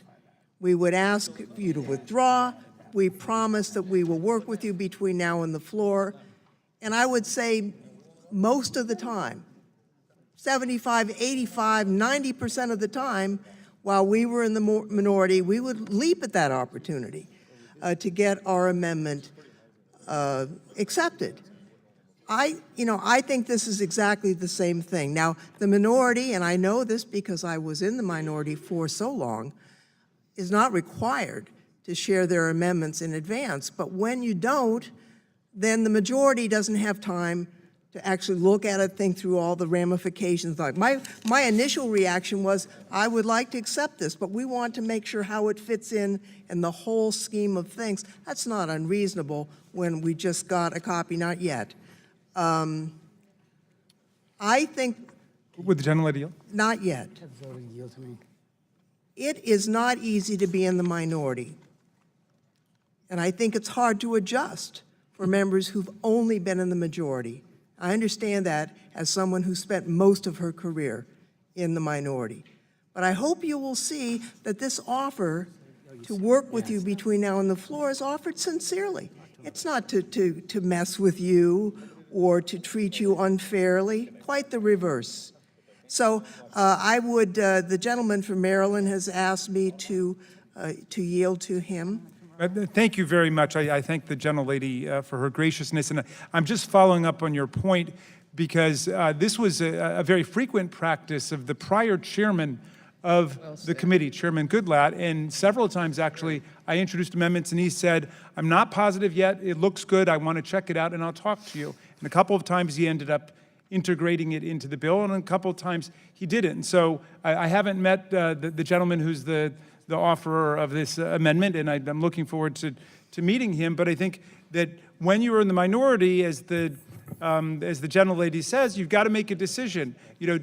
Do you just want to participate in polemical combat and beat up the majority, which is one way of going? I'm not sure what the public thinks about that. Or do you actually want to try to get some stuff done? So this may very well would have been accepted had it been shown to the chairman yesterday or the day before or what have you, but it can still be accepted, and I certainly don't see any reason why we wouldn't accept it, and maybe it's just a question of building some trust with the chairman. Reclaiming my time, I would like to yield to the gentleman from Rhode Island. I thank the gentlelady for yielding. I would note first, they say imitation is the best form of flattery, so I appreciate Mr. Stubbe partly imitating, and I'm going to reintroduce the bill, and happy to have you work with me, but I would note that what you have offered as an amendment is not my legislation, because you've in fact added provision 4, which talks about sharing information with U.S. Immigration and Customs Enforcement. That was not in my legislation. I think you owe it to a committee and to your colleagues, when you represent that this is my legislation and you've added a provision, you need to be honest about that. That is not my legislation. And so I would object to this. I'm going to introduce the legislation, the Unlawful Buyer Alert Act, which I'm happy to have you work on, But it's hard to take the Republicans on this committee seriously that you're actually trying to improve this bill after we spent the last 7 hours beating back ridiculous amendments. And now you've misrepresented. No, I will not. It's my time. And now you misrepresent what's in this. It's misleading. I urge my colleagues to oppose this amendment. Why is the gentleman? And I yield back to the gentlelady and thank her for yielding. My time is almost expired, so I know Mr. Johnson can get his own time. I would just like to say that, one of the provisions that we've often looked at is what encourages people to comply with the regulatory scheme. Section 4 that Mr. Cicilline has just pointed out would need to be examined with that in mind. But I hope that our friends on the other side of the aisle can learn to enjoy being in the minority as much as we did for those many decades. And I yield back, Mr. Chairman. Mr. Chairman? Thank you, Mr. Chairman. I yield my time to the gentleman from Florida. Or move to strike the last word, then I'll yield my time to the gentleman from Florida. Last word is struck and time is yielded. Thank you. I've heard a lot of discussion today about, from the other side of this dais, about not allowing illegal immigrants who illegally come to this country illegally obtaining firearms. And you're correct, I should have clarified that one piece wasn't in there. But are you saying, and I will yield to you to answer this question, so are you saying that if somebody is illegally trying to purchase a firearm, that you do not want ICE to be notified of that attempt of an illegal purchase of a firearm by an illegal immigrant? Oh, I'm not saying that. What I'm saying is you ought not represent that I've introduced a piece of legislation, then you add a provision, you don't share it with the committee, and you represent that it's the bill we've already passed. It is not. Facts matter. No, The gentleman Florida yield. yeah, I'll yield to you. I would agree that facts matter also when the chairman of the committee also puts out that a certain acting attorney general was coming on a 5 o'clock letter that said that he would take it on a case-by basis and not a full pardon or basically a full immunity on from being subpoenaed. I think there is an issue there, and I agree with Mr. Cicilline, but I think the question the gentleman raises is a valid question. Is it illegal for someone illegally here to buy a firearm? If so, why or why not would they not be allowed to purchase? The gentleman yield. Would the gentleman yield? Would the gentleman yield? Gentleman Florida. Yeah, I'll yield to Mr. Jordan. I thank the gentleman. So I just want to get this straight. An American citizen fails a background check, and under Mr. Cicilline's legislation and the gentleman from Florida's now amendment, the field office of the Federal Bureau of Investigation would be notified, local law enforcement agency would be notified, and state law enforcement agency would be notified. But an illegal alien fails a background check, we're not going to tell anyone. That's the position? Well, yield, I'm happy to answer that. Well, why don't you want element 4? So here's my question. Why don't you want element 4 in the amendment? You asked a question, I'm happy to answer. It is not the case. Every single person who illegally purchases a gun would be notified. It's not my time, but I'll be happy to yield to Florida, and the gentleman from Florida can yield to Mr. Cicilline. Does the gentleman yield to the gentleman from from Rhode Island to answer the question? Yes. Gentleman is recognized. So the legislation that I propose, which is not currently before the committee, would require notification regardless of the citizenship status of the prohibited purchaser, period. Yeah, but the gentleman yield. Yield to Mr. Jordan. Would require notification, but not to ICE. Notification to the field office of the Federal Bureau of Investigation, to the local law enforcement agency, and to the state law enforcement agency, all the agencies charged with enforcing the criminal law. Okay, which still begs the question. Why doesn't the gentleman want ICE notified when an illegal alien attempts to purchase a firearm and they're denied? Would the gentleman yield for a question? Sure. Could I pose the question? Yeah, you can. I yield. Thank you. Because I think we're getting somewhere in the conversation. The question could be fairly posed right back to you, which is if you oppose closing the gun show loophole and the private sale loophole, does that mean that you favor allowing undocumented aliens to get guns without a criminal background check? Because that's precisely what you're voting for when you try to oppose the extension of the background check legislation. Mr. Jordan. Would the gentleman yield?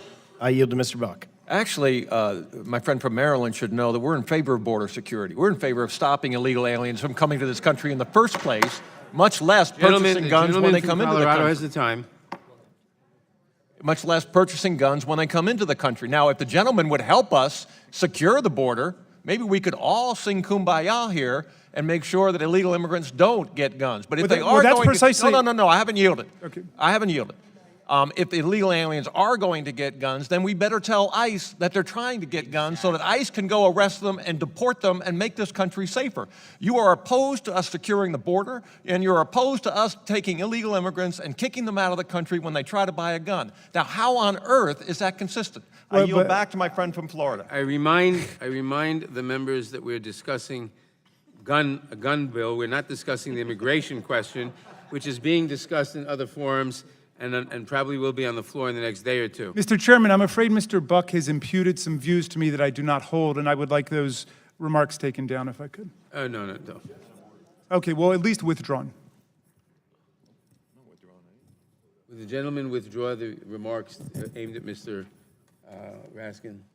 I will clarify my remarks in the sense that I will not personally identify Mr. Raskin as not being in favor of border security, but rather the Democrat Party not being in favor of border security. We will discuss in the country at large and not in this committee at the I have moment a point whether of the Democratic parliamentary Party is inquiry. in favor of border security or not. I have a point of parliamentary inquiry. It's a discussion a little larger than the bill that we're considering right now, period. I have a point of Gentleman's parliamentary time has inquiry. expired, I'm told. Mr. Chairman. The gentleman from... For parliamentary inquiry, Mr. gentleman Chairman? from Georgia is recognized. Thank you, Mr. Chairman. Mr. Chairman, I'm afraid that what we're going through here is an exercise in...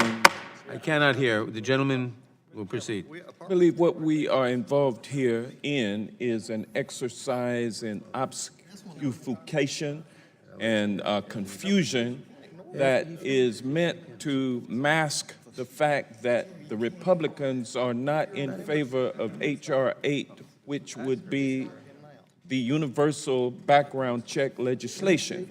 They're not in favor of universal background checks, and even if the committee were to vote this amendment aye and to approve it, we would still get no votes from the members on the other side of the podium. So all of this is just, this is a show that my friends on the other side of the aisle are producing. They have no intention of voting for this legislation, and we're just wasting a lot of time here. We're trying to frustrate the majority. The majority is in favor of universal background checks. We're going to pass this legislation. The other side knows it, but they want to hold us up as long as possible and try to score political points and try to confuse people and also scare folks.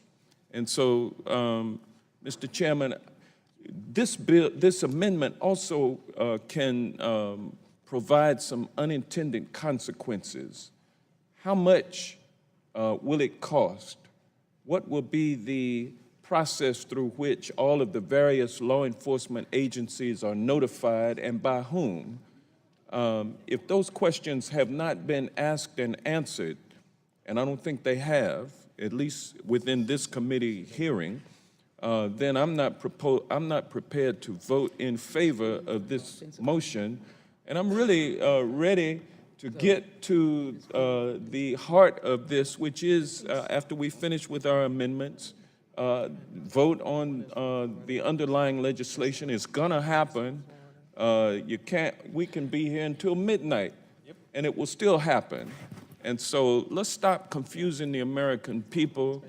Let's stop dragging this out and wasting a lot of people's time with a lot of motions that are not sincere. And with that, I will yield to anyone that might want to use some time in the interest of trying to get to this thing. Yes, ma'am, I yield to the gentlelady. I thank you very much. I wanted to go back to where the chairman began here. He offered in good faith to very much consider this amendment as it was offered, believing, of course, that it was offered identically to legislation that Mr. Cicilline had introduced before. So why don't we offer to the good gentleman, withdraw Section 4 that we were not aware of, that you added to it, and allow this committee in good faith to consider the underlying amendment that you have. I think that would be very important. I also want to correct the record. Unfortunately, Mr. Gates misstated what I said. I cited the numbers in Pennsylvania in 2017.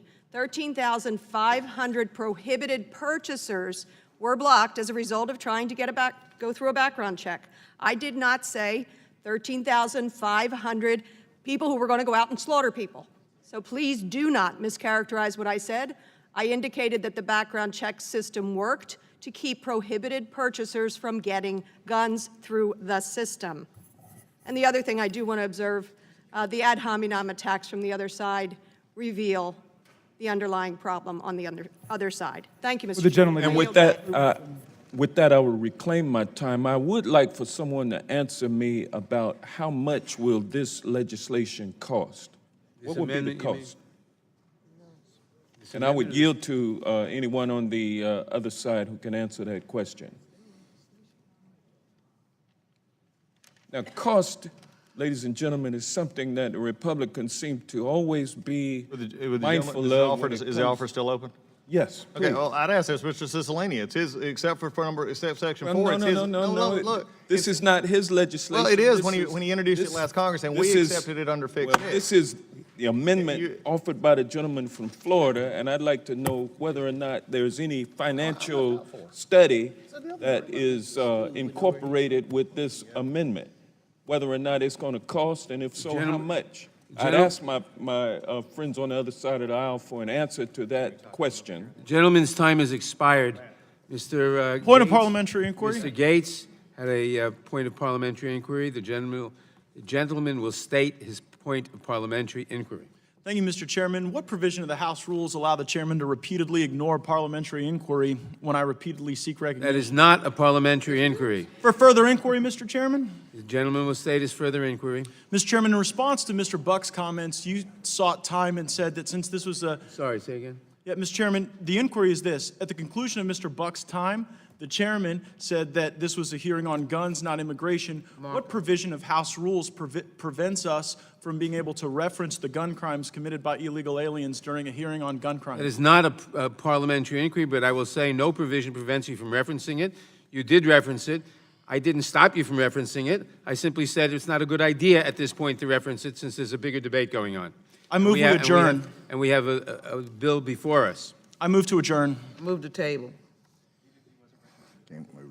The gentleman was not recognized for the purpose of making a motion. Seek recognition. The gentleman was recognized for parliamentary inquiry only. I seek recognition to make a motion. The gentleman, does anyone else have an amendment? Oh, no, wait a minute, we're on this amendment. Still on Mr. Stubbe's amendment. Privilege motion has to be. Mr. Chairman, The motion is to adjourn, I'm told, is a privileged motion, has to be dealt with. All in favor of the motion to adjourn? Aye. Aye. Should we? All opposed? No. No. I seek a roll Noes call. have it. The noes have it, a roll call is asked. The clerk will call the roll. Mr. Nadler. No. Mr. Nadler votes no. Ms. Lofgren. No. Ms. Lofgren votes no. Ms. Jackson Lee. No. Ms. Jackson Lee votes no. Mr. Cohen. He's out of order. Talking to the chair like that. Mr. Johnson of Georgia. No. Mr. Johnson of Georgia votes no. Mr. Deutsch. No. Mr. Deutsch votes no. Ms. Bass.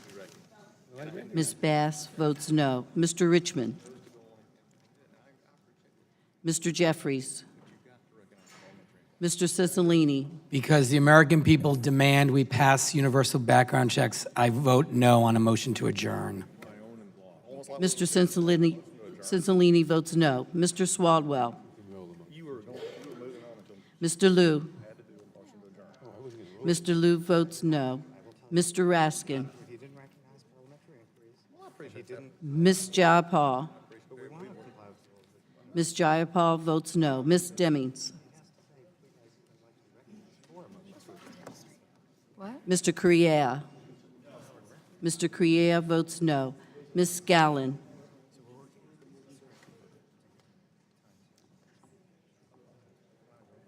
Mr. Raskin? Mr. Raskin votes no. Ms. Demings? Ms. Scanlon? Ms. Scanlon votes no. Mr. Garcia? I miss Garcia. Ms. Garcia? No. Ms. Garcia votes no. Mr. Neguse? Mr. Neguse votes no. Ms. McBath? No. Ms. McBath votes no. Mr. Stanton? No. Mr. Stanton votes no. Ms. Dean? No. Ms. Dean votes no. Ms. McCarcel Powell? Mucarsel Powell, yes. McCarcel Powell? I vote no. Ms. McCarcel Powell votes no. Mr. Collins? Excuse me. Ms. Escobar? No. Ms. Escobar votes no. Mr. Collins? Aye.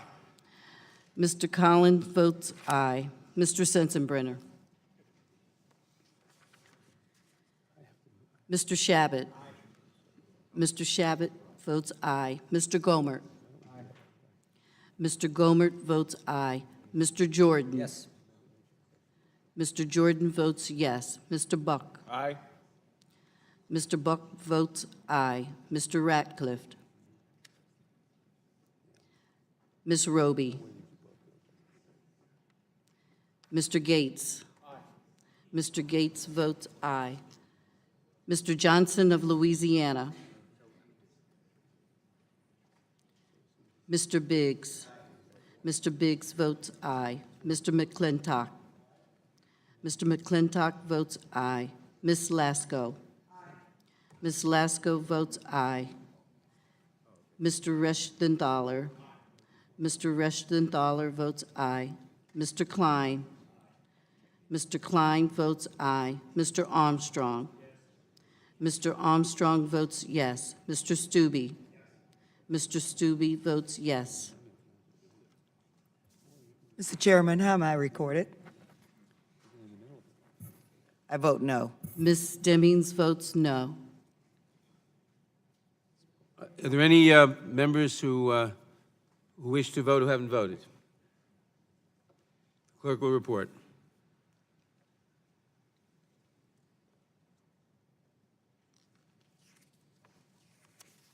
We still have to vote on this amendment,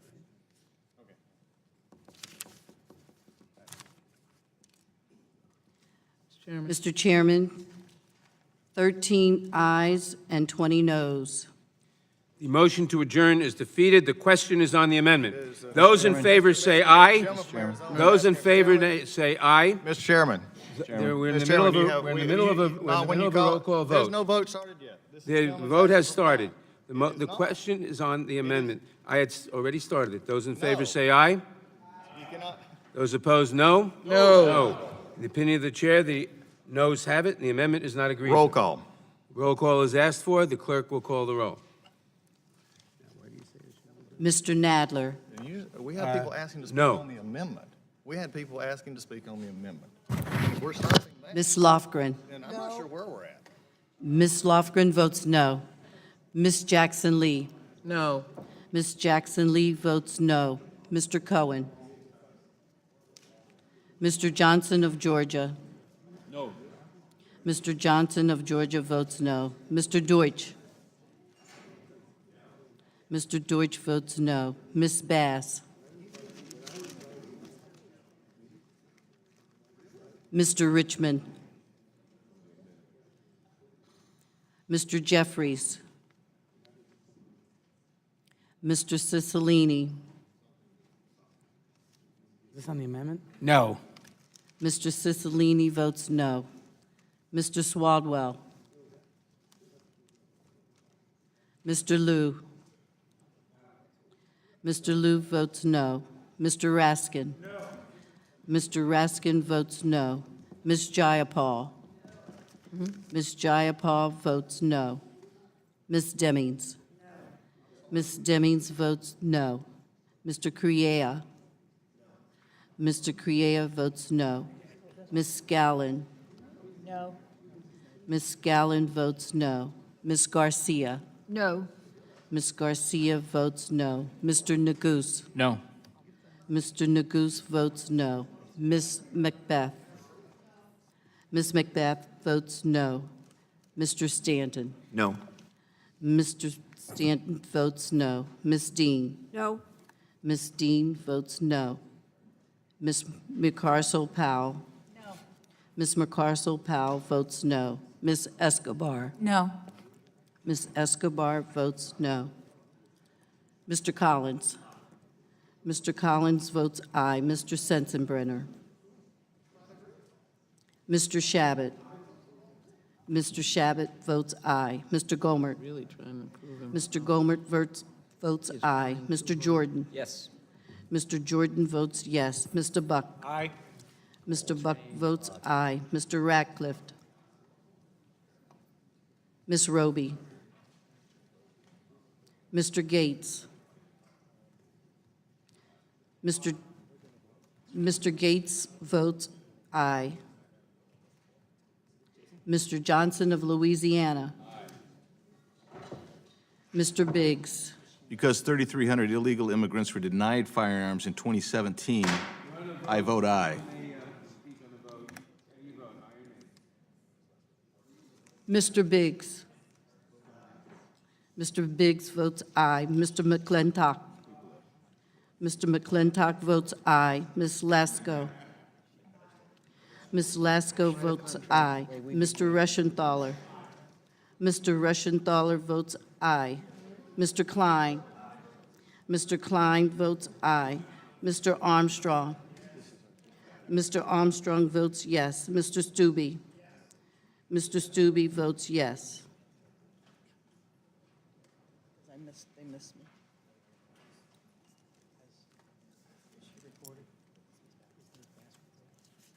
Miss Is Ms. Bass recorded? Miss Bass. No. Ms. Bass votes no. Are there any members? Mr. who? Mr. Cohen here? Mrs. Stanton, did you vote? Are there any members of the committee who wish to vote who haven't been recorded? The clerk will report.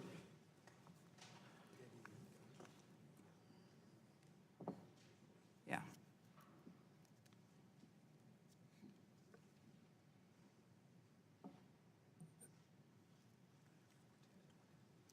Mr. Chairman, 20 noes and 14 ayes. The amendment is not agreed to. Parliamentary inquiry. Are there any further amendment? Parliamentary inquiry, Mr. Chairman. Mr. Chairman, I have an amendment at the desk. Wait. Parliamentary inquiry. Who has a parliamentary inquiry?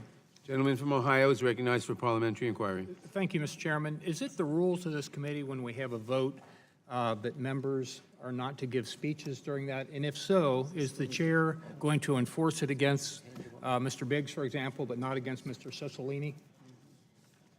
It's the rules that you don't speak during a vote, and it's the intention of the chair to enforce it, period. And that would apply to both sides, is that correct? Of course. A further parliamentary inquiry, and an observation is that's exactly what happened. And Mr. Cicilline gave a speech. He was allowed to do that. Mr. Biggs didn't. He was immediately gavelled down by the chair.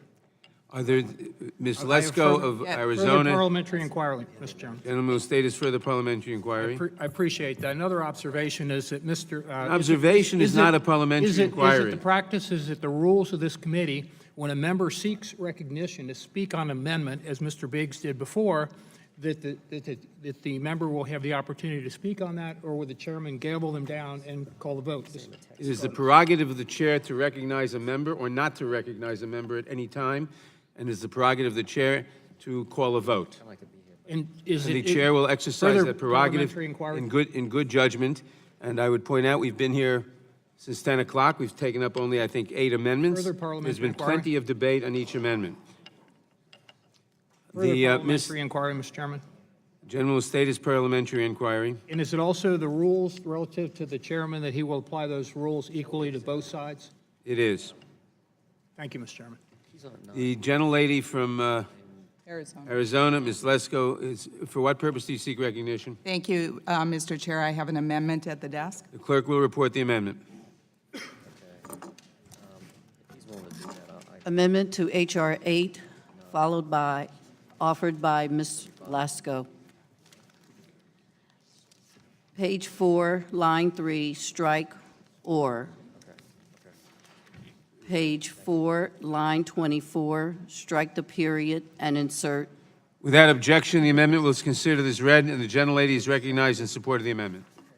Thank you, Mr. Chairman. I think each one of us here wants to reduce gun violence. I think we just differ on how to get there.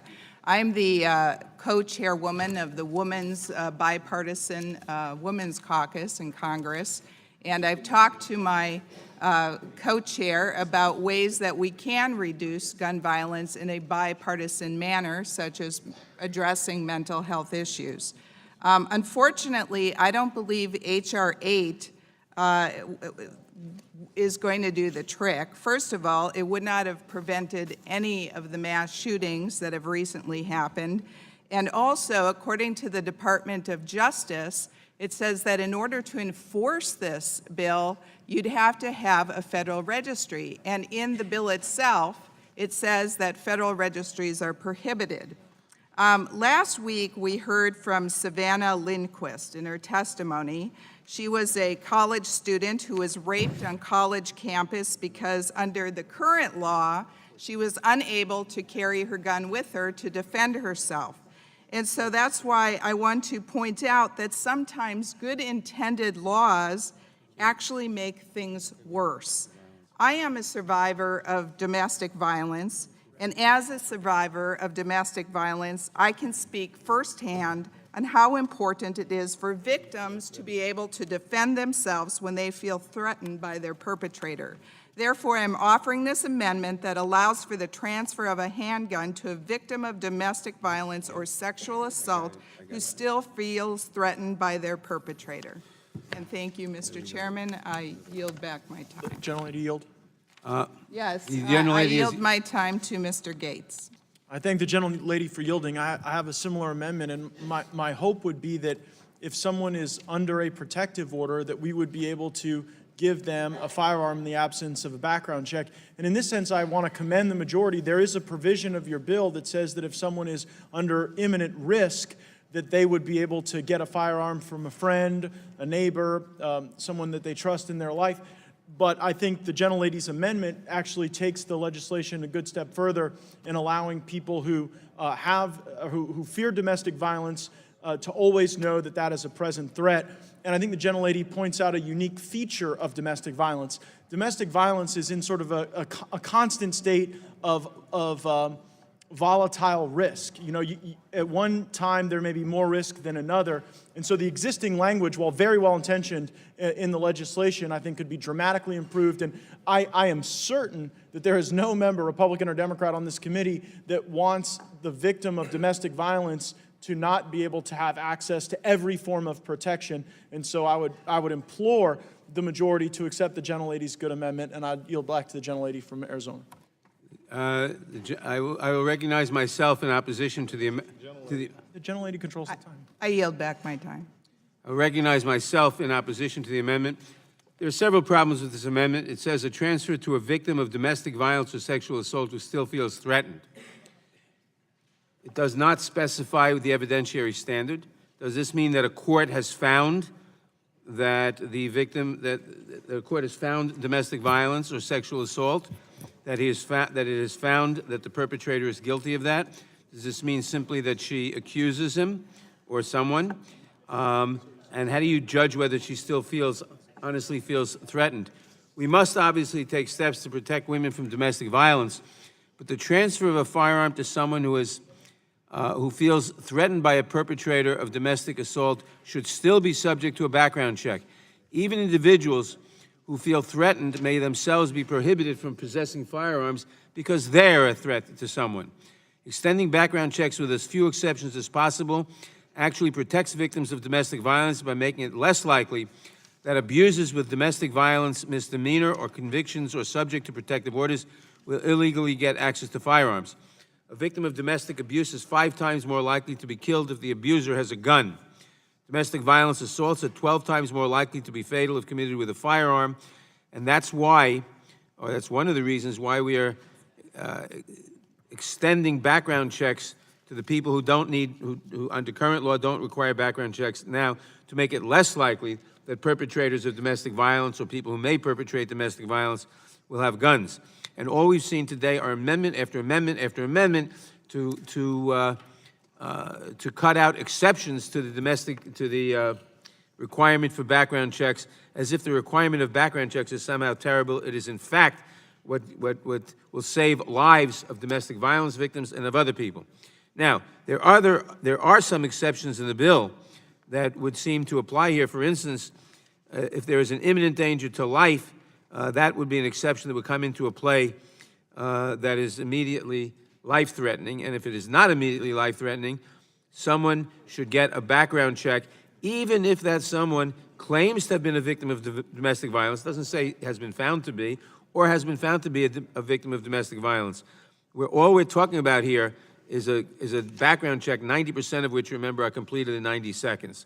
So I am opposed to cutting out a lot of exceptions to the background check requirement. That will make it more likely, not less likely, that victims of domestic violence will be endangered.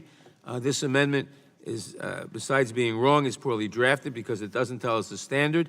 So I oppose the amendment. I urge my colleagues to oppose the amendment. Mr. Chairman. Gentleman from North Dakota. North Dakota. Gentleman from North Dakota. Yep. For what purpose does the gentleman seek recognition? Move to strike the last word. Gentleman is recognized. Mr. Chairman, I think this goes to the underlying problem. We're talking about a poorly drafted amendment, and we're talking about exceptions in the bill. And we have 97% of people, according to a study, that support background checks. But we forget the second part, and the part is, and then ask them about some of these specific exemptions. And the exemption in this law looks to be in order to protect people who are in danger. And we have drafted those exceptions. Except I'm going to go back to my adjective statement again. While reading it, it seems to be that it's apparent and there's a ways in to do it. But when you use words like imminent, great, immediately, imminent, great, those words are such narrowly tailored in the law that there is almost no place where this exception actually applies. More importantly, when you're going for a transfer of a gun in these types of situations, the person who is giving that person the gun is committing a federal crime. And so when you are going to create an exception, you should create an exception that doesn't just look good on a piece of paper or doesn't look good when we're talking about it in a hearing in Washington, D.C. It needs to work at 2:30 in the morning in rural North Dakota or rural Chicago or wherever these things are occurring. And if you're going to wait for a court hearing or a finding of fact or a finding of guilt in domestic violence situations, we are going to see a lot of different situations that occur, and we won't like the results of any of them. So when we are going to write exceptions, we should write exceptions so they are actually used on the ground and not just on a piece of paper that's going to go into a federal code. With that, I yield to Mr. Gates. I thank the gentleman for yielding, and I appreciate the gentlelady's sentiment, and I also appreciate the chairman's concern about creating some ambiguity about the standard. I would represent to the committee that anyone who has received an order from a court has received relief, that they've met some evidentiary burden. And so my hope is that in a few minutes when I get the copies made, that the gentlelady from Arizona might accept a perfecting amendment so that we get real clear that if someone has received an injunction, they've actually gone to a court, produced evidence, a judge has reviewed that evidence, a judge has said, this person is worthy of protection. So only in those cases, so as to resolve Chairman Nadler's objection, that person would not have to go through a background check before getting a firearm lent to them by a friend, a neighbor, someone important in their life. So it may have taken us until this very moment in time, but we may have actually reached a point of common ground. And I thank the gentlelady from Arizona, and my hope is that in a few minutes, when I'm able to have a conforming amendment, that she would think about it favorably, and I would yield back to the gentleman from North Dakota. And thank you for that. And I would just like to point out that, particularly with this amendment, by the time you get to the scenario where this exception would apply, it's already too late. And with that, I yield back my time. Gentleman yields back. Gentleman from Texas, for what purpose do you seek recognition? Rise in support of the amendment. Gentleman is recognized. Thank you, Madam Chair. We have been told here now that we have made ridiculous amendments. And there's some great amendments that would really help this bill be better and could really actually save lives. We've been told by our chairman that it was, I guess, irrelevant, immaterial to bring up about illegal aliens when the very amendment being discussed talks about the case of an alien illegally or unlawfully in the United States. Of course, it was relevant, it was material, it was germane, and yet we have continued to have these, as across the aisle is mentioned, ad hominem attacks against us, trying to take a bill that's not going, the way it is right now, is not going to save lives.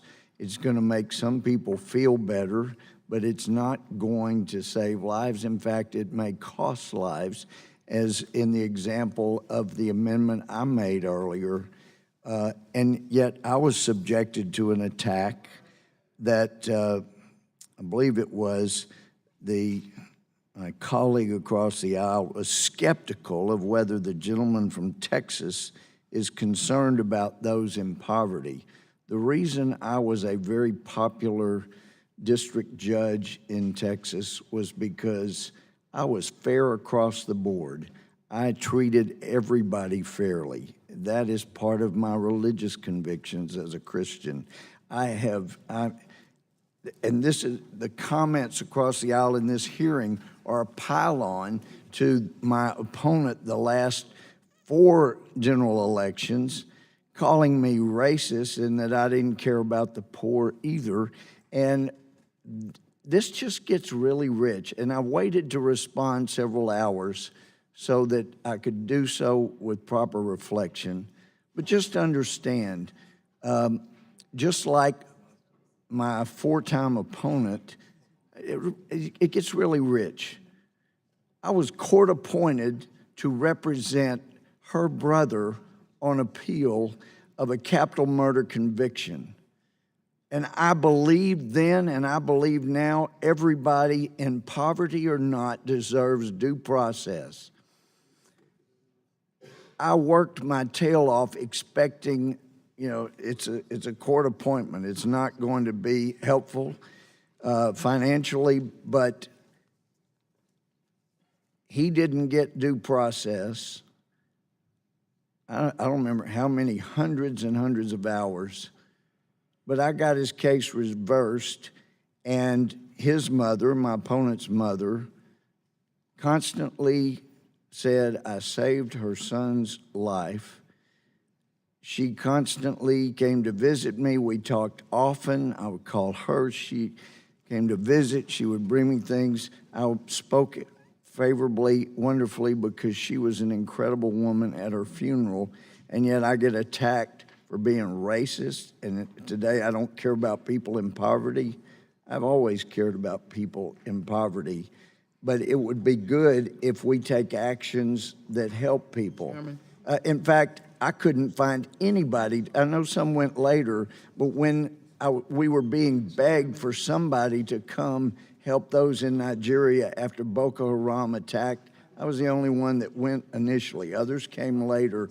I was willing to go out against the will of the State Department and visit with people in poverty in remote area of Nigeria in a safe house with the moms and convince them they should come public so that we can bring more attention. What did the administration do in their care about those in poverty in Nigeria? They did a hashtag, Bring Back Our Girls. Some of us have made a difference, and some of us care about those in poverty. And I would just suggest to my friends across the aisle, when you don't know somebody, you don't know how they have spent their lives, how they've spent their money, how they've spent their time, you really ought to watch the ad hominem attacks. Would the gentleman yield? There are some great, no, I'm not yielding. I'm not done yet.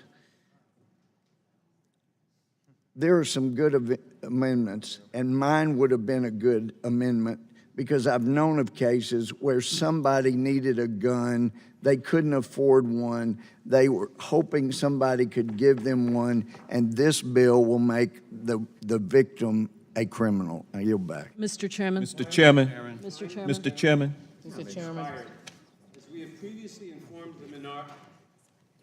As we have previously informed the minority, because of the floor schedule and the need for members to attend funerals tomorrow and the pending recess, we need to complete action on both bills on the agenda before us today. We have now spent some 8 hours on consideration of the background check bill. We have considered nearly a dozen amendments. Of those amendments, several have been non-germane. We have ruled on innumerable parliamentary inquiries and voted on several challenges to correct parliamentary rulings, as well as a motion to adjourn. As we have done on a bipartisan basis in the past, we have sought to work with the minority to develop a process to consider as many amendments as possible, without success. We are open to a unanimous consent request to ensure that their amendments are considered, but as of yet, we have not even been able to ascertain how many amendments the minority intends to offer. It is therefore my intention to go to final passage on H.R. 8 at approximately 7:30 p.m. I am open to working with the minority so that they may offer as many amendments as possible before that time.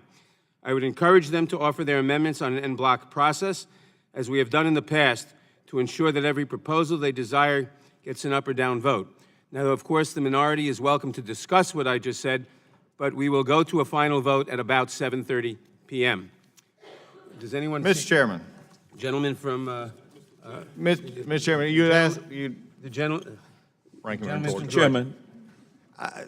So now we have found what the majority is having to deal with the majority. We have been overrun on parliamentary inquiries. We have been held to different standards when it comes to talking on a vote. We have had our members ignored when an amendment was being offered, and an amendment was wanting to somebody actually to talk on the amendment. So now we have seen what the chairman has decided is more important than parliamentary procedure. We now see that it's funeral schedules, floor schedules, the speaker breathing down their neck, doing whatever to get a bill on the floor, or, by the way, the recess next week. This is the problem that we're having today. These amendments have been offered, and many, all are in good faith. They're asking to look at a bill in which we feel vehemently the bill is not ready for prime time. We understand the majority does. We understand the majority has the votes to do it. We have been told by even some of the members that are here, we'll go to midnight, we'll go to 1 in the morning. No, you won't. Because right now you've determined that your dinner schedule and the floor schedule is more important. This is not the way you do it. You brought the bill to the floor without the proper way. If you wanted to call a previous question, that was not my problem, Mr. Chairman. That was yours. Now, this is the way it works. You may not like the amendments. You may not want to deal with the amendments. You may question our motives on our amendments. You may not like the way it goes about. But just simply to shut this down, we now know what the value of being in the majority is for the majority. It's do whatever the hell we want to do at the time we want to do it because we don't care. Now, if this is the way it is, and I sat through hearing after hearing for the freshman members on your committee, I sat here while we did over 7 hours plus on the rules of the committee in the previous Congress. Over 7 hours on the rules of the committee. If this is what the chairman wants to do, he has, look, you're going to outvote us. You can get that done. We've got a ton of stuff left to do in this year. There's a ton of stuff that we can actually agree on, that we can pass, the president can sign, and we can move forward. It is disturbing to me, though, that with this and with, again, laying the debate feature of this committee that has such a storied history of debate, whether you agree with the amendments or not, whether you think the minority is stalling or not, that is not the background for this amendment. This is not the background to stop it at 7:30. This is an issue that we'll continue to look at. I think it is disturbing. I don't understand it. If this is the way the chairman wants to begin this session of Congress, I really wonder where we're going to go from here. Because at a certain point in time, the minority rights are being ramshackled here. Mr. Sensenbrenner brought it up this morning. It is still true today. It is still true at 6:45. If we're going to continue this is a concern. We're in the middle of a debate on an amendment right here.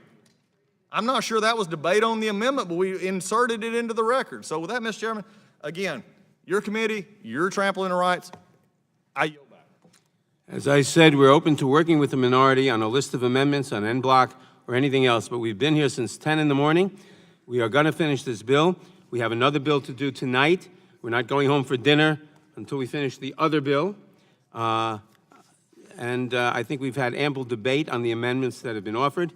We're not finished with this amendment, but I wanted, Chairman, I have a I perfecting wanted to amendment. give the minority fair warning instead of just cutting it off.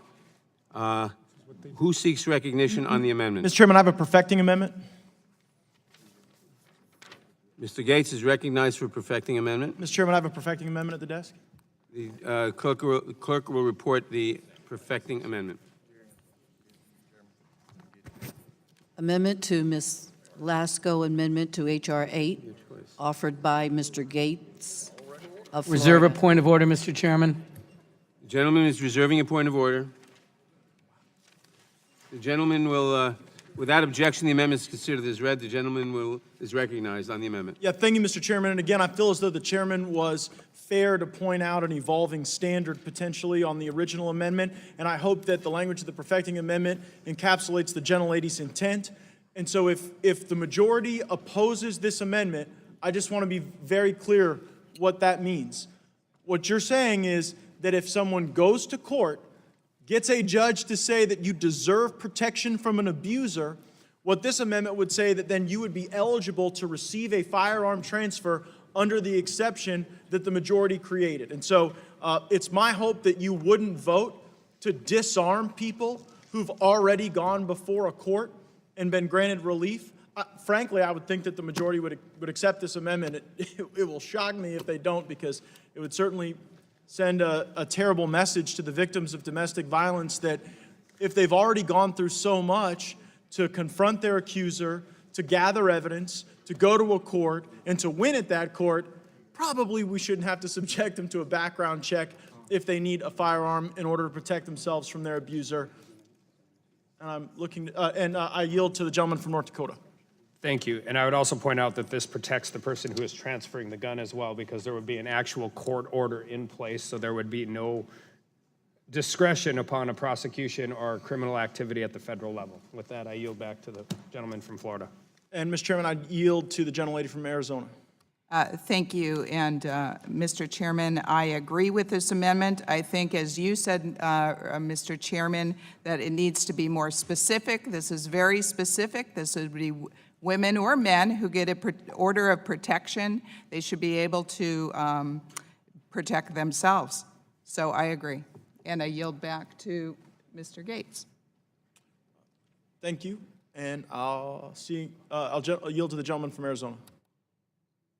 Thanks, Mr. Gates, and thank you, Mr. Chairman.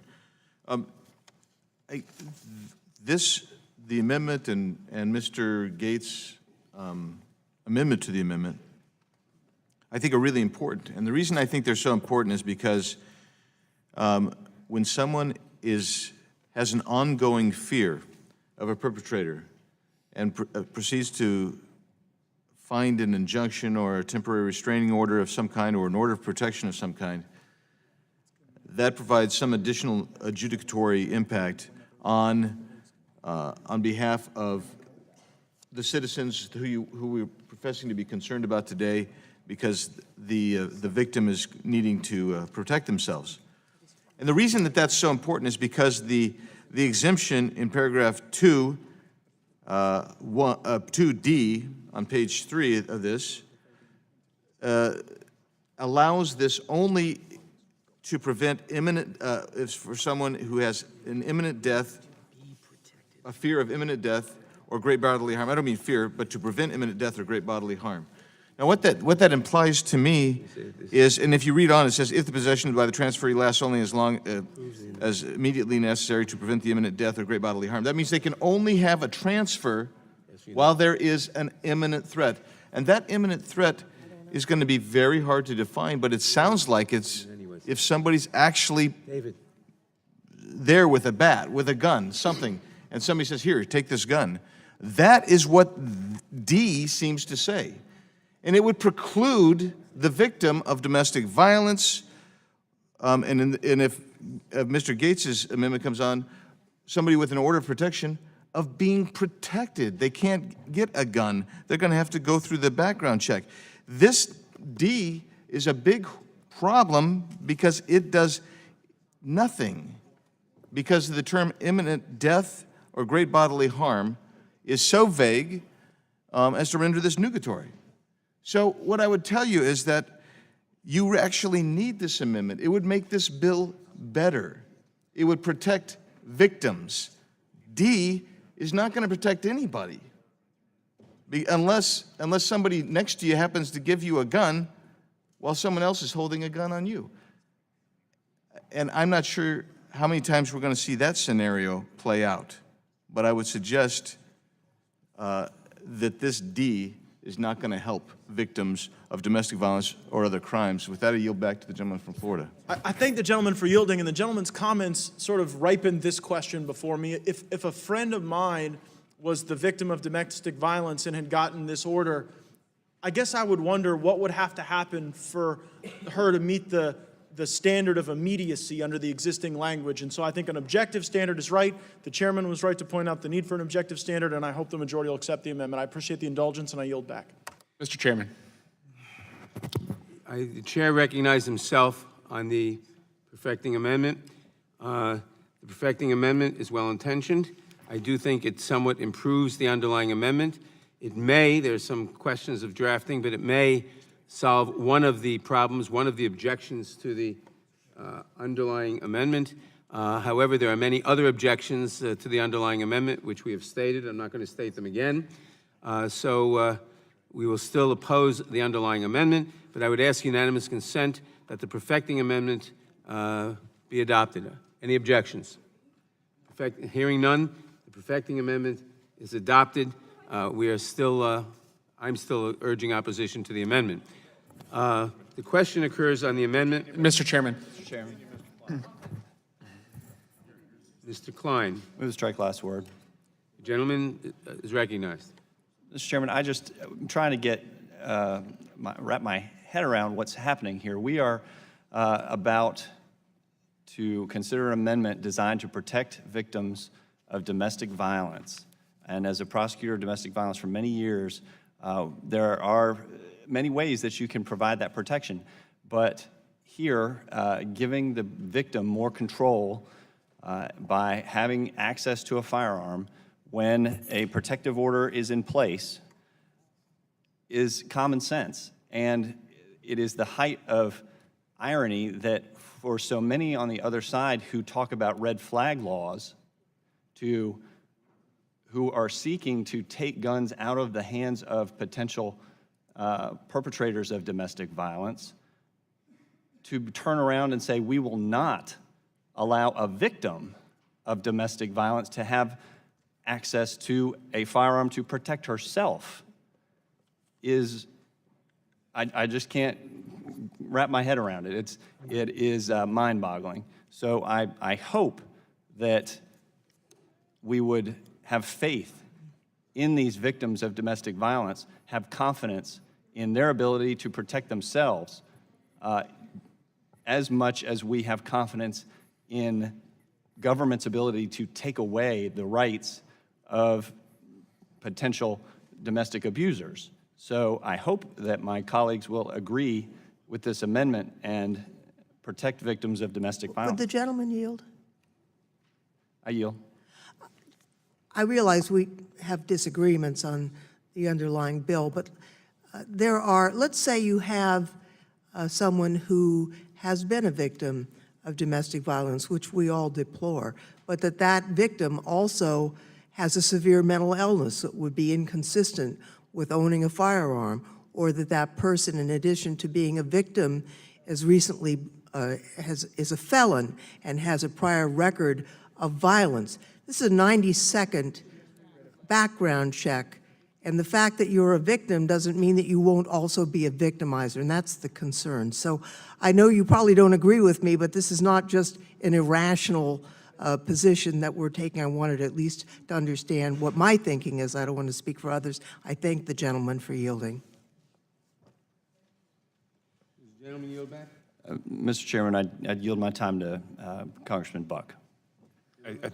I thank the gentleman, and I just wanted to thank Ms. Lesko for the courage of coming forward on this issue, and I think all of us should recognize that victims of domestic violence deserve better than what we're doing here today. And I hope that we, even if we, and it sounds like the majority is not going to allow this amendment, that we work together, that we go before the Rules Committee, and that we try to find a way to protect victims of domestic violence in a way that if the majority's concern is that some victims of domestic violence may have a felony record, or some victims of domestic violence may not be mentally stable enough to possess a firearm, that we find those exceptions and make this amendment possible so that victims of domestic violence can protect themselves against the perpetrators. And I yield back to the gentleman. And Mr. Chairman, I would yield time to the gentleman from Florida, Mr. Gates.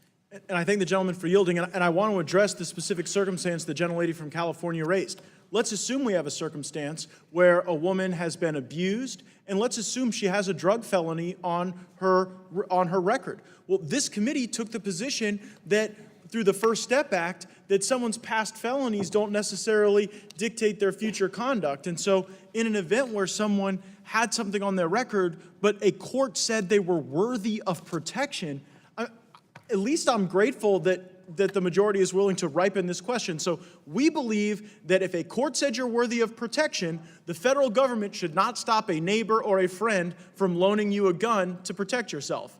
The majority, in opposing this amendment, believes that even if you were abused, even if you got protection, that, well, there might be something else in your background, and so as the abused person, as someone whose life may have been in danger, you've just got to fend for yourself because maybe, 5, 10, 15, 20 years ago, you had a nonviolent felony conviction. Would the gentleman yield? Yeah, sure. Because I want to make it clear that I'm not suggesting that an ancient felony is the only circumstance that could cause concern. You could have someone who was so volatile and unstable that we would not want that person to have a gun. I'm going to reclaim my time, and I agree with the gentlelady's assessment, but here you have a judicial ruling that someone else is so volatile and unstable that they might hurt or kill the person who's abused, and so the far greater risk is leaving that person unarmed. And I thank the chairman's indulgence, and I yield back. The gentleman's time has expired. The question is on the Mr. amendment. Chairman.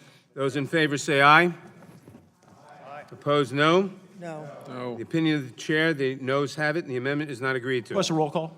Roll call is requested. The clerk will call the roll. The clerk will call the roll on the Lesko amendment as amended by the Gates amendment. Mr. Nadler? No. Mr. Nadler votes no. Ms. Lofgren? No. Ms. Lofgren votes no. Ms. Jackson Lee? Ms. Jackson Lee votes no. Mr. Cohen? Mr. Johnson of Georgia? Mr. Deutsch? Mr. Deutsch votes no. Ms. Bass? Mr. Richmond? Mr. Jeffries? Mr. Sensalini? Mr. Swaldwell? Mr. Swaldwell votes no. Mr. Liu? Mr. Liu votes no. Mr. Raskin? Ms. Jayapal? Ms. Jayapal votes no. Ms. Demings? Ms. Demings votes no. Mr. Correa? Mr. Correa votes no. Ms. Scanlon? Ms. Scanlon? Ms. Scanlon votes no. Ms. Garcia? No. Ms. Garcia votes no. Mr. Neguse? Mr. Neguse votes no. Ms. McBath? No. Ms. McBath votes no. Mr. Stanton? No. Mr. Stanton votes no. Ms. Dean? No. Ms. Dean votes no. Ms. McCarcel Powell? No. Ms. McCarcel Powell votes no. Ms. Escobar? No. Ms. Escobar votes no. Mr. Collins? Aye. Mr. Collins votes aye. Mr. Sensenbrenner? Mr. Shabbat? Mr. Shabbat votes aye. Mr. Gomert? Mr. Gomert votes aye. Mr. Jordan? Mr. Jordan votes yes. Mr. Buck? Mr. Buck votes aye. Mr. Ratcliffe? Ms. Roby? Ms. Roby votes aye. Mr. Gates? Mr. Gates votes aye. Mr. Johnson of Louisiana? Mr. Johnson of Louisiana votes aye. Mr. Biggs? Mr. Biggs votes aye. Mr. McClintock? Mr. McClintock votes aye. Ms. Lasko? Ms. Lasko votes aye. Mr. Rushenthaler? Mr. Rushenthaler votes aye. Mr. Klein? Mr. Klein votes aye. Mr. Armstrong? Mr. Armstrong votes yes. Mr. Stube? Mr. Stube votes yes.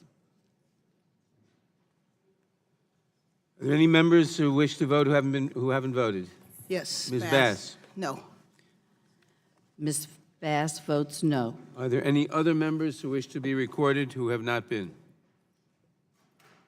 The clerk will report. Mr. Johnson of Georgia. Mr. Johnson of Georgia votes no. Clerk will report. Mr. Chairman, I have an amendment. Thanks.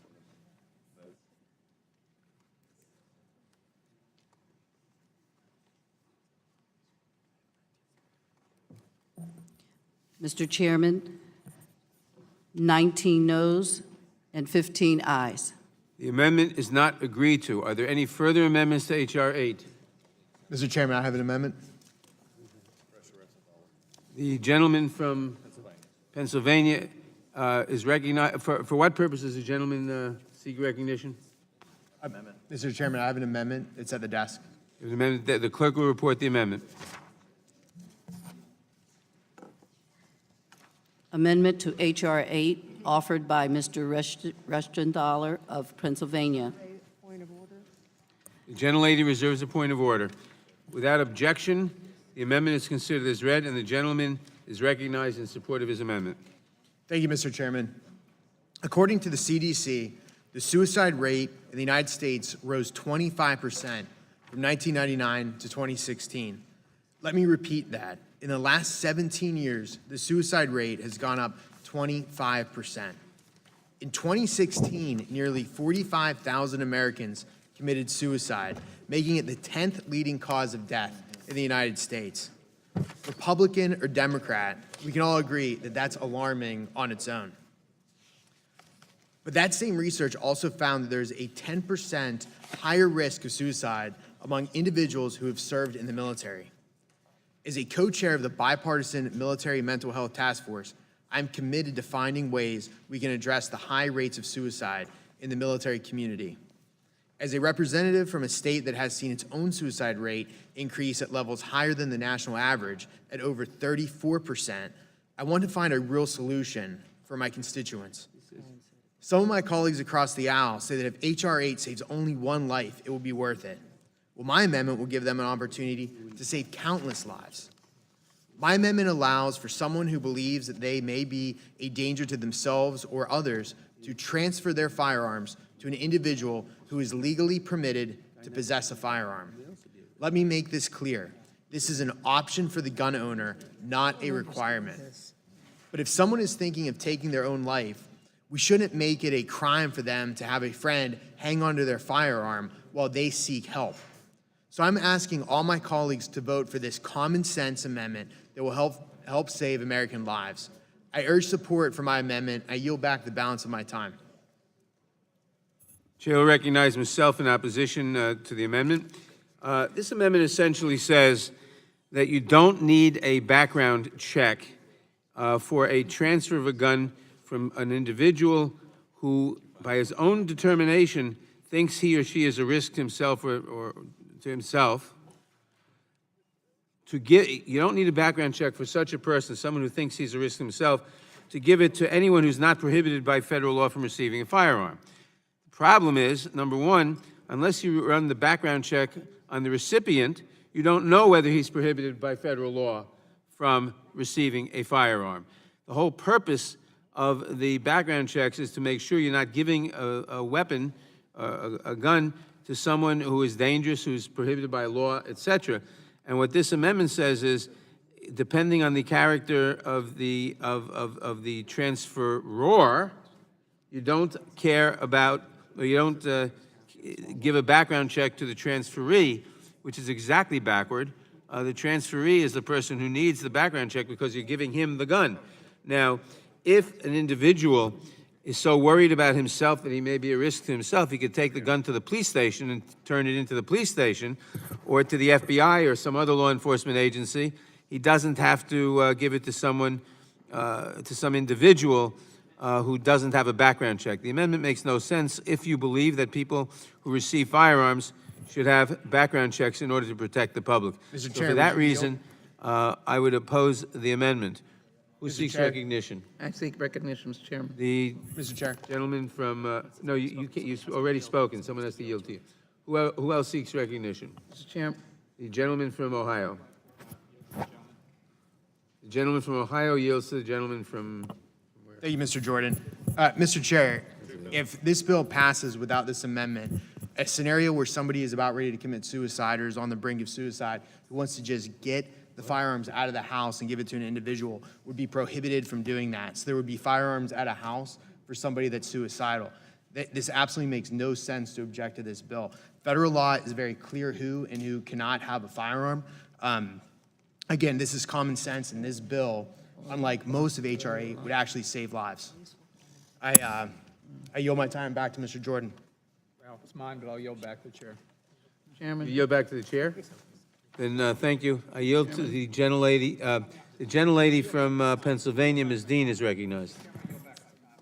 I thank the gentleman for his proposed amendment That's what I thought you said. because it does bring to the fore the issue of suicide. For her time. We know the staggering statistic of 2017.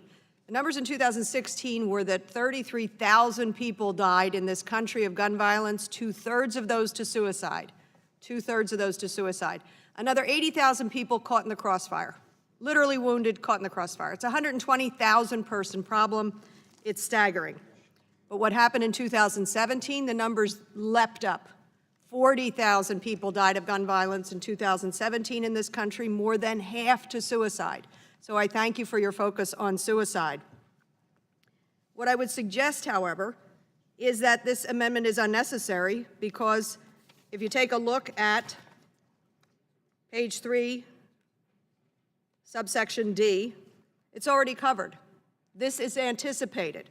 A temporary transfer that is necessary to prevent imminent death or great bodily harm, if the possession by the transferee lasts only as long as the immediately necessary to prevent the imminent death or great bodily harm.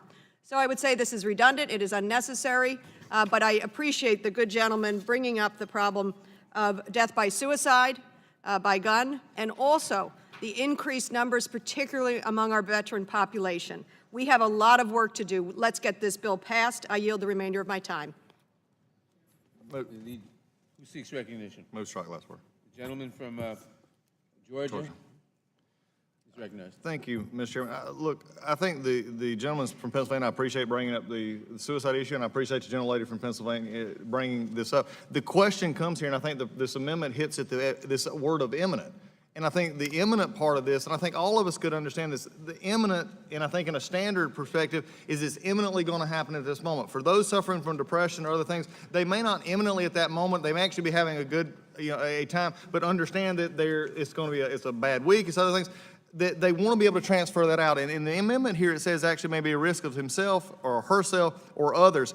There is this, I think, would actually cover a scenario that I brought up the other day in the hearing that what I think was glossed over is there's also this for others part is what if you had people over to the house? You were keeping, you had a spend the night party or something, you had kids come out and you wanted to give the guns over.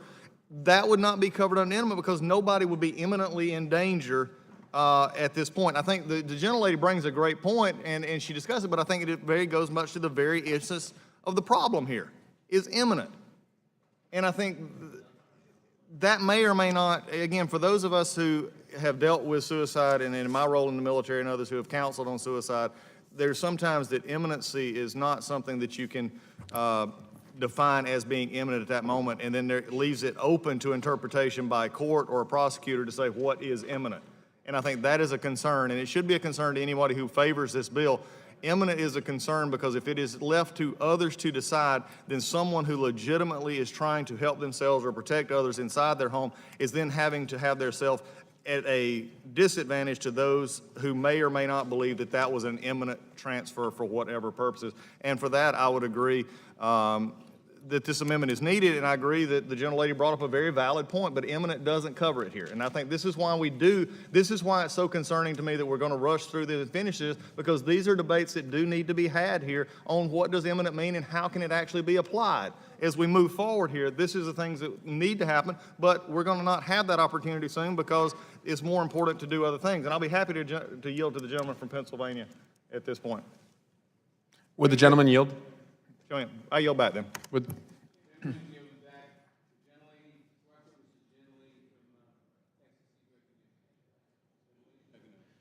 Chairman, I think it's important to assess where we are.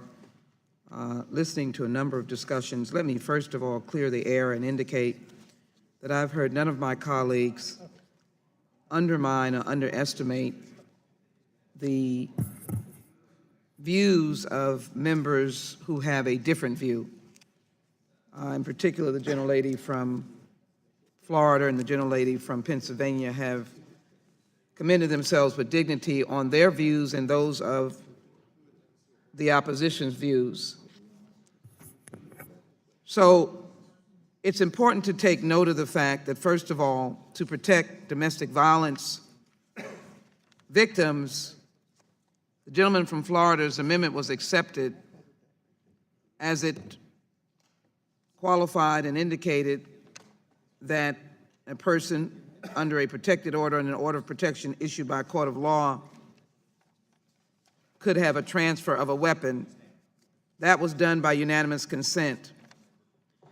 The gentleman's amendment, the underlying amendment that speaks about suicide, none of us would have any disagreement with the intensity behind suicide or the numbers of individuals who use guns for suicide. I have a bill introduced dealing with resources for mental health concerns and also the submission of these individuals into, with restrictions and with review, the database. But I think the underlying point that should be made is that millions of guns change hands every year through sales by unlicensed sellers. And a recent survey found that nearly a quarter of Americans, 22%, acquired a firearm within the previous 2 years, did so without a background check. This is not the only approach to saving lives. Recognizing people use guns who then attempt suicide or attempt to do harm is a given. But if we pass this bill, we may in fact be able to save thousands of lives by cutting into that quarter of a percentage, 25% almost of Americans who get guns from unlicensed dealers and with no knowledge as to where those guns wound up. In criminal activity, in the hands of those who want to do themselves harm, in the hands of those who need mental health treatment, in the hands of those who are suffering from post-traumatic stress disorder. That is what we're trying to do here. And again, I think the chair has been fair. I think members on this side of the aisle have been fair. To have a provision being accepted by unanimous consent, dealing with protecting those suffering from or experiencing domestic violence, Will the as gentleman long as yield? they have a protected order of protection issued by a court of law. It's, I'm still, if I have some time, sir, I certainly will. So my point is that we should not belittle or diminish what the passage of this bill out of the committee will represent. And then there's regular order in the floor. There's also the opportunity for my good friends on the other side of the aisle to introduce legislation dealing with gun safety legislation in the context of which their view is.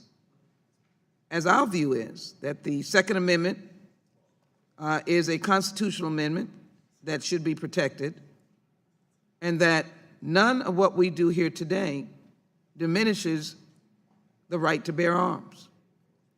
It is only the right to increase the safety of the American people and to save lives. No one should argue against Congress's responsibility to save lives. And with the number of children that have been killed or injured, with the testimony of the emergency room doctor of the enormous cost of individuals wounded by guns, saving lives is one thing, but the huge number of those injured and the cost, the medical cost, was made clear in our hearing on this bill. The presence of 2 ranked law enforcement officers to save lives, supporting this legislation. The tragedy of those officers shot in my own congressional district. Thank God they lived. But it is important to save lives. And so I would like us just to assess where we are. We're about to pass a bill to the floor that still has opportunity. The chairman was gracious enough to say that he would look at the amendment by Mr. Stubbe, I think his name is. I'm sorry if I pronounced it incorrectly. And we are trying to do the best we can on behalf of the American people. I yield Mr. back. Chairman. Time of the gentlelady has expired. Mr. Chairman. Who seeks recognition? To your right. I seek, strike last word. You haven't spoken to this amendment yet? I was yielded time. Gentleman is recognized.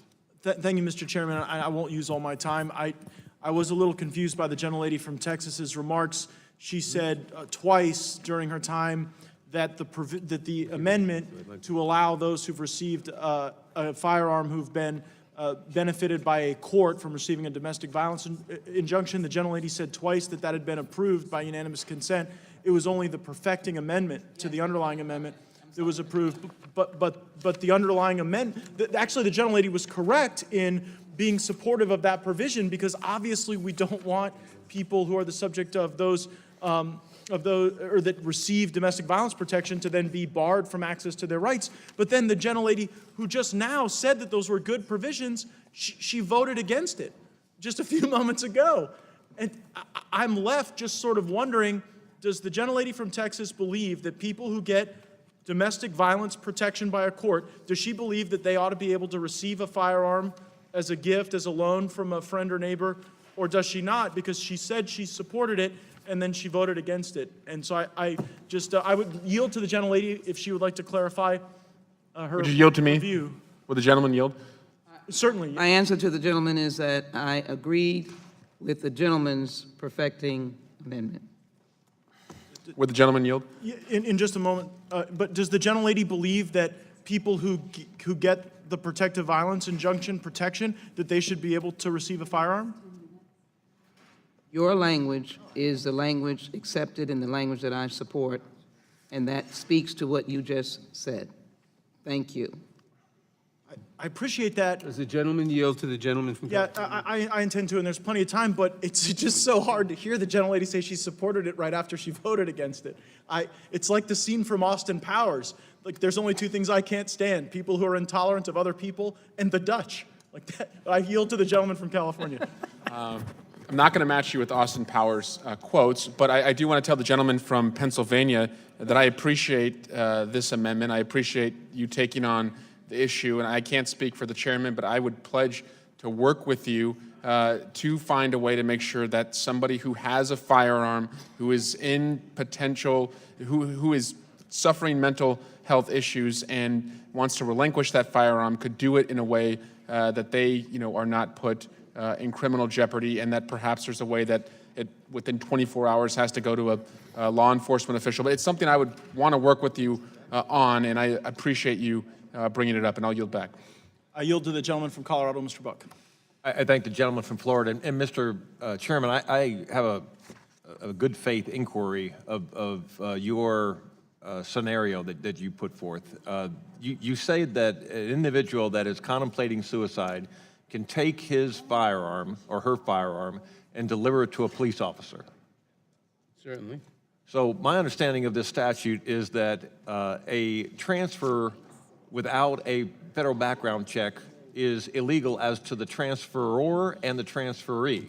Correct. And if in the case that you suggested, the transferee, the police officer, could not be prosecuted, but is it the position of the chair that the transferor in this situation, the individual contemplating suicide, could not be prosecuted also? Because I think that's important legislative history for us.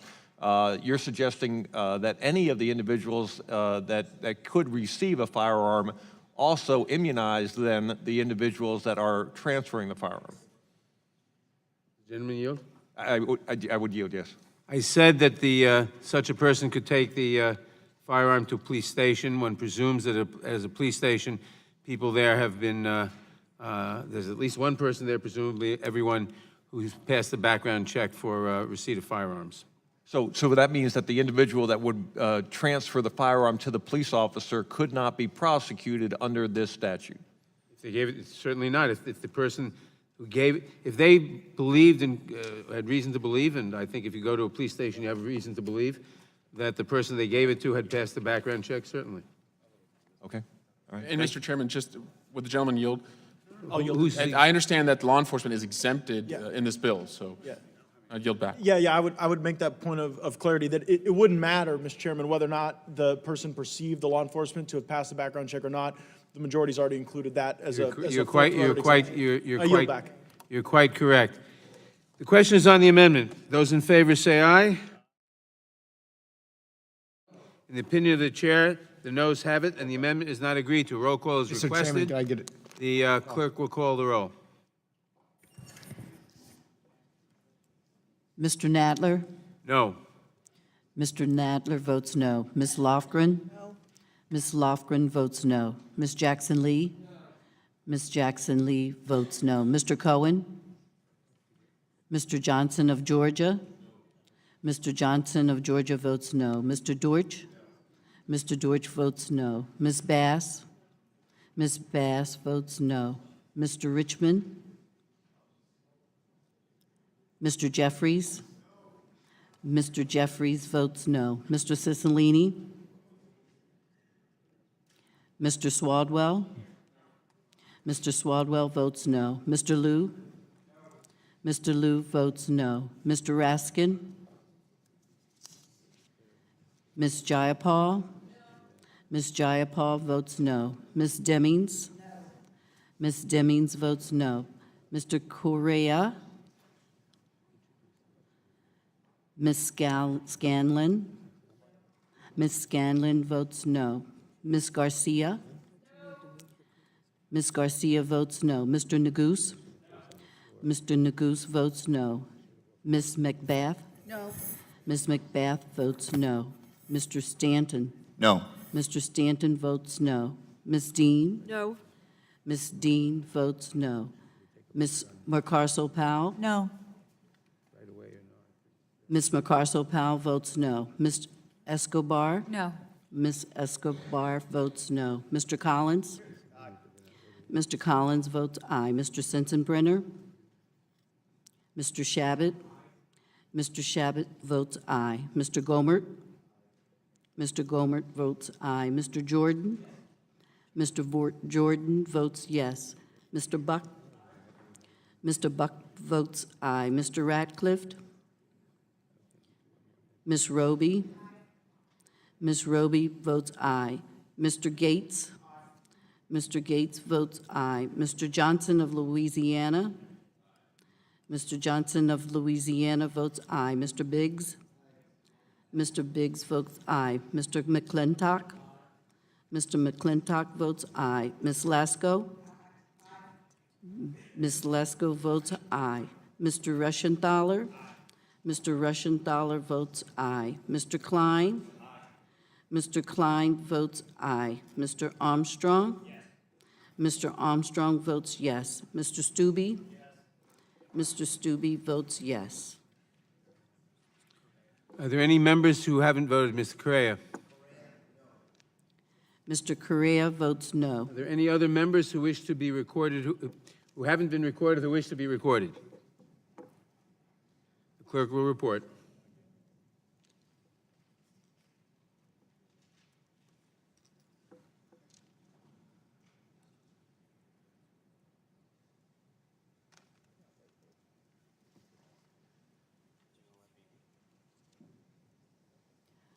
Mr. Chairman, 20 noes and 15 ayes. The amendment is not agreed to. Are there any further amendments to? Mr. Chairman. Are there any further amendments to H.R. 8? The gentleman from North Dakota, for what purpose do you seek recognition? Mr. Chairman, I have an amendment at the desk. Clerk will report the amendment. Amendment to H.R. 8, offered by Mr. Armstrong of North Dakota. Page 4, line 12, insert "or" after the semicolon. Page 4. Without objection, the amendment is considered as read, and the gentleman is recognized in support of his amendment. Thank you, Mr. Chairman. Prior to this, I would just like to point out, I think the last two amendments that have been offered on our side have actually could be construed as being more narrowly tailored than the underlying language in the bill. However, I would argue that they have more of a practical they would have had more of a practical real world impact, as both the transferor and the transferee would have had an idea of what they were dealing with, as opposed to in one case a court order and in another case taking away some adjectives, which I will continue on my quest to. And the reason I bring that up is because this amendment is actually removing a tremendous amount of language in the bill, and it's removing definitory language as to what constitutes activities in rural America. So essentially what this bill does is it takes out all of the qualifying language that actually precludes the exception actually ever being used in my part of the country, and it just states, for the purposes of hunting, trapping, fishing, ranching, farming, or target practice. It's important to note that where we're at in this bill is not in a sale, it's not in a gift. These are not permanent transfers of firearms. These are only temporary transfers of firearms for essentially things that are done in the most remote places in our country.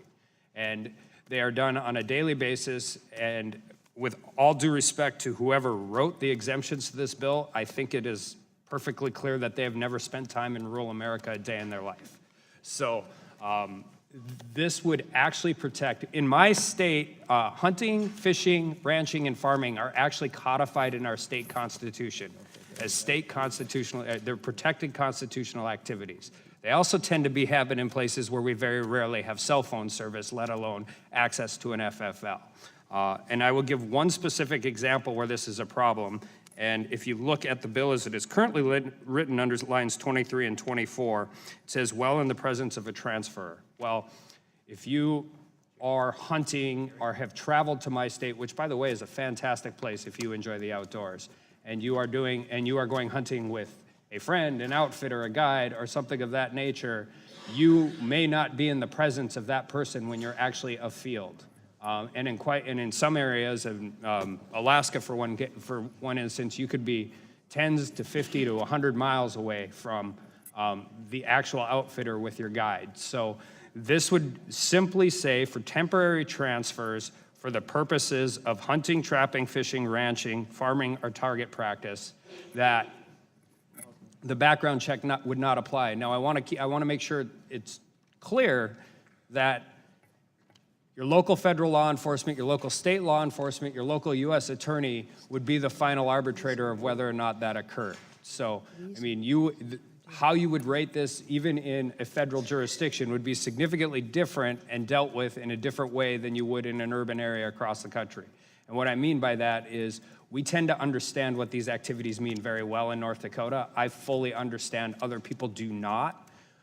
But if we are going to pass a federal bill that requires these restrictions, allowing for temporary transfers of over and under shotguns, bolt action rifles for the purpose of putting down a cow that's fallen through a gopher hole or hunting a mule deer in the Badlands of North Dakota, we should allow those things to occur. This does not affect the underlying provisions of the bill in which we are trying to protect. And so with that— Would the gentleman yield? I would. I'm trying to understand how this amendment would work. Now, am I correct that it would eliminate the reason to believe that the transferee intends to use the firearm in a place where it's illegal, and the other provision that the reason to believe that the licensing and permit requirements will be met and in the presence of. And I think the other thing is, it seems to be reasonably necessary. And so I'm trying to understand how this would work. I mean, and part of my district, is remote, and, there's wild boar out there, and, they're dangerous, and people shoot them as they should. So I'm not hostile to the need to do that, but I've always thought, the need to have a firearm while fishing is a different issue. And the reasonably necessary, I thought, was pretty important, because you don't shoot the fish, but you might need it if you were in an area that was incredibly remote and there were wild boar coming after you. If you eliminate the reasonably necessary, I'm not sure how that would work. We're out of time, but I could answer that. I'd ask unanimous consent for an additional minute so the gentleman could answer Without the question. objection. Well, and my argument would be very simple. All of these activities are purported to be legal activities. Whether you're hunting, fishing, ranching, farming, trapping, target practice, those are purported to be legal activities. To infer intent as to the reasonable necessary, I agree with you. I actually had the same questions on fishing, and then it was pointed out to me by a colleague of mine who is more remote than North Dakota that if you are fishing in bear country, it's not necessarily a terrible idea to have an 870 shotgun with you. So I asked that same question, but I would just argue that these are purported to be legal activities, and and I will still contend that this bill, as written with this amendment, would capture the illegal activities my friends on the other side of the aisle are trying to encompass. What you would do is allow for a defense of this bill under the guise of that activity. Time of the gentlelady has expired. It's his The time. I'm sorry, the time of the gentleman has expired. The chair now recognizes himself for the purpose of opposing the amendment. The amendment, aside from getting rid of the word reasonably necessary, I'm not sure why you would want to do that, and frankly, I'm not sure what the impact of that is. Essentially duplicates clause sub 2 of the underlying bill, which is on page 4, lines 13 to 15, but then it eliminates 3 provisions. It says, the underlying bill says that there's an exception to the background requirement if, while reasonably necessary for the purposes of hunting, trapping, or fishing, if the transferor has no reason to believe that the transferee intends to use the firearm in a place where it is illegal. The amendment eliminates that language, so presumably you don't need a background check even if you have a reason to believe that the transferee intends to use the firearm in a place where it's illegal. That would seem perverse. And it has reason to believe, that is, the transferor has reason to believe that the transferee will comply with all licensing and permit requirements for such hunting, trapping, or fishing. So now, with this amendment, you don't have to have a reason to believe that the transferee will comply with the legal requirements for licensing and hunting. And the current language says that you can transfer for reasonably necessary for hunting, trapping, etc., while in the presence of the transferor. In other words, if someone's going to go with you hunting, and that is also eliminated. So you've taken out the safeguards in this exception. You've expanded the exception to the background requirement. You've taken out the reasonably necessary for no apparent reason. You've removed the safeguards about intending, so you can transfer it even if you believe that the person is going to use it for illegal purposes or for purposes without a license and not in your presence. So you can give it to the person without a background check, expecting him to use it for an illegal purpose, and leave the scene so you're okay. That doesn't make a heck of a lot of sense, so I would oppose the amendment. Mr. Chairman. I would like to move to strike the last word. Thank you, Mr. Chair. The author of this amendment made a relatively condescending statement that somehow we don't understand rural areas. Let me just say the author of this bill, H.R. 8, is Mike Thompson. He has rural areas. He is a hunter. And there's this strain I sort of get from NRA members and even some of my colleagues on the other side that somehow those of us who want common sense gun rights, common sense gun safety bills don't understand guns. That's just false. I have fired guns, I've cleaned guns, I've taken guns apart, I have 2 marksmanship awards from the United States military. My colleague to my right, Congresswoman Val Demings, spent her entire career in law enforcement. Do not condescend towards us. We understand guns. That's why we support this legislation. We understand how dangerous guns can be. And second, I just want to debunk the myth that somehow, background checks don't stop mass shootings. Well, let's just do a logic experiment here, because if it stopped a mass shooting, we wouldn't hear about it, right? You don't know all the shootings background checks have stopped. There's no way empirically to know that, but we do know that states that have stronger gun safety laws have lower incidents of gun violence. And then let me conclude by saying the Moms Demand Action members here, as we get later in the evening, they've grown. More power to you. That's awesome. With that, I yield back. Mr. Chairman? The gentleman yield. Did you yield? Order of parliamentary inquiry. The gentleman will state his parliamentary inquiry. Is it the practice of this committee, Mr. Chairman, for the chair to go back and forth between members on each Yes. side? Because you went from the gentleman here to yourself. Mr. Jordan was trying to... I apologize then. And I didn't realize that. I apologize. he was. Who seeks recognition? The gentleman from Ohio? Thank you, Mr. The other Chairman. gentleman from Ohio. Thank you, Mr. Chairman. For what purpose does gentleman seek Strike recognition? the last word. Gentleman's recognized. Last 3 amendments. First, the majority says a victim of domestic violence, a friend can't give them a firearm to protect themselves, even if there's been a court order in place, put in place. Then the majority says a person who by his or her own determination may be a risk to himself or herself or others can't turn their firearm over to a friend so they don't harm anyone. And now the majority says you can't give a friend who's come to your place, gun didn't get there, stuck on the plane or whatever, and you want to loan him your shotgun when you're going hunting, you can't do that either. 3 just basic, simple, I support the gentleman's amendment. I've supported every one we've offered because they've all been common sense, good amendments, and yet the majority continues to say they're not going to allow them to be, continues to oppose them. And the chairman just said a few minutes ago, sometime around 7:30, we're going to stop all debate. Stop all debate. Even though this is the Judiciary Committee, and we're talking about the Bill of Rights, we're talking about the Second Amendment, 10 amendments from the minority is all we can take. This is Congress. We worked too hard today. We can't stay here any longer and debate. I think the count I had, there were like 104 amendments, and we've done, what, 11? 10? And all been good ones. Some have been so common sense, and yes, the majority says, nope, we're not going to take those common sense amendments. We're not going to let a lady who's the victim of domestic abuse, even when a court order is in place, we're not going to let a friend give her a firearm to protect herself. We're not going to let people who live in hunting and ranching area, we're not going to let them transfer a firearm there either. And by golly, we're going to cut off debate, even though this is the Judiciary Committee and we're talking about Second Amendment rights for American citizens. What does it come to? Oh, because it's 20 till 8. Congress can't work, we can't work too hard. Can't do that, even if it's the Judiciary Committee, even if we're talking about the Bill of Rights. I would yield to the gentleman first from Florida, and then I'll go to North Dakota. I appreciate the gentleman's monologue. I also am thinking back to just a few hours ago when our colleague said, this is so important. We're going to stay till 10. We'll stay till midnight. I was ready to do that. We're all ready to do that. One would think that in the Judiciary Committee discussing constitutional rights, like we wouldn't have to go get our beauty rest.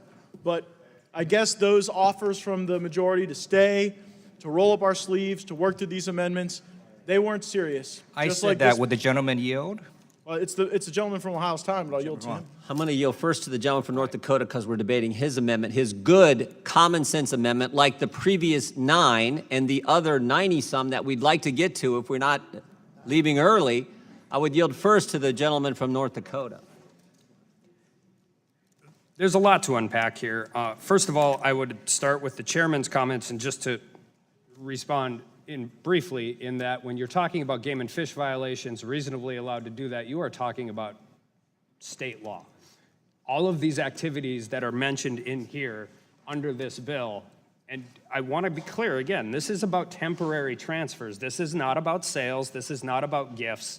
But all of the things that are mentioned here are already illegal in every state in the country if you are doing it without a license or in an area where it's barred.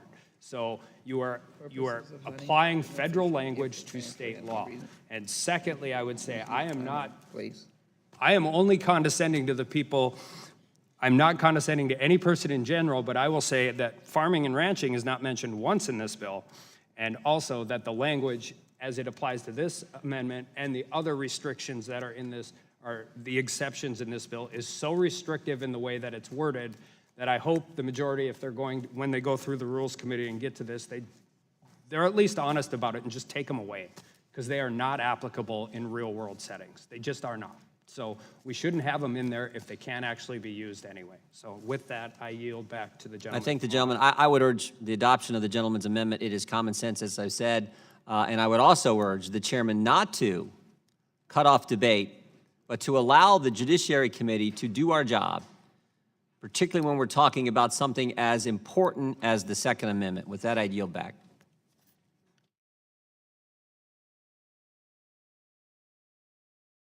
Those in favor say aye. Aye. Those opposed, no. In the opinion of the chair, the noes have it, and the amendment is not agreed to. A roll call is requested. The clerk will call the roll. Mr. Nadler. No. Mr. Nadler votes no. Ms. Lofgren. No. Ms. Lofgren votes no. Ms. Jackson Lee. Ms. Jackson Lee votes no. Mr. Cohen. Mr. Johnson of Georgia. Mr. Johnson of Georgia votes no. Mr. Deutsch. Mr. Deutsch votes no. Ms. Bass. Ms. Bass votes no. Mr. Richmond. Mr. Jeffries. Mr. Jeffries votes no. Mr. Cicilline. Mr. Cicilline votes no. Mr. Swadwell. Mr. Swadwell votes no. Mr. Liu. Mr. Liu votes no. Mr. Raskin. Mr. Raskin votes no. Ms. Jayapal. Ms. Jayapal votes no. Ms. Demings. Ms. Demings votes no. Mr. Correa. Mr. Correa votes no. Ms. Scanlon. Ms. Scanlon votes no. Ms. Garcia. No. Ms. Garcia votes no. Mr. Neguse. Mr. Neguse votes no. Ms. McBath. Ms. McBath votes no. Mr. Stanton. No. Mr. Stanton votes no. Ms. Dean. No? Ms. Dean votes no. Ms. Mercarcel-Powell. No. Ms. Mercarcel-Powell votes no. Ms. Escobar. Mr. Collins. Mr. Collins votes aye. Mr. Sensenbrenner. Mr. Shabbat. Mr. Shabbat votes aye. Mr. Gomert. Mr. Gomert votes aye. Mr. Jordan. Mr. Jordan votes yes. Mr. Buck. Mr. Buck votes aye. Mr. Ratcliffe. Ms. Roby. Ms. Roby votes aye. Mr. Gates. Mr. Gates votes aye. Mr. Johnson of Louisiana. Mr. Johnson of Louisiana votes aye. Mr. Biggs. Mr. Biggs votes aye. Mr. McClintock.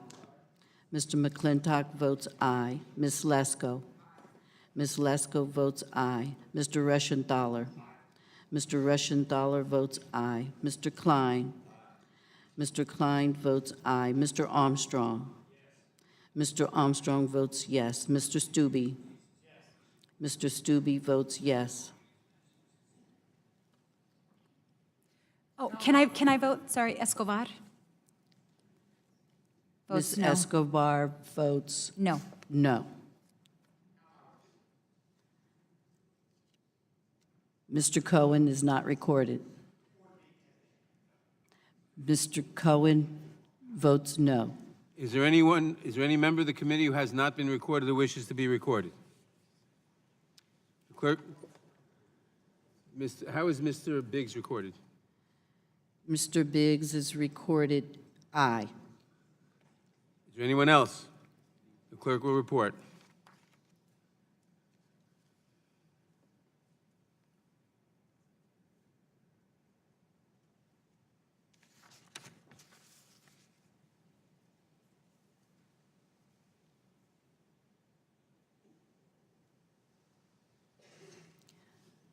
Mr. Chairman, 23 noes and 15 ayes. The amendment is not agreed to. For what purpose does the gentleman from Florida seek recognition? I have an amendment in the nature of a substitute at the desk, Mr. Chairman. The clerk shall report the amendment in the nature of a substitute. Mr. Chairman, I reserve a point of order.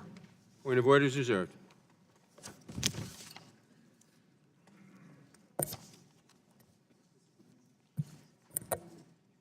Amendment in the nature of a substitute to H.R. 8 offered by Mr. Dortch. Without objection, the reading of the amendment is dispensed with. The gentleman from Florida is recognized in support of his amendment for 5 minutes. Thank you, Mr. Chairman. I appreciate it. My amendment makes substitutes to the text of the bill. Mr. Chairman. With the, The gentleman from Florida has the time. my amendment makes substitutes to the text of the bill with identical text of H.R. 8 with one change. Section 6 of the bill presently provides that the amendments made by H.R. 6 take effect 180 days. H.R. 8 take effect 180 days after the date of the Act's enactment. My substitute amendment changes the effective date from 180 days to 210 days. The amendment is in the amendment in nature of a substitute is before the House, is before the committee. The gentleman from Georgia is recognized. For what purpose does the gentleman from Georgia seek recognition? To make my point of order.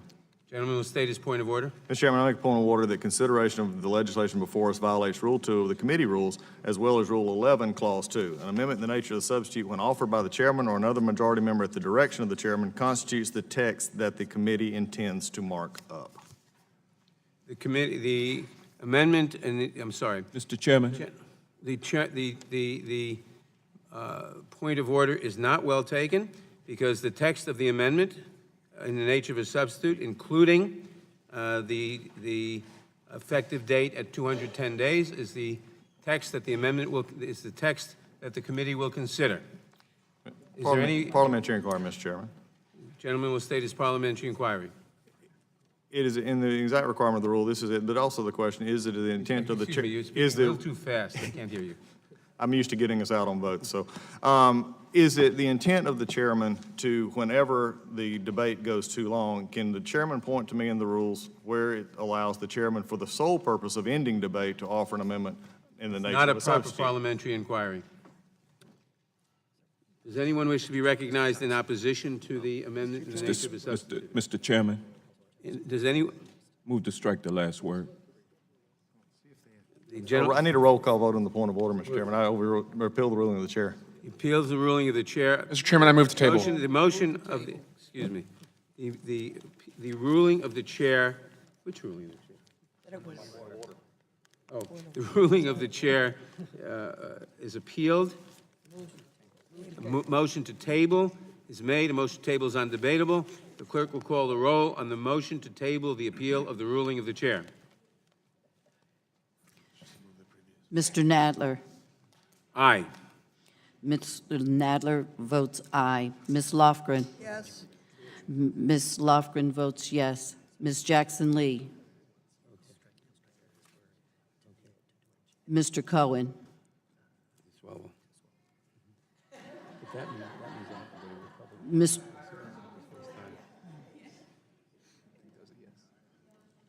Ms. Jackson Lee. Ms. Jackson Lee votes aye. Mr. Cohen. Mr. Johnson of Georgia. Mr. Johnson of Georgia votes aye. Mr. Deutsch. Mr. Deutsch votes aye.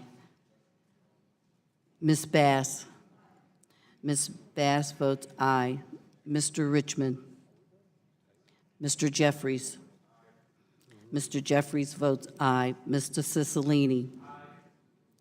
Mr. Cicilline votes aye. Mr. Swaldwell. Mr. Swaldwell votes aye. Mr. Liu. Mr. Liu votes aye. Mr. Raskin. Mr. Raskin votes aye. Ms. Jayapal. Ms. Jayapal votes aye. Ms. Demings. Ms. Demings votes aye. Mr. Correa. Mr. Correa votes aye. Ms. Ganlon. Aye. Ms. Scanlon votes aye. Mr. Garcia, Ms. Garcia. Aye. Ms. Garcia votes aye. Mr. Neguse. Mr. Neguse votes aye. Ms. Macbeth. Ms. Macbeth votes aye. Ms. Stanton. Aye. Mr. Stanton votes aye. Ms. Dean. Aye. Ms. Dean votes aye. Ms. Marcarsel-Powell. Aye. Ms. Marcarsel-Powell votes aye. Ms. Escobar. Aye.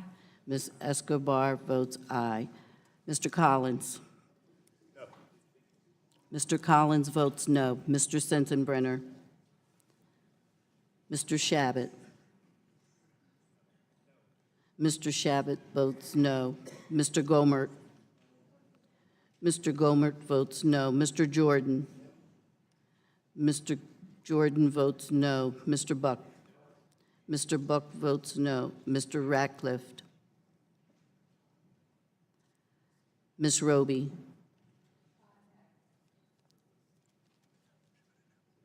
Ms. Roby votes no. Mr. Gates. Mr. Gates votes no. Mr. Johnson of Louisiana. Mr. Johnson of Louisiana votes no. Mr. Biggs. Mr. Biggs votes no. Mr. McClintock. Mr. McClintock votes no. Ms. Lasko. Ms. Lasko votes no. Mr. Rushtenthaler. Mr. Rushtenthaler votes no. Mr. Klein. Mr. Klein votes no. Mr. Armstrong. Mr. Armstrong votes no. Mr. Stube. Mr. Stube votes no.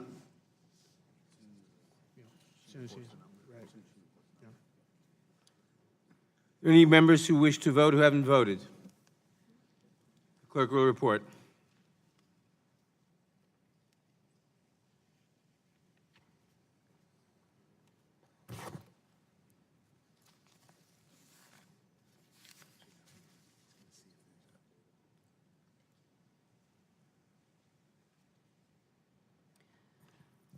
Mr. Chairman, 22 ayes and 15 noes. Mr. Chairman. Motion to table is adopted. Mr. Chairman. For what purpose does the gentleman from Ohio seek recognition? Mr. Chairman, I have an amendment at the desk.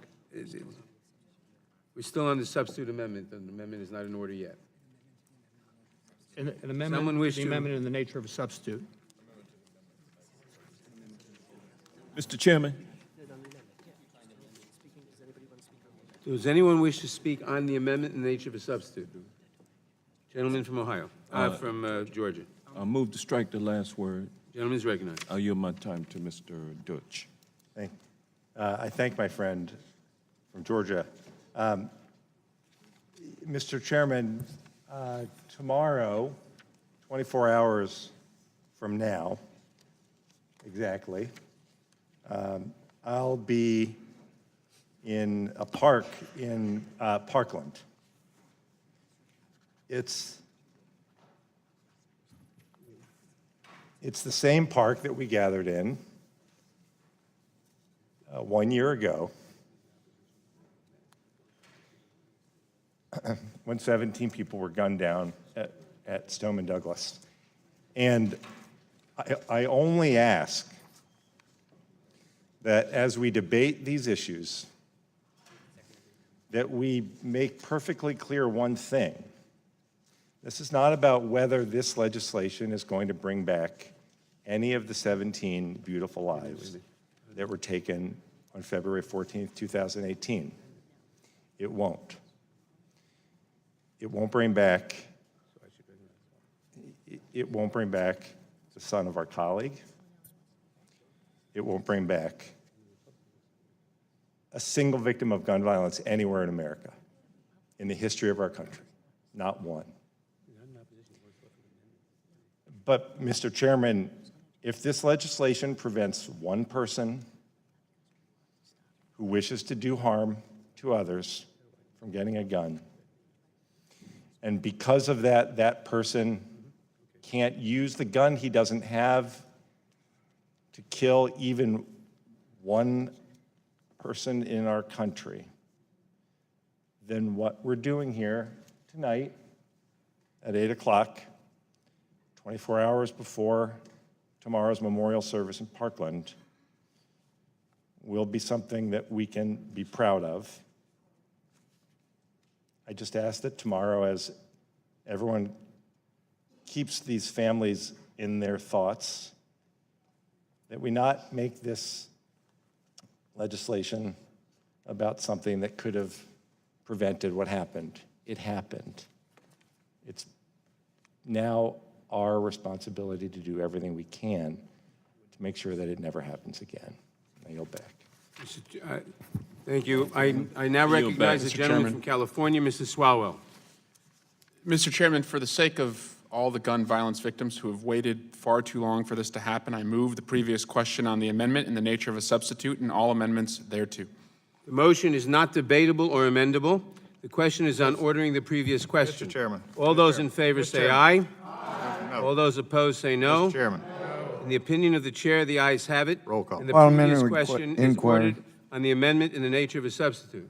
Parliamentary inquiry. There is no parliamentary inquiry in the middle of a vote. call. Is a request Roll for a roll call is heard.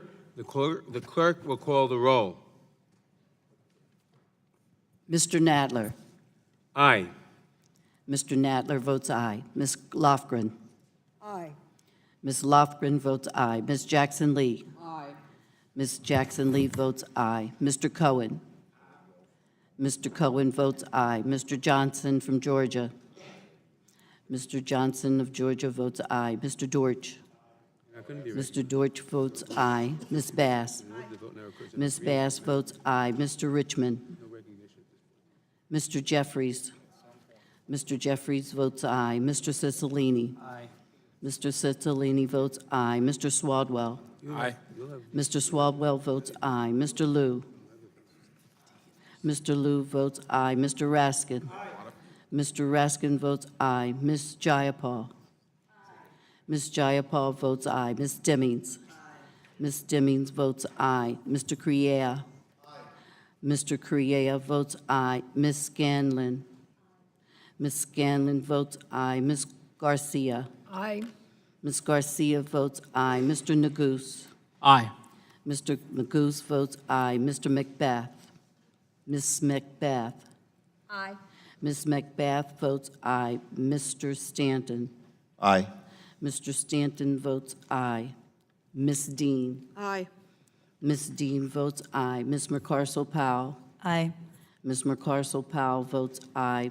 Ms. Escobar. Aye. Ms. Escobar votes aye. Mr. Collins. Mr. Collins votes no. Mr. Sensenbrenner. Mr. Shabbat. Mr. Shabbat votes no. Mr. Gomert. Mr. Gomert votes no. Mr. Jordan. Mr. Jordan votes no. Mr. Buck. Mr. Buck votes no. Mr. Ratcliffe. Mr. Ratcliffe. Ms. Roby. Ms. Roby votes no. Mr. Gates. Mr. Gates votes no. Mr. Johnson of Louisiana. Mr. Johnson of Louisiana votes no. Mr. Biggs. Mr. Biggs votes no. Mr. McClintock. Mr. McClintock votes no. Ms. Lasko. Ms. Lasko votes no. Mr. Rushenthaler. Mr. Rushenthaler votes no. Mr. Klein. Mr. Klein votes no. Mr. Armstrong. Mr. Armstrong votes no. Mr. Stube. Mr. Stube votes no.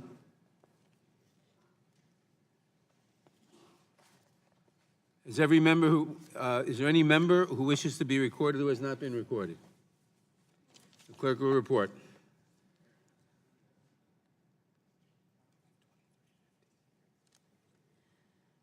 Mr. Chairman, 23 ayes and 15 noes.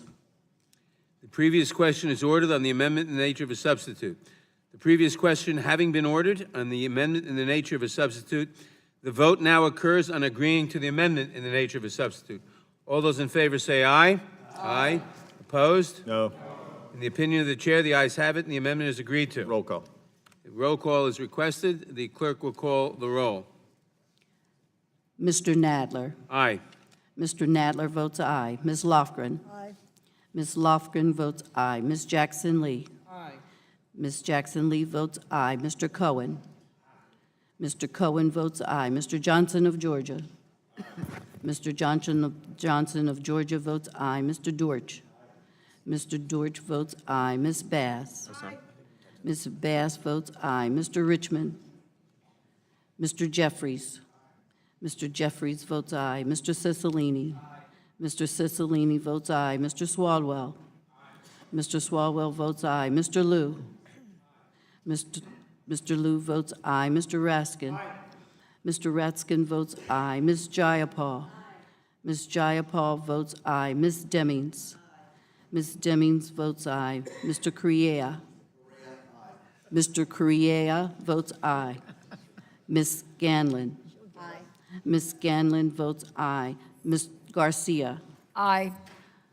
Ms. Garcia votes aye. Mr. Neguse. Aye. Mr. Neguse votes aye. Ms. Macbeth. Ms. Macbeth votes aye. Mr. Stanton. Aye. Mr. Stanton votes aye. Ms. Dean. Aye. Ms. Dean votes aye. Ms. McCarcel-Powell. Aye. Ms. McCarcel-Powell votes aye. Ms. Escobar. Aye. Ms. Escobar votes aye. Mr. Collins. Mr. Collins votes no. Mr. Sensenbrenner. Mr. Shabbat. Mr. Shabbat votes no. Mr. Gomert. Mr. Gomert votes no. Mr. Jordan. Mr. Jordan votes no. Mr. Buck. Mr. Buck votes no. Mr. Ratcliffe. Ms. Roby. Ms. Roby votes no. Mr. Gates. Mr. Gates votes no. Mr. Johnson of Louisiana. Mr. Johnson of Louisiana votes no. Mr. Biggs. Mr. Biggs votes no. Mr. McClintock. Mr. McClintock votes no. Ms. Lasko. Ms. Lasko votes no. Mr. Rushenthaler. Mr. Rushenthaler votes no. Mr. Klein. Mr. Klein votes no. Mr. Armstrong. Mr. Armstrong votes no. Mr. Stube. Mr. Stube votes no. Has everyone who wishes to be recorded been recorded? The clerk will report. Mr. Chairman, 23 ayes and 15 noes. The amendment is agreed to. The amendment is agreed to. The question now occurs on the bill as amended. All those in favor say aye. Aye. All those opposed? In the opinion of the chair, the ayes have it, and the amendment is agreed to. Roll call. The bill is agreed to, I should say. I want roll call on this. Roll call is requested. The clerk will call the roll. Mr. Nadler. Aye. Mr. Nadler votes aye. Ms. Lofgren. Aye. Ms. Lofgren votes aye. Ms. Jackson Lee. Aye. Ms. Jackson Lee votes aye. Mr. Cohen. Mr. Cohen votes aye. Mr. Johnson of Georgia. Mr. Johnson of Georgia votes aye. Mr. Deutsch. Mr. Deutsch votes aye. Ms. Bass. Ms. Bass votes aye. Mr. Richmond. Yeah, the bill, yes. Mr. Jeffries. Mr. Cicilline. Aye. Mr. Cicilline votes aye. Mr. Swalwell. Aye. Mr. Swalwell votes aye. Mr. Liu. Mr. Liu votes aye. Mr. Raskin. Mr. Raskin votes aye. Ms. Jayapal. Ms. Jayapal votes aye. Ms. Demings. Ms. Demings votes aye. Mr. Correa. Correa, aye. Mr. Correa votes aye. Ms. Scanlon. Ms. Scanlon votes aye. Ms. Garcia. Aye. Ms. Garcia votes aye. Mr. Neguse. Aye. Mr. Neguse votes aye. Ms. Macbeth. For my son, Jordan Davis, I vote aye. Ms. Macbeth votes aye. Mr. Stanton. Aye. Mr. Stanton votes aye. Ms. Dean. Aye. Ms. Dean votes aye. Ms. McCarcel-Powell. This is the first piece of gun legislation passed in the past 21 years, and for that, I vote Mr. yes. I mean, your big speech earlier. Ms. we were blowing it. McCarcel-Powell votes yes. Ms. Escobar. Aye. Ms. Escobar votes aye. Mr. Collins? Mr. Collins votes no. Mr. Sensenbrenner? Mr. Shabbat? Mr. Gomer?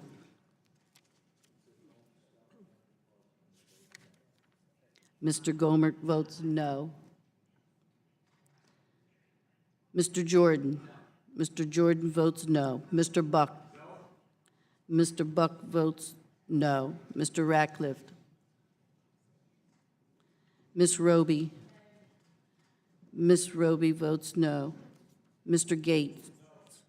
Mr. Gates votes no. Mr. Johnson of Louisiana? Mr. Johnson of Louisiana votes no. Mr. Biggs? Mr. Biggs votes no. Mr. McClintock? Mr. McClintock votes no. Ms. Lasko? Ms. Lasko votes no. Mr. Reschenthaler? Mr. Reschenthaler votes no. Mr. Klein? Mr. Klein votes no. Mr. Armstrong? Mr. Armstrong votes no. Mr. Stube? Mr. Stube votes no. Are there any members of the committee who wish to be recorded who haven't been recorded? The gentleman from Ohio. How is the gentleman from Ohio recorded? Mr. Shabbat. How is Mr. Shabbat recorded? Mr. Shabbat votes no. Are there any members of the committee who haven't voted who wish to be recorded? The clerk will report.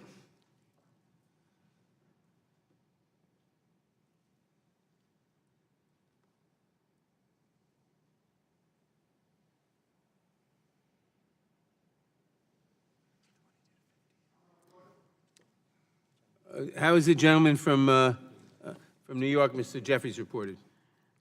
Mr. Jeffries is not recorded. Mr. Jeffries votes aye. The clerk will report. Mr. Chairman, 23 ayes and 15 noes.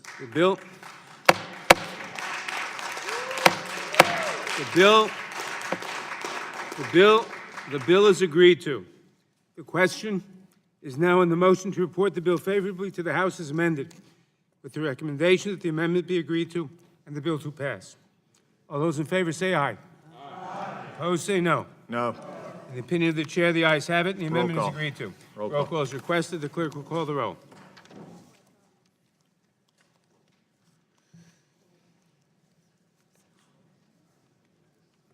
Mr. Nadler? Aye. Mr. Nadler votes aye. Ms. Lofgren? Aye. Ms. Lofgren votes aye. Ms. Jackson Lee? Aye. Ms. Jackson Lee votes aye. Mr. Cohen? Mr. Johnson of Georgia? Thank you. Mr. Johnson of Georgia votes aye. Mr. Dortch? Mr. Dortch votes aye. Ms. Bass? Mr. Richmond? Mr. Jeffries? Mr. Jeffries votes aye. Mr. Cicilline? Mr. Cicilline votes aye. Mr. Swadwell? Mr. Swadwell votes aye. Mr. Liu? Mr. Liu votes aye. Mr. Raskin? Mr. Raskin votes aye. Ms. Jayapal? Ms. Jayapal votes aye. Ms. Demings? Ms. Demings votes aye. Mr. Correa? Mr. Correa votes aye. Ms. Scanlon? Aye. Ms. Scanlon votes aye. Ms. Garcia? Aye. Ms. Garcia votes aye. Mr. Neguse? Aye. Mr. Neguse votes aye. Mr. Macbeth? Aye. Mr. Macbeth? Miss. Macbeth votes aye. Mr. Stanton? Aye. Mr. Stanton votes aye. Ms. Dean? Aye. Ms. Dean votes aye. Ms. Mercarso-Powell? Aye. Ms. Mercarso-Powell votes aye. Ms. Escobar? Aye. Ms. Escobar votes aye. Mr. Collins? Mr. Collins votes no. Mr. Sensenbrenner? Mr. Shabbat? Mr. Shabbat votes no. Mr. Gomer? Mr. Jordan? Mr. Jordan votes no. Mr. Buck? Mr. Ratcliffe? Ms. Roby? Ms. Roby votes no. Mr. Gates? Mr. Gates votes no. Mr. Johnson of Louisiana? Mr. Johnson of Louisiana votes no. Mr. Biggs? Mr. McClintock? Mr. Biggs? Mr. Biggs votes no. Mr. McClintock? Mr. McClintock votes no. Ms. Lasko? Ms. Lasko votes no. Mr. Rushenthaler? Mr. Rushenthaler votes no. Mr. Klein? Mr. Klein votes no. Mr. Armstrong? Mr. Armstrong votes no. Mr. Stube? Mr. Stube votes no.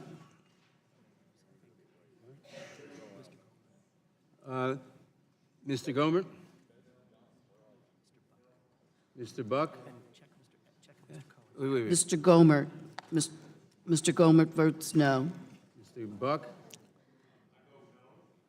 Mr. Cohen? Mr. Buck votes no. Mr. Cohen? Mr. Cohen votes aye. Are there any other? Ms. Bass? Ms. Bass votes aye. Are there any other members who wish to be recorded who haven't been recorded?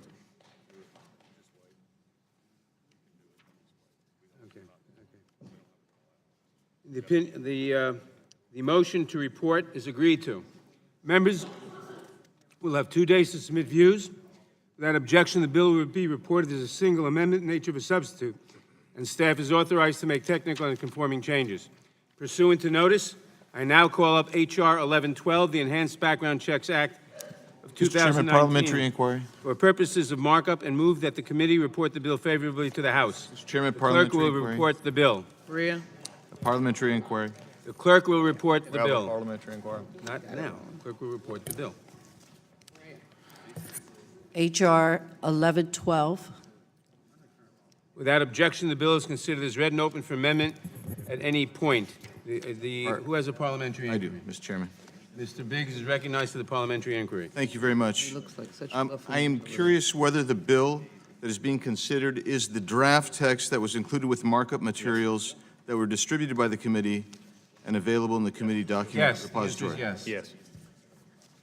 I am wondering then why the text for H.R. 1112 was not distributed. Because the document that I received. It was The distributed, document and that that's I the text received. that we just said was distributed to you. No, the document that was distributed to me, Mr. Chairman, has no number. It has a single sponsor. Right. I do believe that sponsors can be added and that the bill can be reported, can be on the agenda without a number and without the appropriate sponsors. Well, the bill question that- ultimately. This bill has a number and 1112. I don't know what you think. Yeah, well, here's the one that was given to me, Mr. Chairman. No number, Maybe single your sponsor. staff gave you the wrong bill. And Bill so- 1112 was distributed. It was not I distributed. will begin by recognizing myself for an opening statement. Mr. Chairman, H.R. 1112, the Enhanced Background Checks Act, addresses a dangerous shortcoming in the current firearms background check law. one distributed. This loophole enables, in certain cases, firearms to be transferred by licensed gun dealers before the required background checks have been completed. In most cases, a licensed gun dealer receives notification within a few minutes from the National Instant Criminal Background Check System, often called NICS, that a prospective buyer has passed or failed a background check. In a small percentage of instances, NICS examiners may require additional time to complete the background check if information is missing or unclear in a prospective buyer's record. However, as we learned in last week's hearing on preventing gun violence, under current law, a licensed gun dealer conducting a background check on a prospective purchaser is permitted to sell the firearm to the purchaser if there has been no determination from NICS after 3 business days, even though NICS has not indicated that the person has actually passed the background check. Often we refer to this as a default proceed transaction. These are the very cases that ought to be investigated. In 2017 alone, the ATF determined that over 4,000 default proceed firearms transfers went to purchasers who could not lawfully own a firearm. And they got it only because the background check was not completed within the 3 days. If NICS is unable to return an instant determination and especially if there is no report after 3 days, there is additional cause for concern. We should take extra care in these cases to ensure that there is no reason that the purchaser is prohibited from buying a gun. But perversely and dangerously, the default rule today is that we err on the side of giving a gun to someone who may not legally be entitled to own it before we know all the facts.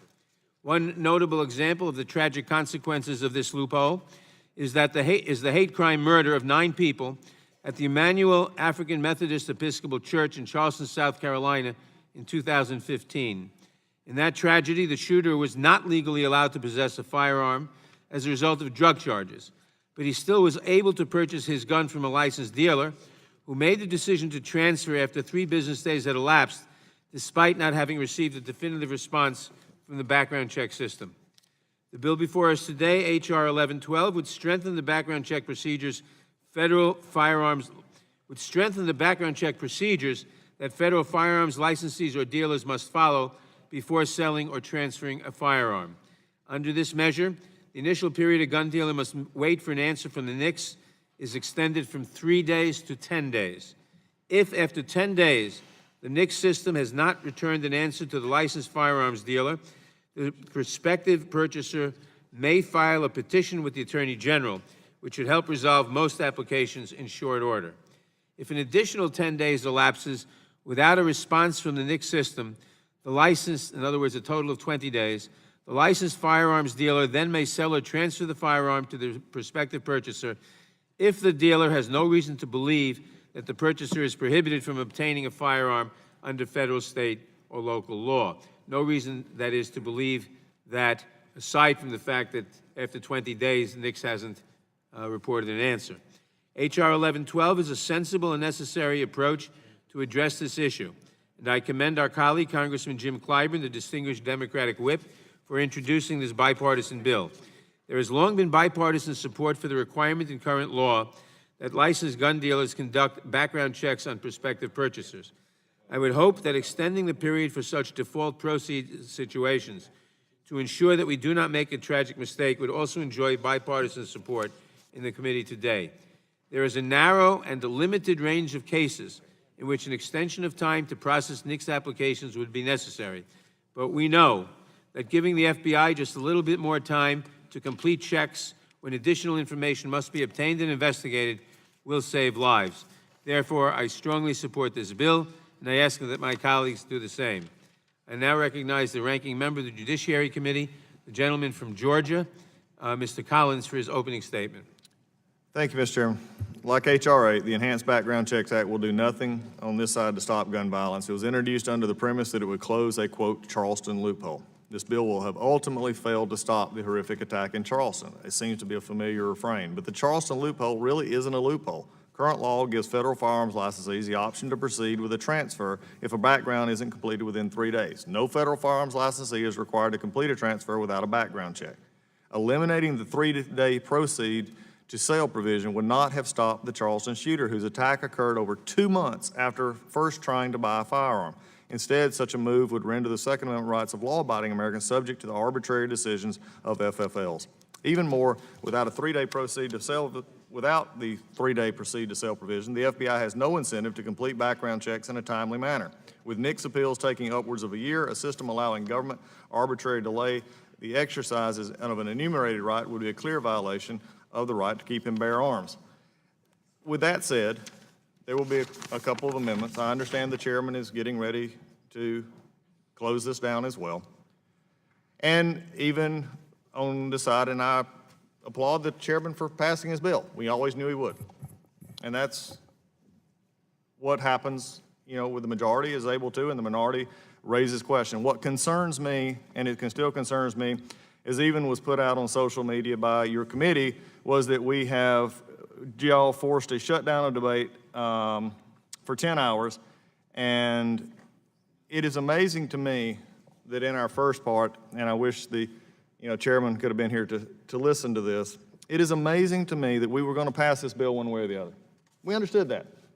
But yet things were raised in this committee, and even from some of the discussions with our colleagues across the aisle, legitimate discussion was made.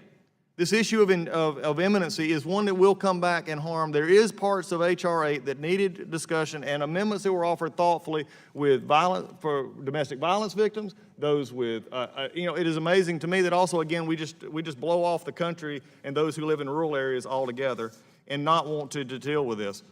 But it's also amazing to me that really the complaint of this takes too long. We've got other things to do. We've got to get this done today. On May 16, 23, and 24 of last year, this committee met to mark up several bills, including 3 controversial immigration bills and a Secret Service bill. And for those who were not here last year, let me remind you what happened. The markup on May 23rd began at 10 a.m., recessed at 3:29 p.m. The committee reconvened the following day at 10:26 a.m. and adjourned at 8:05 p.m. During the consideration of the bills, the minority offered 2 amendments on May 16th, 10 amendments on May 23rd, and 23 amendments on May 24th, and a motion to adjourn. In total, the committee spent more than 16 hours at a markup of these bills, and the minority was given the opportunity to offer 35 amendments. In the rush to do a bill that in the end we have processed and said that even the intent may or may not be good, not questioning that, but in the end, actual issues that needed to be discussed. As my friend earlier said, this is why the committee exists. And if we're going to be on a time frame because we've got to get it done, then we run the risk on this bill or other bills of missing things that need to be discussed and actually maybe things that need to be amended. If that is what we're going to do, then let's just call every time, we'll just call the previous question. There's no need for amendments. We know we'll get beat at the end.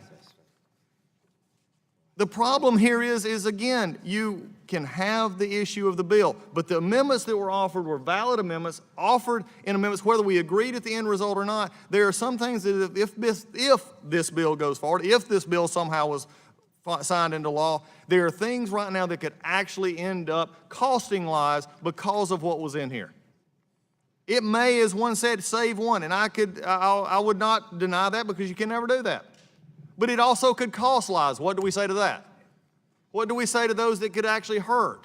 Because we didn't spend any time actually debating these amendments. We didn't spend any time talking about the issue of We did not spend any time discussing the facts and the facts of imminency of the discussion. We have now put people, law-abiding citizens, in danger of felons in this regard. We've just run-shocked over anything of what seems to be. And I know those who have not been here before, and I understand my freshman colleagues, think that we just should get it done and go. But that's not the way it works. That's why we have parliamentary procedure. And if we want to continue to do this, then Madam Chair, I'm not sure why we're here. We're continuing just to, the part that rules have is for the minority. My minority friends use that for the last 8 years, over and over and over and over and over. I believe it was 2 times, if I'm not mistaken, 2 or even 1 in the last Congress that a previous question was used, and that was after extensive remarks over 8 hours on a resolution of inquiry, not on a bill. And Madam Chair, you know that. You've been here. We've not on a bill. If we continue this, then the process of this committee is a mockery, and even bills that you get out will always be viewed in suspect. With that, I yield back. The gentleman's time has expired.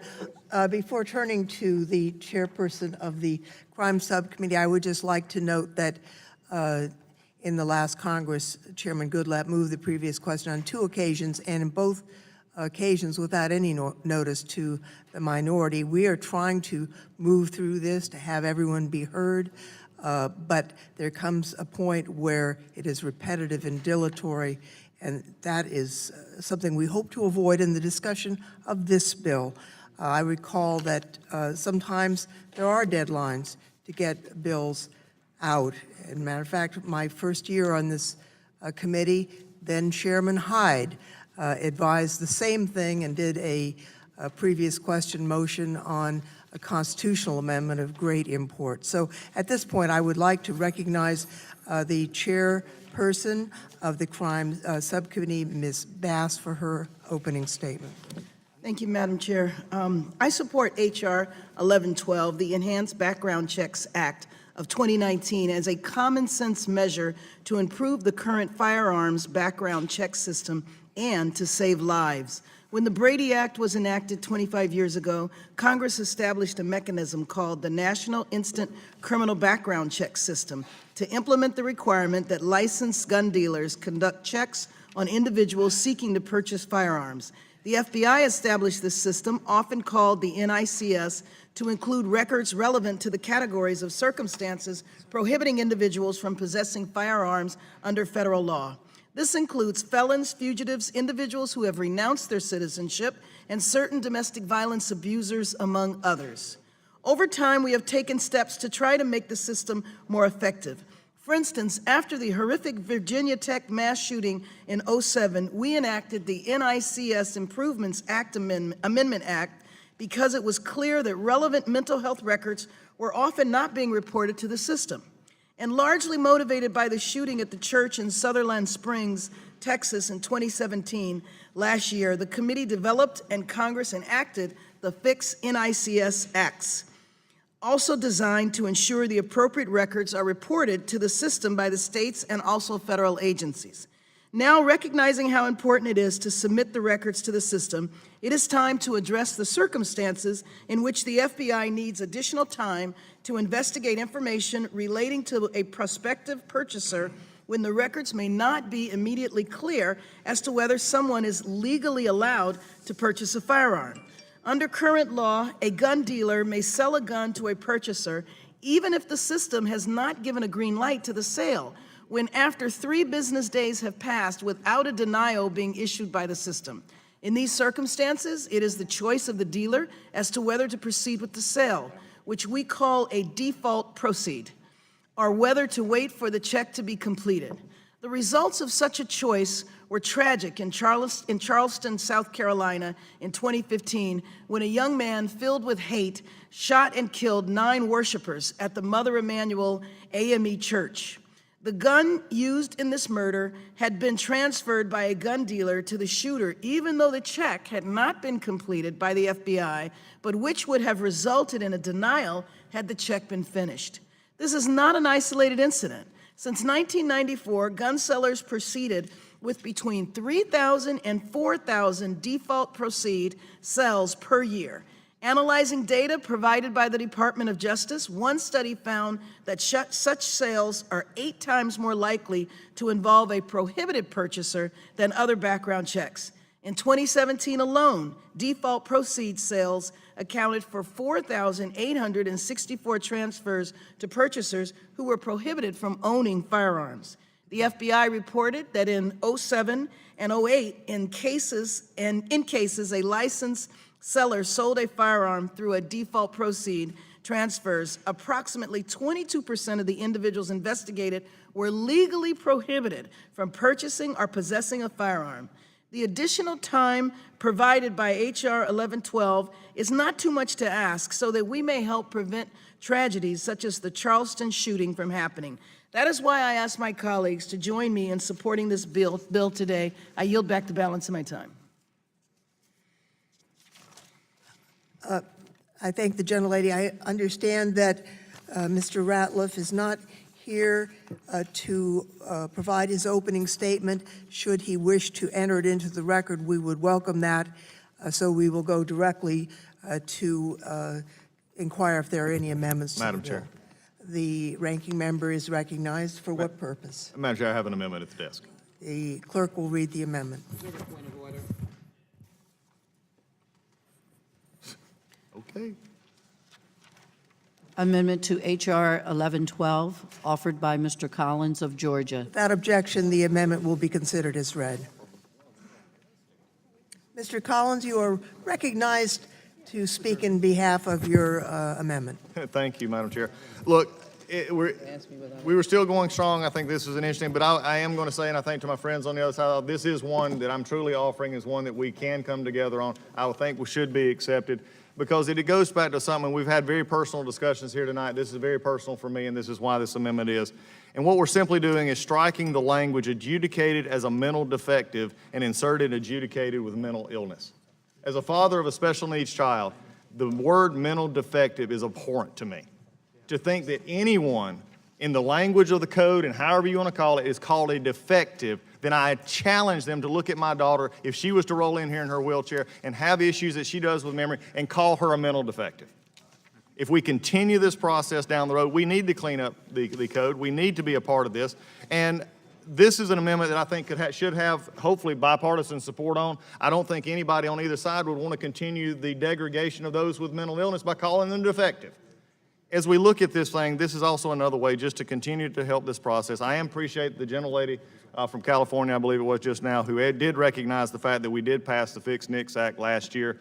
It did seem to have been forgotten in our debates over the past few weeks, but I'm glad to see that was. But with this, Madam Chair, I would hope that this would be accepted. It would be an amendment that could be put forward. This language is offensive to anyone who has someone that they know who has mental illness. And for me, again, just like many of these things are personal to all of us, this is personal to me, and I would ask that this amendment be approved. Mr. Collins, if I yield myself such time as I may consume, I couldn't agree more that the term mental defective that has been in the code, I think, for some time is offensive and should be changed. However, I am hoping that we can work between now and the floor to find a way to change it. For example, adjudicated mentally ill with a mental illness would exclude someone who is so profoundly developmentally disabled that they could not be trusted with a weapon. That's not your intent, but that would be an unintended consequence.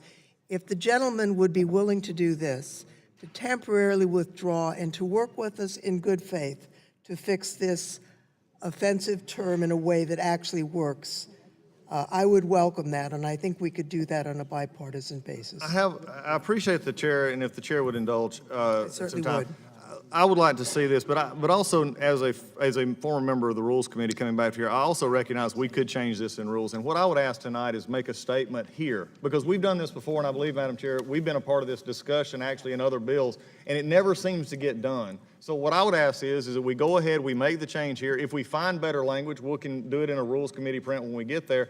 But by not doing it now, we're leaving it to the possibility it not get done. But if the Mr. Collins would allow me to make, I'm not the chair of the committee, Mr. Nadler is, but I will give you my word that this will not be lost in the shuffle and that we would indeed pursue it.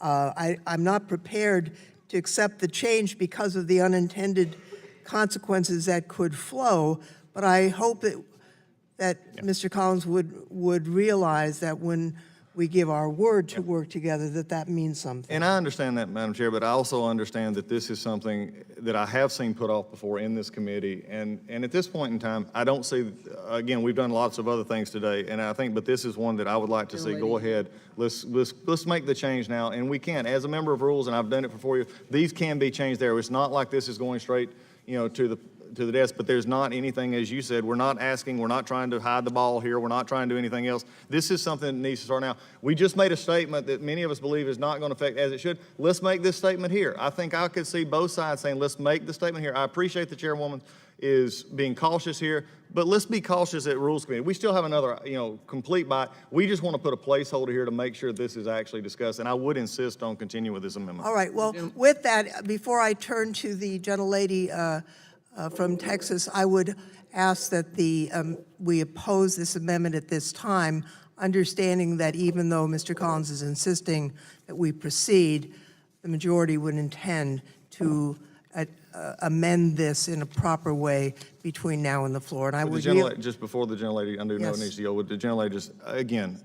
I implore you. I am not doing anything except here because I have seen this happen. And for freshmen who are here, you'll understand this. If you don't, you're going to learn to understand it. This doesn't happen sometimes. And this is simply putting a placeholder in a bill, and to oppose it is simply now, for anyone right now watching who has a mental illness, they're going to see that this committee is getting ready to vote down a bill that says they're still defective. That needs to be said. This is just a placeholder, Madam Chair. I understand your concern. We're going to go back to regular order, and the gentlelady from Texas is recognized for what purpose? First, I want to indicate Strike that the last word? Strike the last word. Gentlelady is recognized for 5 minutes. I do not insist on my point of order at this time. I want to say to the gentleman, if we were to poll every member of this committee, we would all abhor the language that you are speaking to, which is mental defective. I would only say to you, with that in mind, with so many of us who have submitted legislation dealing with individuals suffering from issues dealing with mental health, that I would offer to say, if a chorus of us say that this will not be forgotten, it will not be forgotten.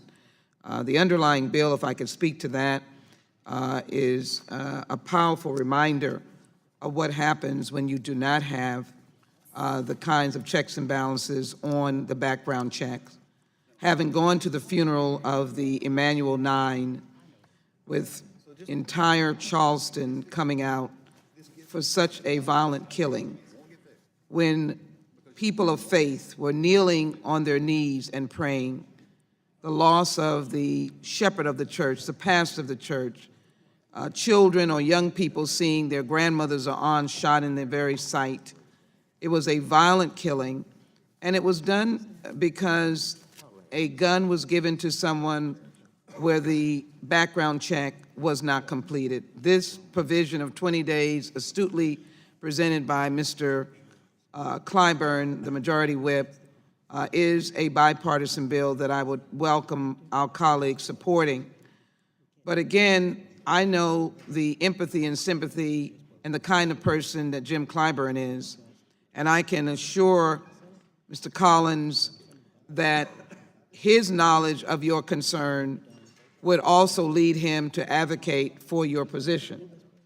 And so I would hope that our commitment, I want to put myself on the record of not forgetting that this needs to be fixed, either on its way to rules or certainly it should be fixed by the floor. I know, having served a little longer than you have, I have heard those responses myself, and you wonder whether or not in the mix of legislation it ever gets fixed. I understand that.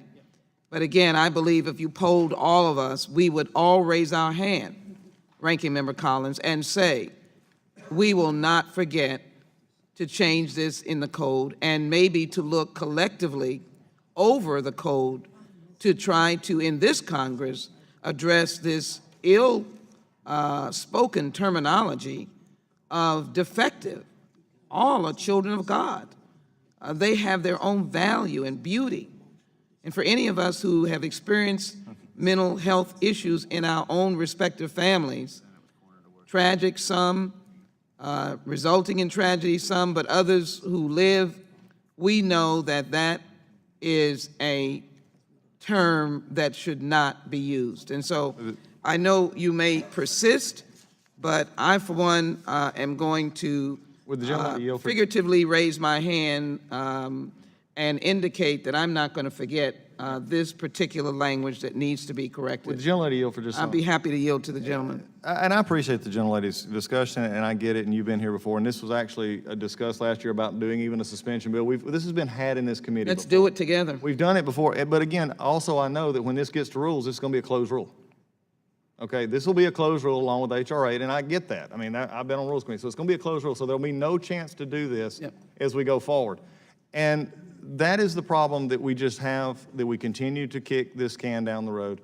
Both sides, I thought it was wrong when we didn't do it last time. This is something that needs to be done now, and I would like to see that happen. Mr. Collins? I'd be happy to yield if I can get an extra time. You want, Go ahead, finish, and I will.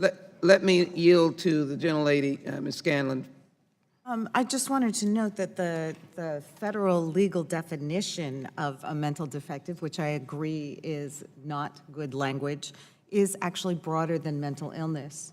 So this amendment would not fix that problem. It would not keep the breadth of the federal law. So I agree we should try to amend the law to remove the defective term, but since that term encompasses a broader range of categories than simply mental illness, this amendment does not work. Thank you. Reclaim my time and thanking the gentlelady. It looks as if we might be engaged in some discussion And as I close, let me say, if we can work it out here, fine. But my point was that we would work it out before we get to the Rules Committee. So if we can work it out here, I support the gentleman's efforts, and I support the underlying legislation. With that, I yield back. I would ask unanimous consent to waive the requirement that amendments be in writing and suggest that on line 6, that we add the words severe developmental disability or severe emotional disorder, period, and understanding that we may have further refinements between now and the floor. Madam Chair, this is exactly the way this committee is supposed to operate. When things are brought up and then we come together, the marker is put in. I appreciate the chairwoman doing that. Now there is a marker, we can move forward with this, and I do appreciate that's exactly how this committee is supposed to work, and I do appreciate it. I do accept the friendly amendment. So the motion is on the amendment. All those in favor will say aye. Aye. All those opposed will say no. So now we'll move to the amendment as amended. All those in favor will say aye.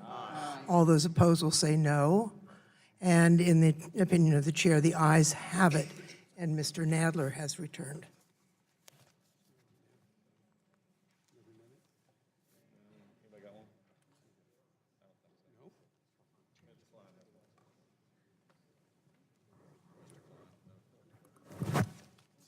Are there any further amendments on the bill? Mr. Chairman. Gentleman from Virginia. Virginia, I have a Klein, amendment at what the purpose desk. does the gentleman seek recognition? Mr. Chairman, I have an amendment at the desk. The clerk will report the amendment.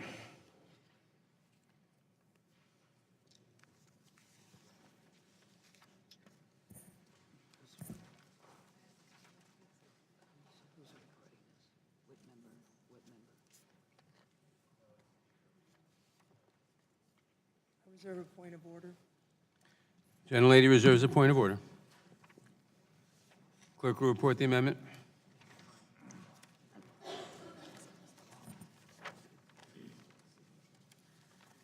Amendment to H.R. 1112, offered by Mr. Klein. At the end of the bill, add the following. Without objection, the amendment will be considered as, the amendment is considered as read, and the gentleman is recognized on the amendment. Thank you, Mr. Chairman. This amendment would clarify that individuals who are in this country illegally and who have violated subsection G of section 922, Title 18, which is the section being amended in this bill, for purchasing a firearm illegally, such a notification, failure on the background check would be, notification would be made to Immigration and Customs Enforcement. We are a welcoming nation, but for those who are in this country illegally, we must enforce the laws of this country, and especially when we have individuals who are in this country illegally and violating the laws of this country repeatedly. You don't have to open the paper many times to see instances of gun crimes committed by individuals who are here illegally. And to notify ICE will assist in deportations and removal of these individuals who are committing these crimes from the United States, and help to achieve the ends of this bill, which are to keep the American people safer. I yield back. Gentlelady insists on her point of order. I do insist on my point of order. Without regard to the merits of the proposal, it is far beyond the scope of the underlying bill, which relates only to the time of notification, not to the various agencies that notification will be made. As such, the amendment is not germane, and it may not be considered. Does the gentleman desire to be heard on the point of order? Only, Mr. Chairman, in that the bill does amend, the amendment amends the section of the bill to which the bill is written. The amendment so I amends would what? argue that it is germane. Could the gentleman repeat himself? The amendment amends, I'm sorry. Mr. Chairman, I would argue that because the bill in question amends the section of Title 18 dealing with notification, and the amendment would clarify that those violations of the background check section of the code, 922 T1B2, violation of subsection G, it goes directly to the point of this bill, that notification of such a violation shall be sent to ICE. So I would argue that it is in fact germane. The chair is prepared to rule on the point of order. The chair rules that the point of order is well taken. The amendment is outside the scope of the bill and therefore ungermane. The bill simply deals with the length of time during which the background check can be completed before a transferee may receive the firearm. It has nothing to do with anything else. The amendment establishes a requirement that the Attorney General transmit to an Immigration and Customs Enforcement Agency various information, which has nothing to do with the bill. It's well beyond the scope of the bill. The fact that it may amend the same section is irrelevant. It is still beyond the scope of the bill for the reasons stated. Therefore, the amendment is out of order. Is there any further? Is there any discussion on the amendment? Hearing none, the clerk, Mr. Chairman, have an amendment. Well, wait, we haven't. Oh, I ruled the amendment. Okay. Is there any further amendments on the bill? I have an amendment. For what purpose does the gentleman seek recognition? To amend, to amend The clerk will report the amendment. motion. Bill. Amendment to H.R. 1112 offered by Mr. Gohmert. I reserve a point of order. The gentlelady reserves a point of order without objection. The bill is considered. The amendment is considered as read. The gentleman is recognized for the purpose of in supporting his amendment. Right. I am a little surprised with reserving a point of order because this is attempting to fix a problem in the bill. We had heard about the numbers from Pennsylvania earlier a couple of times. 16,000, this is 2016, there were around 16,000 initial denials.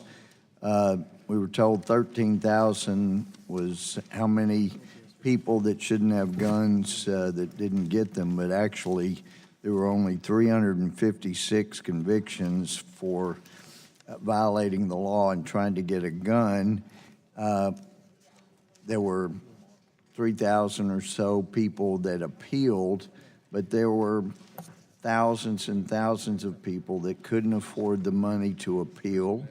We don't know how many of those didn't get a gun that they should have been allowed to have so they could protect themselves, who got raped, who got harmed because they didn't have a means of self-defense, because the law improperly kept them from, as a law-abiding citizen, getting a means of self-defense. The reason for this is they use sometimes phonetic spelling, sometimes it's not the actual information regarding the person who is applying for the gun. So if somebody is applying for a gun, why don't we use all of the descriptors we have about that? Everything we have about that, put that in the application to find out whether or not this person is entitled to have a gun. We've heard over and over and over for hours and hours and hours how these things only take about 90 seconds. And then we heard for the last couple hours about how terrible it was that it often takes over 3 days. So much for the 90-second argument that we heard for hours and hours. Now, apparently, there's too much that takes over 3 days. But this is a common sense thing. Put the descriptors in there for the person that's applying. Don't generalize and use other things. Let's look up the person that is applying for the gun. And one of the things that really breaks my heart here today, we have some absolutely wonderful people that truly want to make a difference. They truly want to make sure there's not another Parkland that happens. And they've been assured, and they've been so helpful in trying to push something through. And just so that we correct the record, it hadn't been 21 years since anything was done on gun control. It happened in the last Congress. The Fix Nix bill, it passed, it was signed by President Trump, it became law. That wasn't 21 years ago, that was the last Congress. But my big concern is people that have worked so hard, they've showed up for hearings, they've been here, they've cheered, they've wanted to see something good. Since we haven't addressed root causes, and it's clear that what has been done today, even if it all becomes law, it would not have prevented Parkland. In the next Parkland that occurs, there are people that work so hard to make this stuff happen, and they'll go, what was all of that about? All our pain and money out of pocket, all the things we did, and there's these things still keep happening.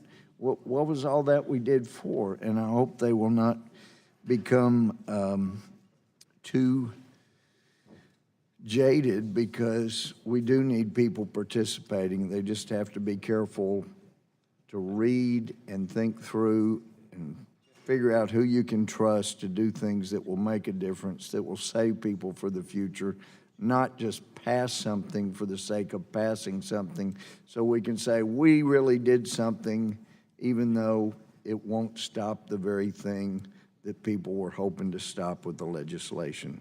So this is really, it should have been in the law. It should be part of the law already. It's not. Let's look up all of the descriptors, all of the person's name as it actually is, all of that information that we have. Use that, look it up. Let's see if it's this person or somebody else that's not supposed to have a gun, and let's don't miss somebody because we make it so generic. We miss the actual person we're supposed to be looking up. So I think it's a good amendment. I think it could help make a difference, that it could help people be prevented from getting a gun who shouldn't, and that's why I urge my colleagues to support this amendment. I yield back. Gentleman yields back. Does the gentlelady insist on her point of order? I do insist on the point of order. Whether or not this amendment is a good idea, it is far beyond the scope of the underlying bill, which deals only with the timing of the reports, not with the underlying system. So, perhaps as we move forward in our campaign, in our efforts to fight gun violence, we can further work with Mr. Gohmert and others on this idea, but this is not the time. It's not germane, and so therefore this amendment may not be considered. Thank you, Mr. Chairman. Mr. Chairman, can I respond? Does the gentleman wish to respond on the point of order? I do indeed, Mr. Chairman. Gentleman's recognized. This amendment does not introduce a new subject. It accomplishes the same result by substantially related means. As such, it's germane under the rules of the precedents of the House, as cited in Deshler Brown, Chapter 28, Section 6.8. This is absolutely relevant, germane. It's rather ridiculous to say this is not substantially on all fours with what's being attempted here. So I would urge the chairman to overrule the point of order. The chair is prepared to rule on the point of order. The chair rules that the point of order is well taken. The amendment is not germane in that the bill deals only with the time period under certain circumstances for the background check. The amendment rather, deals with other questions, including descriptors and so forth. It may be, I haven't studied it, may be a very good amendment. It may be that it should be a good amendment to the underlying law, but it is not germane to this bill within the meaning of the, it is not germane to this bill in that it's different on the scope. So I rule the amendment not germane and the point of order well taken. Are there any other amendments to H.R. 8? Seeing none. Hearing none,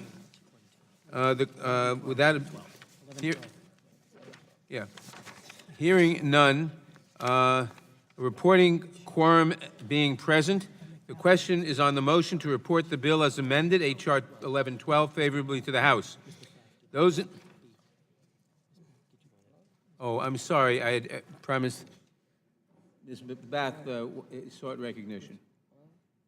Thank you so much, Mr. Chairman. I move to strike the last word. I'm just kind of confused as what encompasses the descriptors. Outside of a name, or we have here including the person's exact name. I just want to know what we're considering the descriptors. We're not considering that anymore. Would the gentlelady yield? That's not germane, but we can deal with that another day. Reporting quorum being present, the question is on the motion to report the bill H.R. 1112 as amended favorably to the House. Those in favor say aye. Aye. Opposed? No. The ayes have it, and the bill is ordered reported favorably to the House. Roll call. A recorded vote has been requested. The clerk will call the roll. Mr. Nadler. Aye. Mr. Nadler votes aye. Ms. Lofgren. Aye. Ms. Lofgren votes aye. Ms. Jackson Lee. Okay. Ms. Jackson Lee votes aye. Mr. Cohen. Mr. Johnson of Georgia. Mr. Johnson of Georgia votes aye. Mr. Dortch. Mr. Dortch votes aye. Ms. Bass. Ms. Bass votes aye. Mr. Richmond. Mr. Jeffries.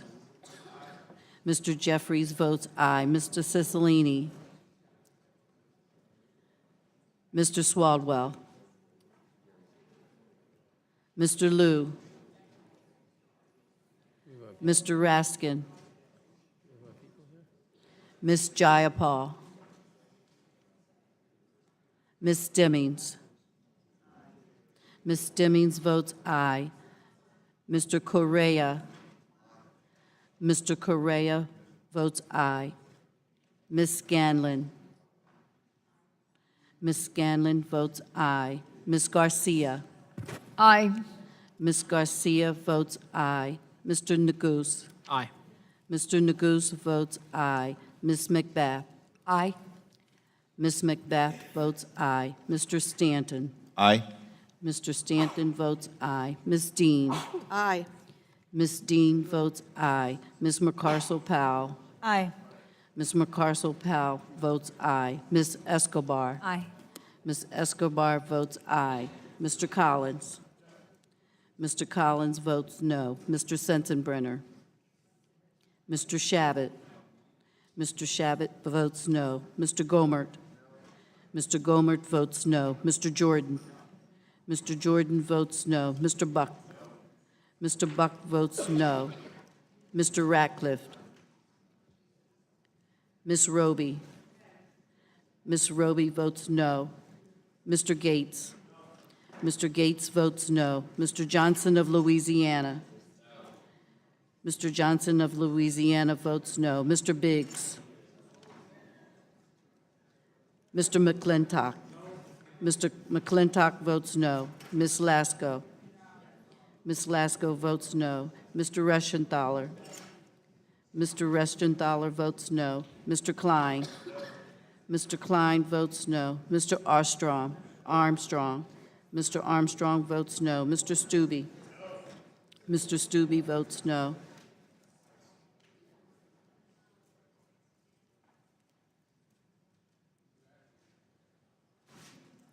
Aye. Mr. Raskin votes aye. Mr. Cohen votes aye. Mr. Liu votes aye. Aye. Mr. Cicilline votes aye.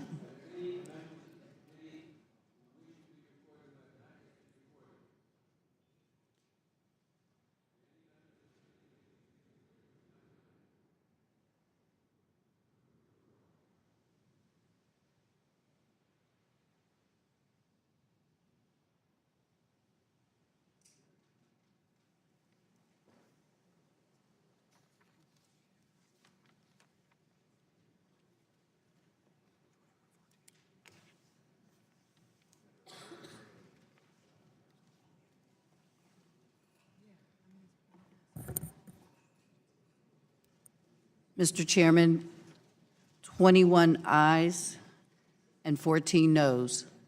The ayes have it, and the bill as amended is ordered reported favorably to the House. Members will have 2 days to submit views. Without objection, the bill will be reported as a single amendment in the nature of a substitute, incorporating all adopted amendments, and staff is authorized to make technical and conforming changes. This concludes our business for today. I thank all of our members for attending. The markup is adjourned.